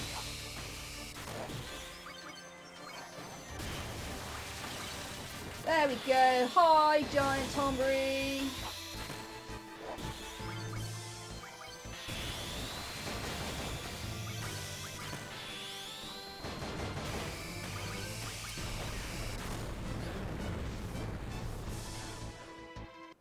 He's so sorry. Have we got a name for our Tombury? Chat.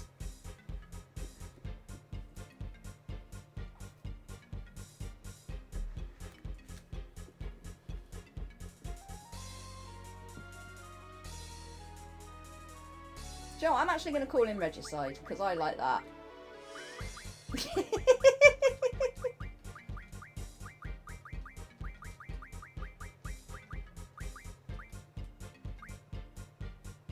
Regicide! Right, so he does not have any junctions either, so that's fine. We can just leave now. We are done with this place. Right, where'd my spaceship go? God, miles away. Right, I'm gonna save.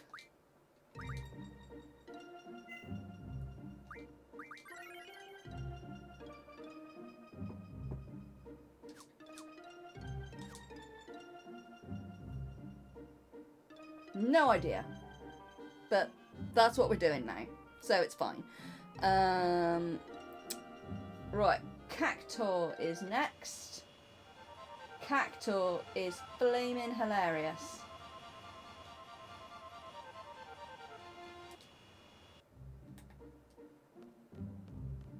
Where are you?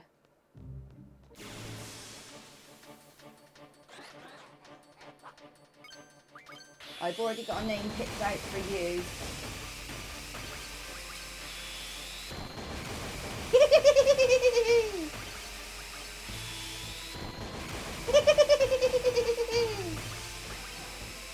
And he's done.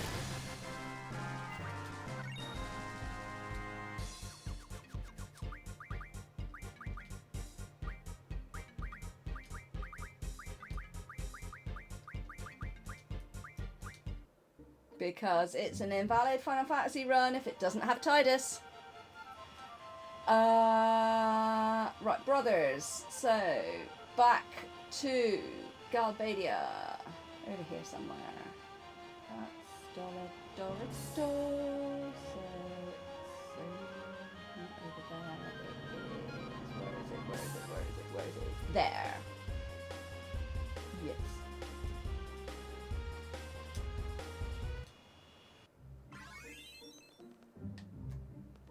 Okay, let's save again.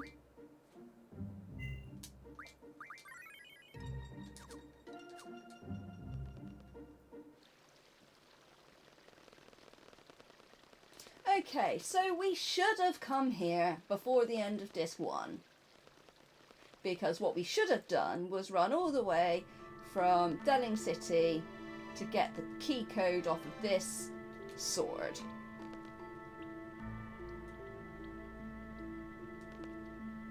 Yeah, I was very deliberate with my redeems there, Bus. That could take an hour for me to just do one, depending on which one. Right, okay, so, brother number 1.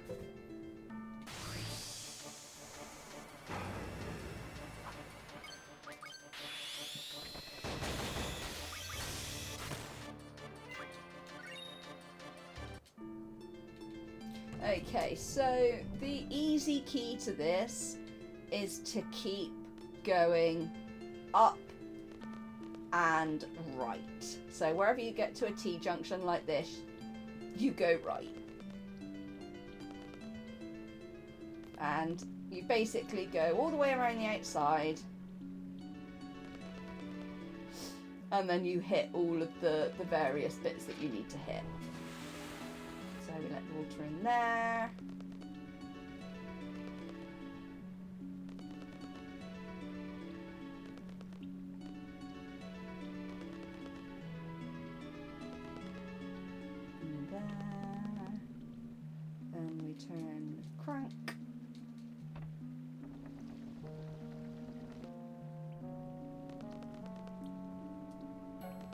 So yeah, we're basically traversing around the outside of the Tomb of the Unknown King.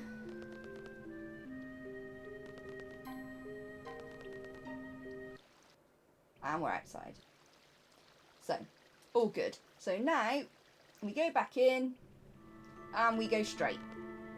Just keep going straight. Keep going straight. Keep going straight. And now we've unlocked all of that. And then there's the tomb. And here's brother number 2. Isn't he cute? Isn't he cute?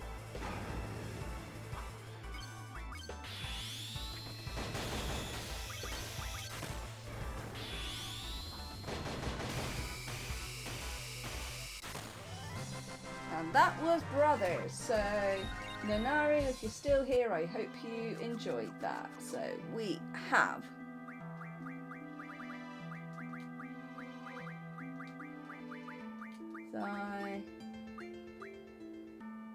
there's no and, so I'll have to underscore.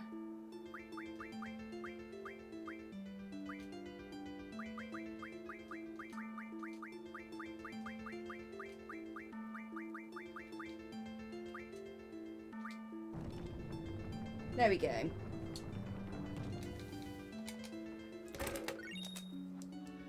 Brothers. Cacto. Tombury. Right, so we can now progress with the story. You have...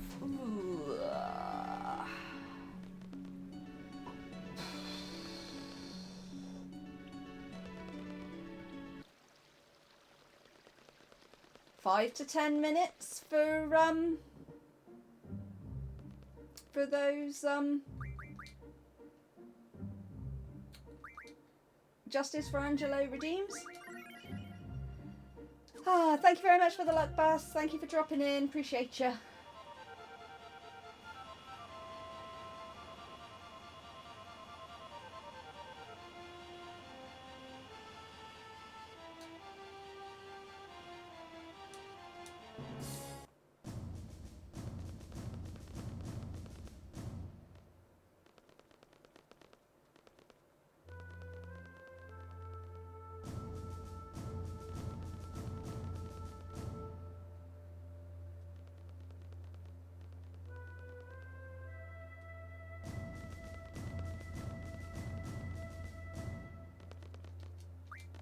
Okay, entering the palace. So yeah, we had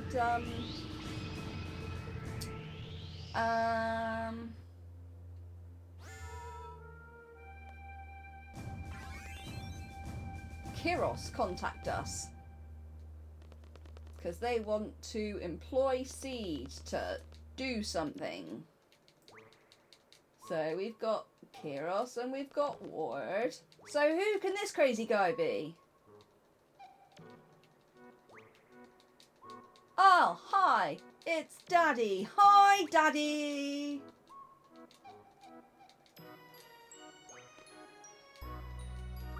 Right, need to be careful.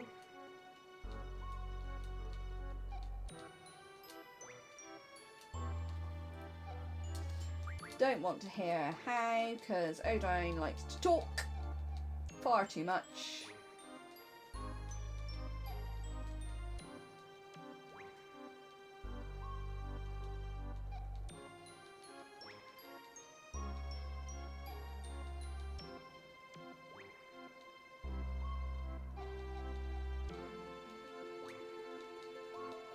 Will we do it? Yes, we will. I guess. Because we haven't got anything better to do.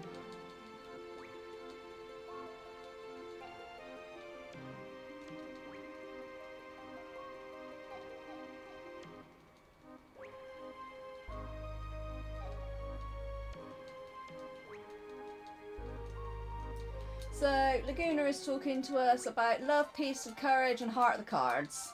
Because that's what we need to succeed. Seems legit, right? So I am just going to pop down over here. And just do a quick save. What I'm also going to do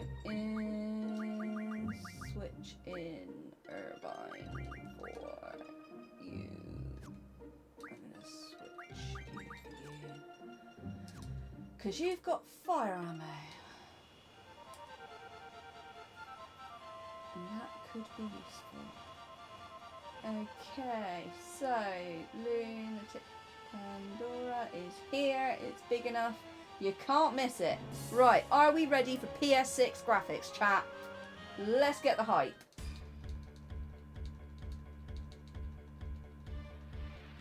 PS6 graphics! So bearing in mind this is original PlayStation 1, this is pretty damn good.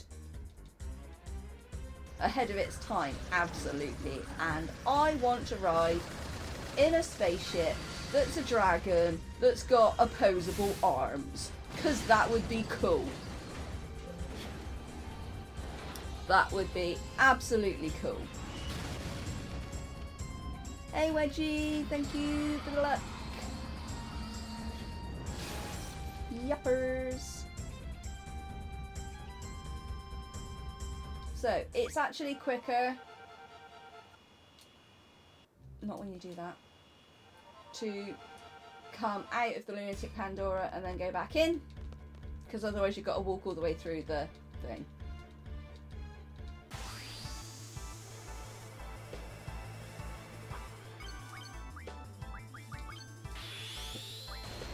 So this is why we don't use Irvine in boosters, just so that you know, because it turns the ×3 off.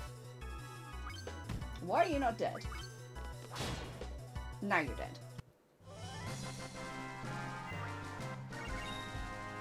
Only 3 strength up. That sucks. Okay, let's use those. Strength ups. Where are you? Powering up hatred strength. Not really something we're endorsing at this point, but you know, it's fine. So those 2 characters there, Biggs and Wedge, contemplating life. We are coming up very, very quickly on that Justice for Angelo redeem. So if you want me to smush Janini in the face with a Renskuken up to 5 times, then you can donate at the link in the pin chat. And I'm going to save here because I'm scared of this fight. It's coming up very soon. Not even 5 minutes.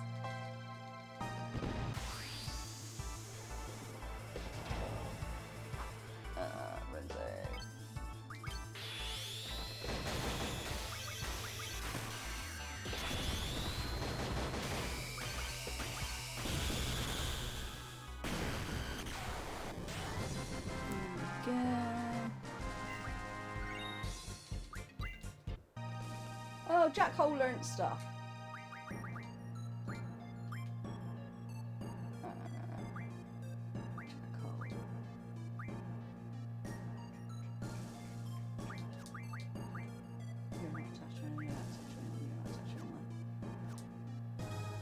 Cool. Yeah, literally, like, coming in very, very quick, maybe 3 minutes on those Justice for Angelo.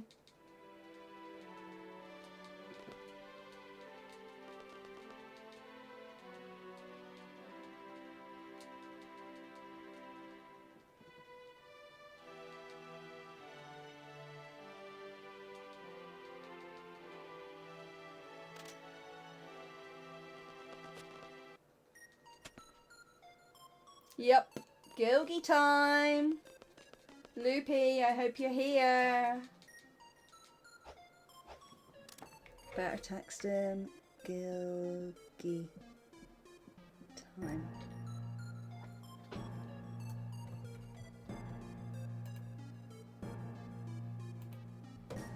He will have to catch it up on the VOD if he doesn't make it in time.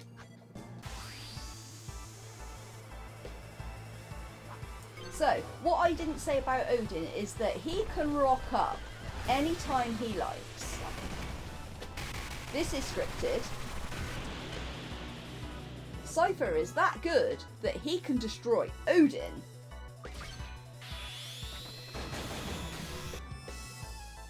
One Renzoni's dead.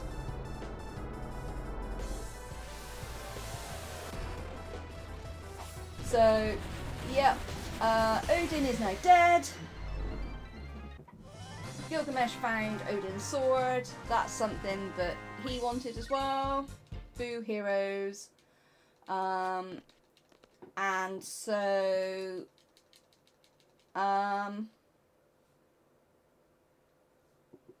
yeah. Now Gilgamesh can rock up at any time. So Odin's move was an insta-kill, Sunset Kuchen. Now, with Gilgamesh, he can do either... let's do that. He can do either Sunset Kuchen, Excalibur, Excalibur, or something else. I forget what the fourth one was.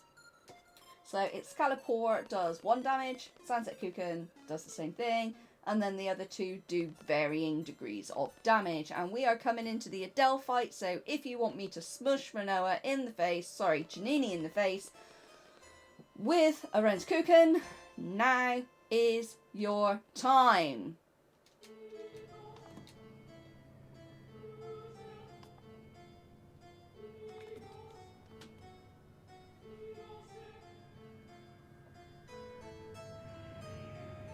Oh, look, Adele's awake.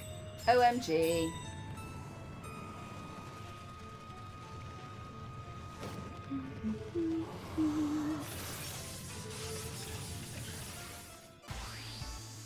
Help me help you.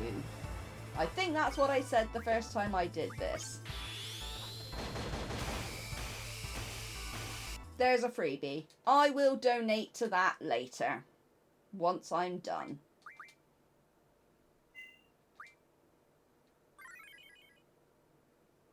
If I don't get any more in the next 30 seconds, we are progressing.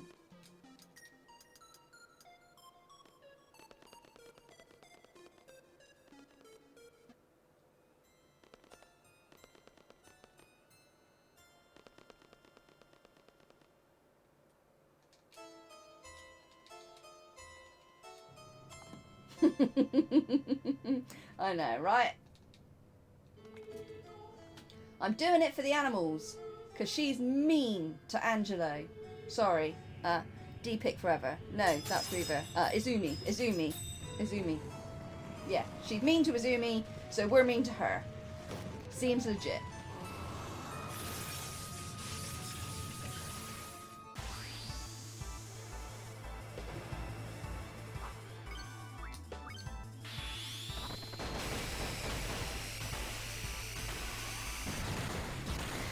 I do have that saved, so after we've finished, if people want to donate to see that again, we can do that. Okay, love, peace, courage, and heart the cards. Let's go! Time compression.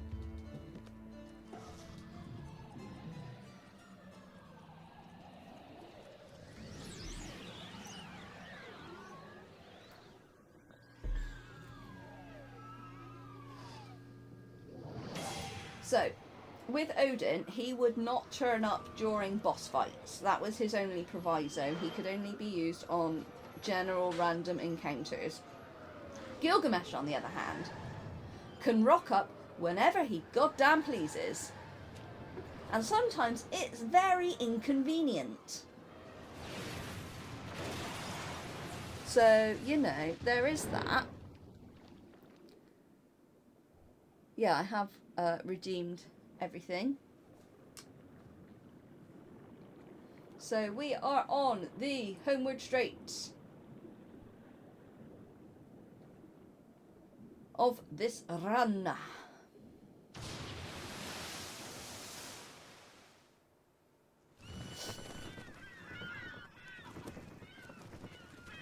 No, it's really not. That's very true.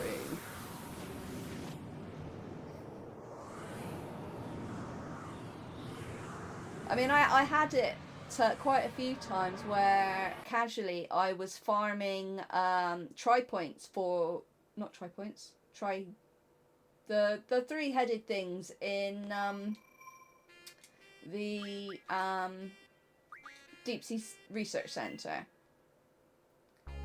and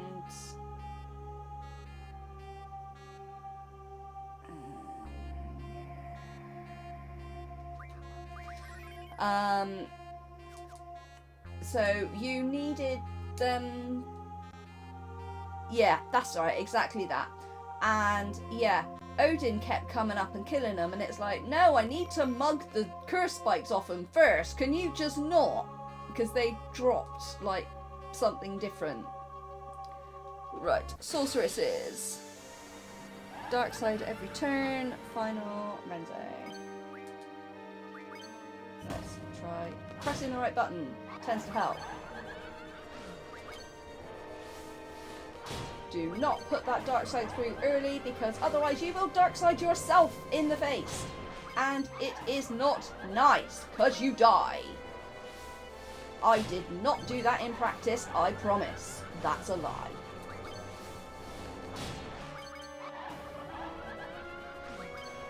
Six blue.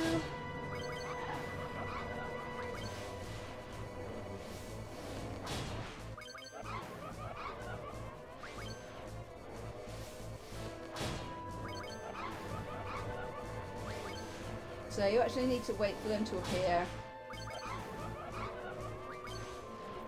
4 red. And then might take 2. Might not. Might still take 2.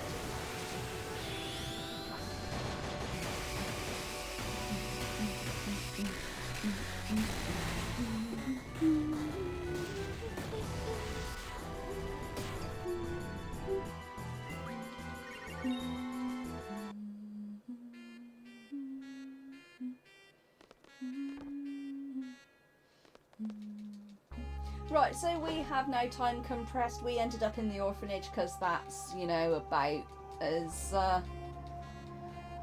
sensible a place for us to rock up, I guess.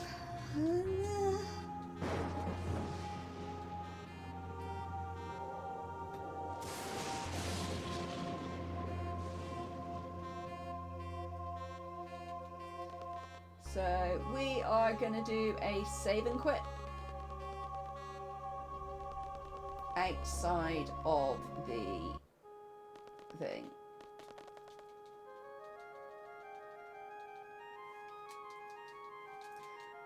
Kinda didn't really want to walk past the trigger, but that's fine. Just means that if we die, we haven't got to sit through that again. Well, we need to quit anyway, so. So, the gimmick with Ultimatia's Castle, for those of you who don't know, there are 8 magical seals that have been placed around the castle that stop you from using things like GF items, magics, draw, limit breaks, other such things. We'll see them all in a minute. Do you know what? I'm just gonna do that.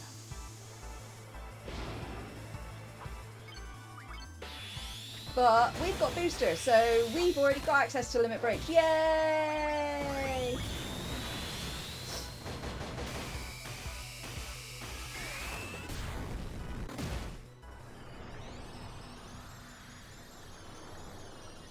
Boosters be broken. So normally in the any percent run we would need to take 2 of these guardians to unlock limit break and item. So there are your things. So we can't save, we can't resurrect people, can't do limit break, can't do command abilities, draw, GF, magic or item. That's not really that much of a worry for us. So normally in any percent you would skirt past him and go down to try point. He can be a little bit temperamental, so yeah, we're just running into Sphinxel. So if you run this in Japanese, try point, interesting fact, has a different elemental weakness than in English, and yeah, you can get absolutely mega spanked if you're not careful. So yeah, we kind of rooted in Sphinxor instead of, why did I just do that? I don't need to do that. That is any percent muscle memory for you. 1, 2, 3, 4.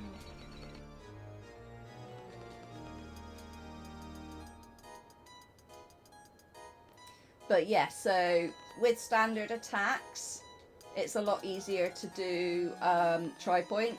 But yeah, because you've got limits, it's 2 Renzos and you're done. Right, hopefully we've got Squall in the party. Otherwise, this is going to get a little bit monka.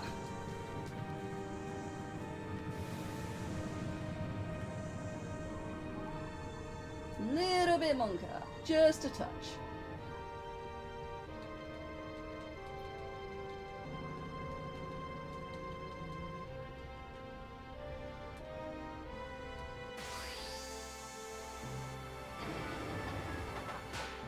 Okay. Oh, hi, Gilgy. Oh boy, that was not useful. Right, what am I doing? Renzo. Donk, donk, donk, donk.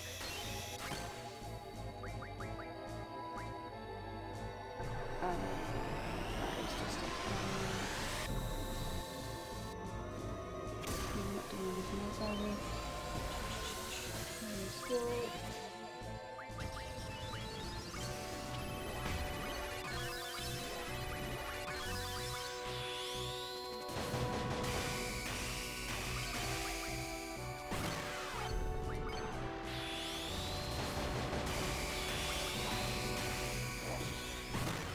Bye, Christis!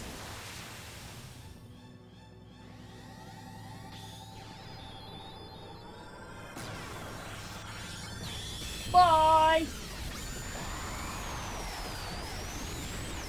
We are junctioning ourselves onto Dick Pic Forever. There we go, I said it.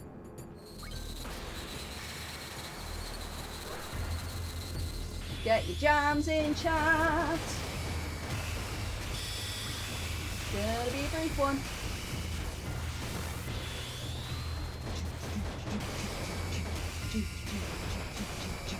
And it's done.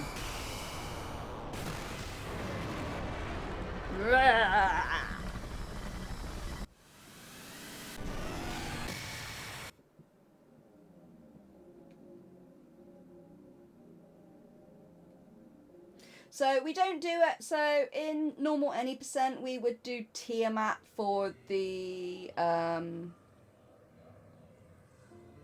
for item. We use the rocket engine from Tripoint to get the strength 40, but we have instant ATB and we have instant limits, and we're really not that bothered about it. So, you know.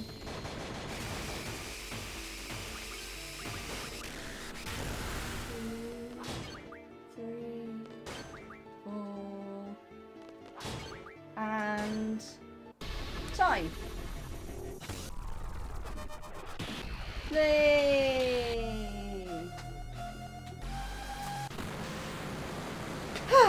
And that was Final Fantasy VIII. The extended version. Thank you very much for the GGs, yeah, sure. Much appreciated.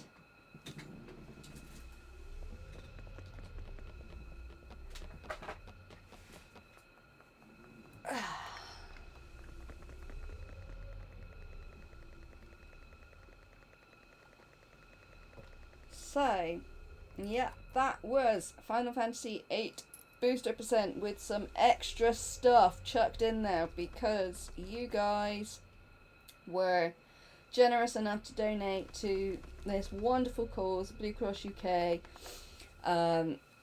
I've now got £165 in my campaign, and we are at, across the whole critical hit community Spring Smash, at a total of £1,190.51, although I do owe a tenner. I do owe a tenner, so let's sort that out whilst I remember. Overview. Campaign link. So there are some differences with the booster run compared to standard any %, but yeah, you've let's mute that.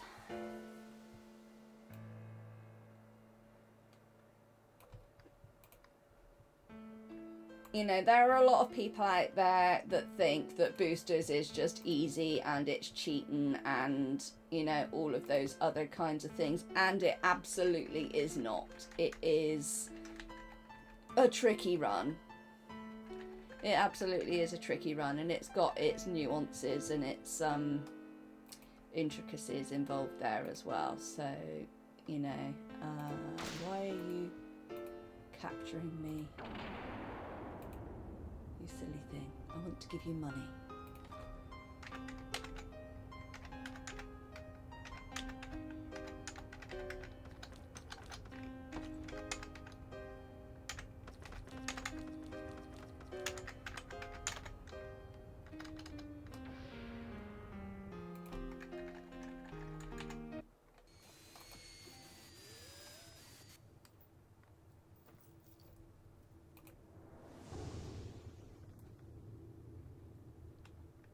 There we go. That is that justice for Angelo that I gave you earlier. If you would like to, I do still have the save, so if anybody would like to murph Janini in the face, we can go back and do that, if you would so like. Thanks for the GG's, babe.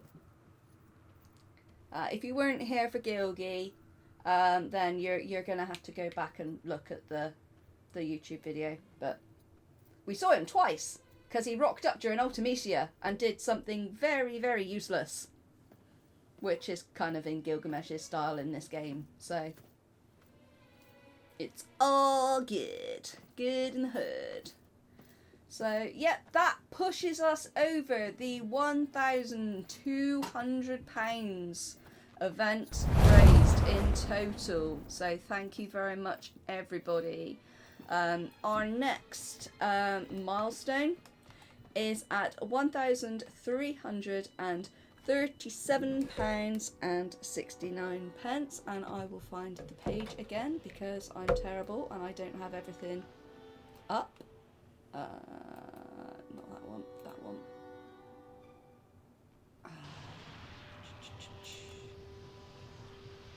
Where the professor brings us the Sly trilogy, which is an 18-hour run, so we are very, very close to that. Just £137.18. I think we can do that by the end of today.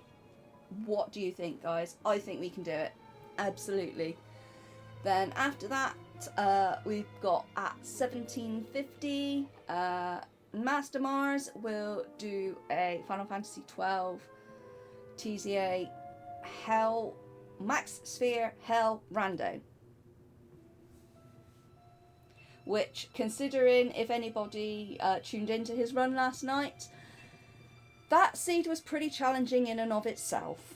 So, you know, there's that one. And then at 2500, I will run this game on PlayStation Original PSX in French on a fat PS1, because French is fastest, don't you know? Well, it might be the case on PC, but it sure as hell isn't on the original PlayStation. So there's that to look forward to as well. So many memes. So many memes.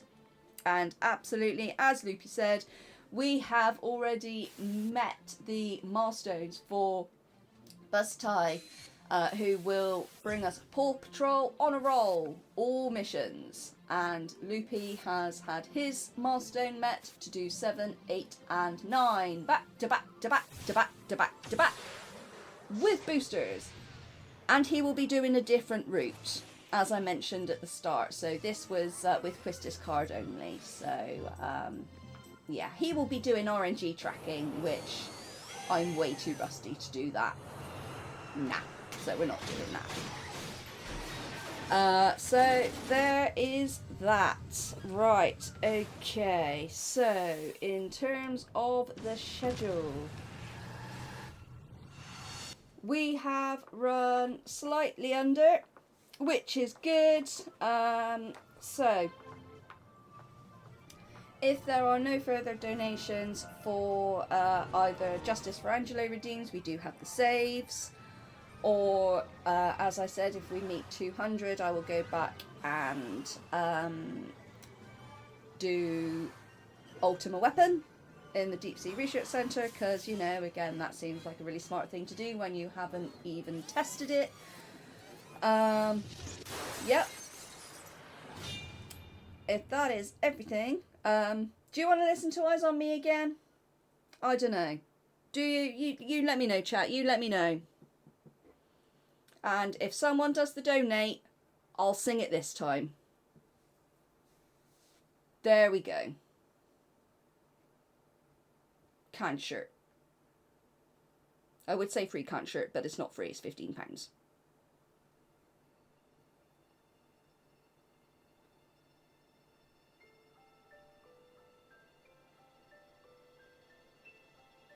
And imagine ×3 being turned off for the FMVs.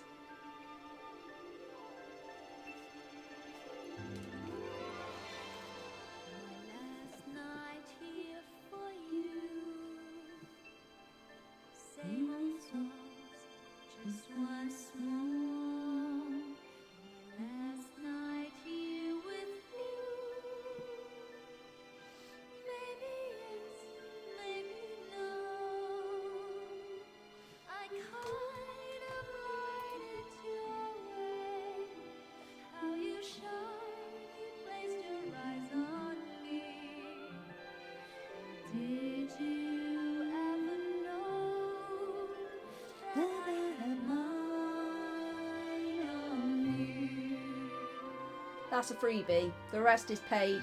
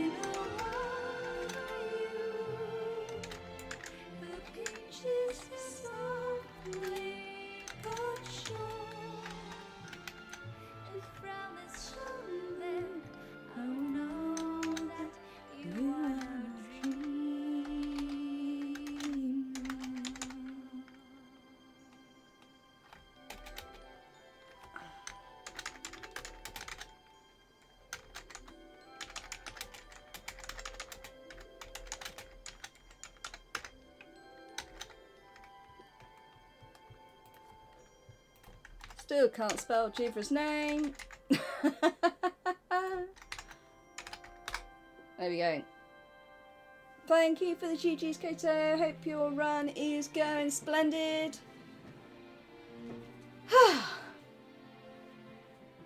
Thank you for the GG, Sonic.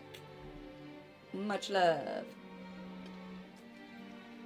So, I am very underprepared for this moment. Let us do this.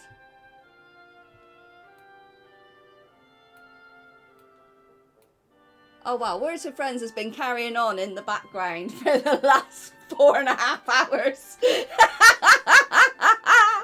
That's hilarious. Okay, right, let's interact with that. That is legit hilarious. So I will pause that, and then once that is ready to go, we will exit. Okay, so stick around. We will be back in approximately 35 minutes with what have we got next? Resident Evil 2. So yesterday we had the original Resident Evil 2 on the 1998 version. Now we have the remake, and this is Leon again, but Leon A by Snakes.com. So that is coming up very, very shortly. And then after that we have Final Fantasy XVI new game story mode with our very own Matty Ice. So there may be a slight delay between Snake's run and Matty's run, but we will keep you entertained with those words that are going to be on this stream. Absolutely. So stick around. We are not going offline. I will initiate the words on stream, but by all means take a break, make sure you get some food, get a stretch, and we will be back in, say, approximately 30-35 minutes. And you're still stuck with me, I'm afraid. So I will see you soon. Have fun. Bye.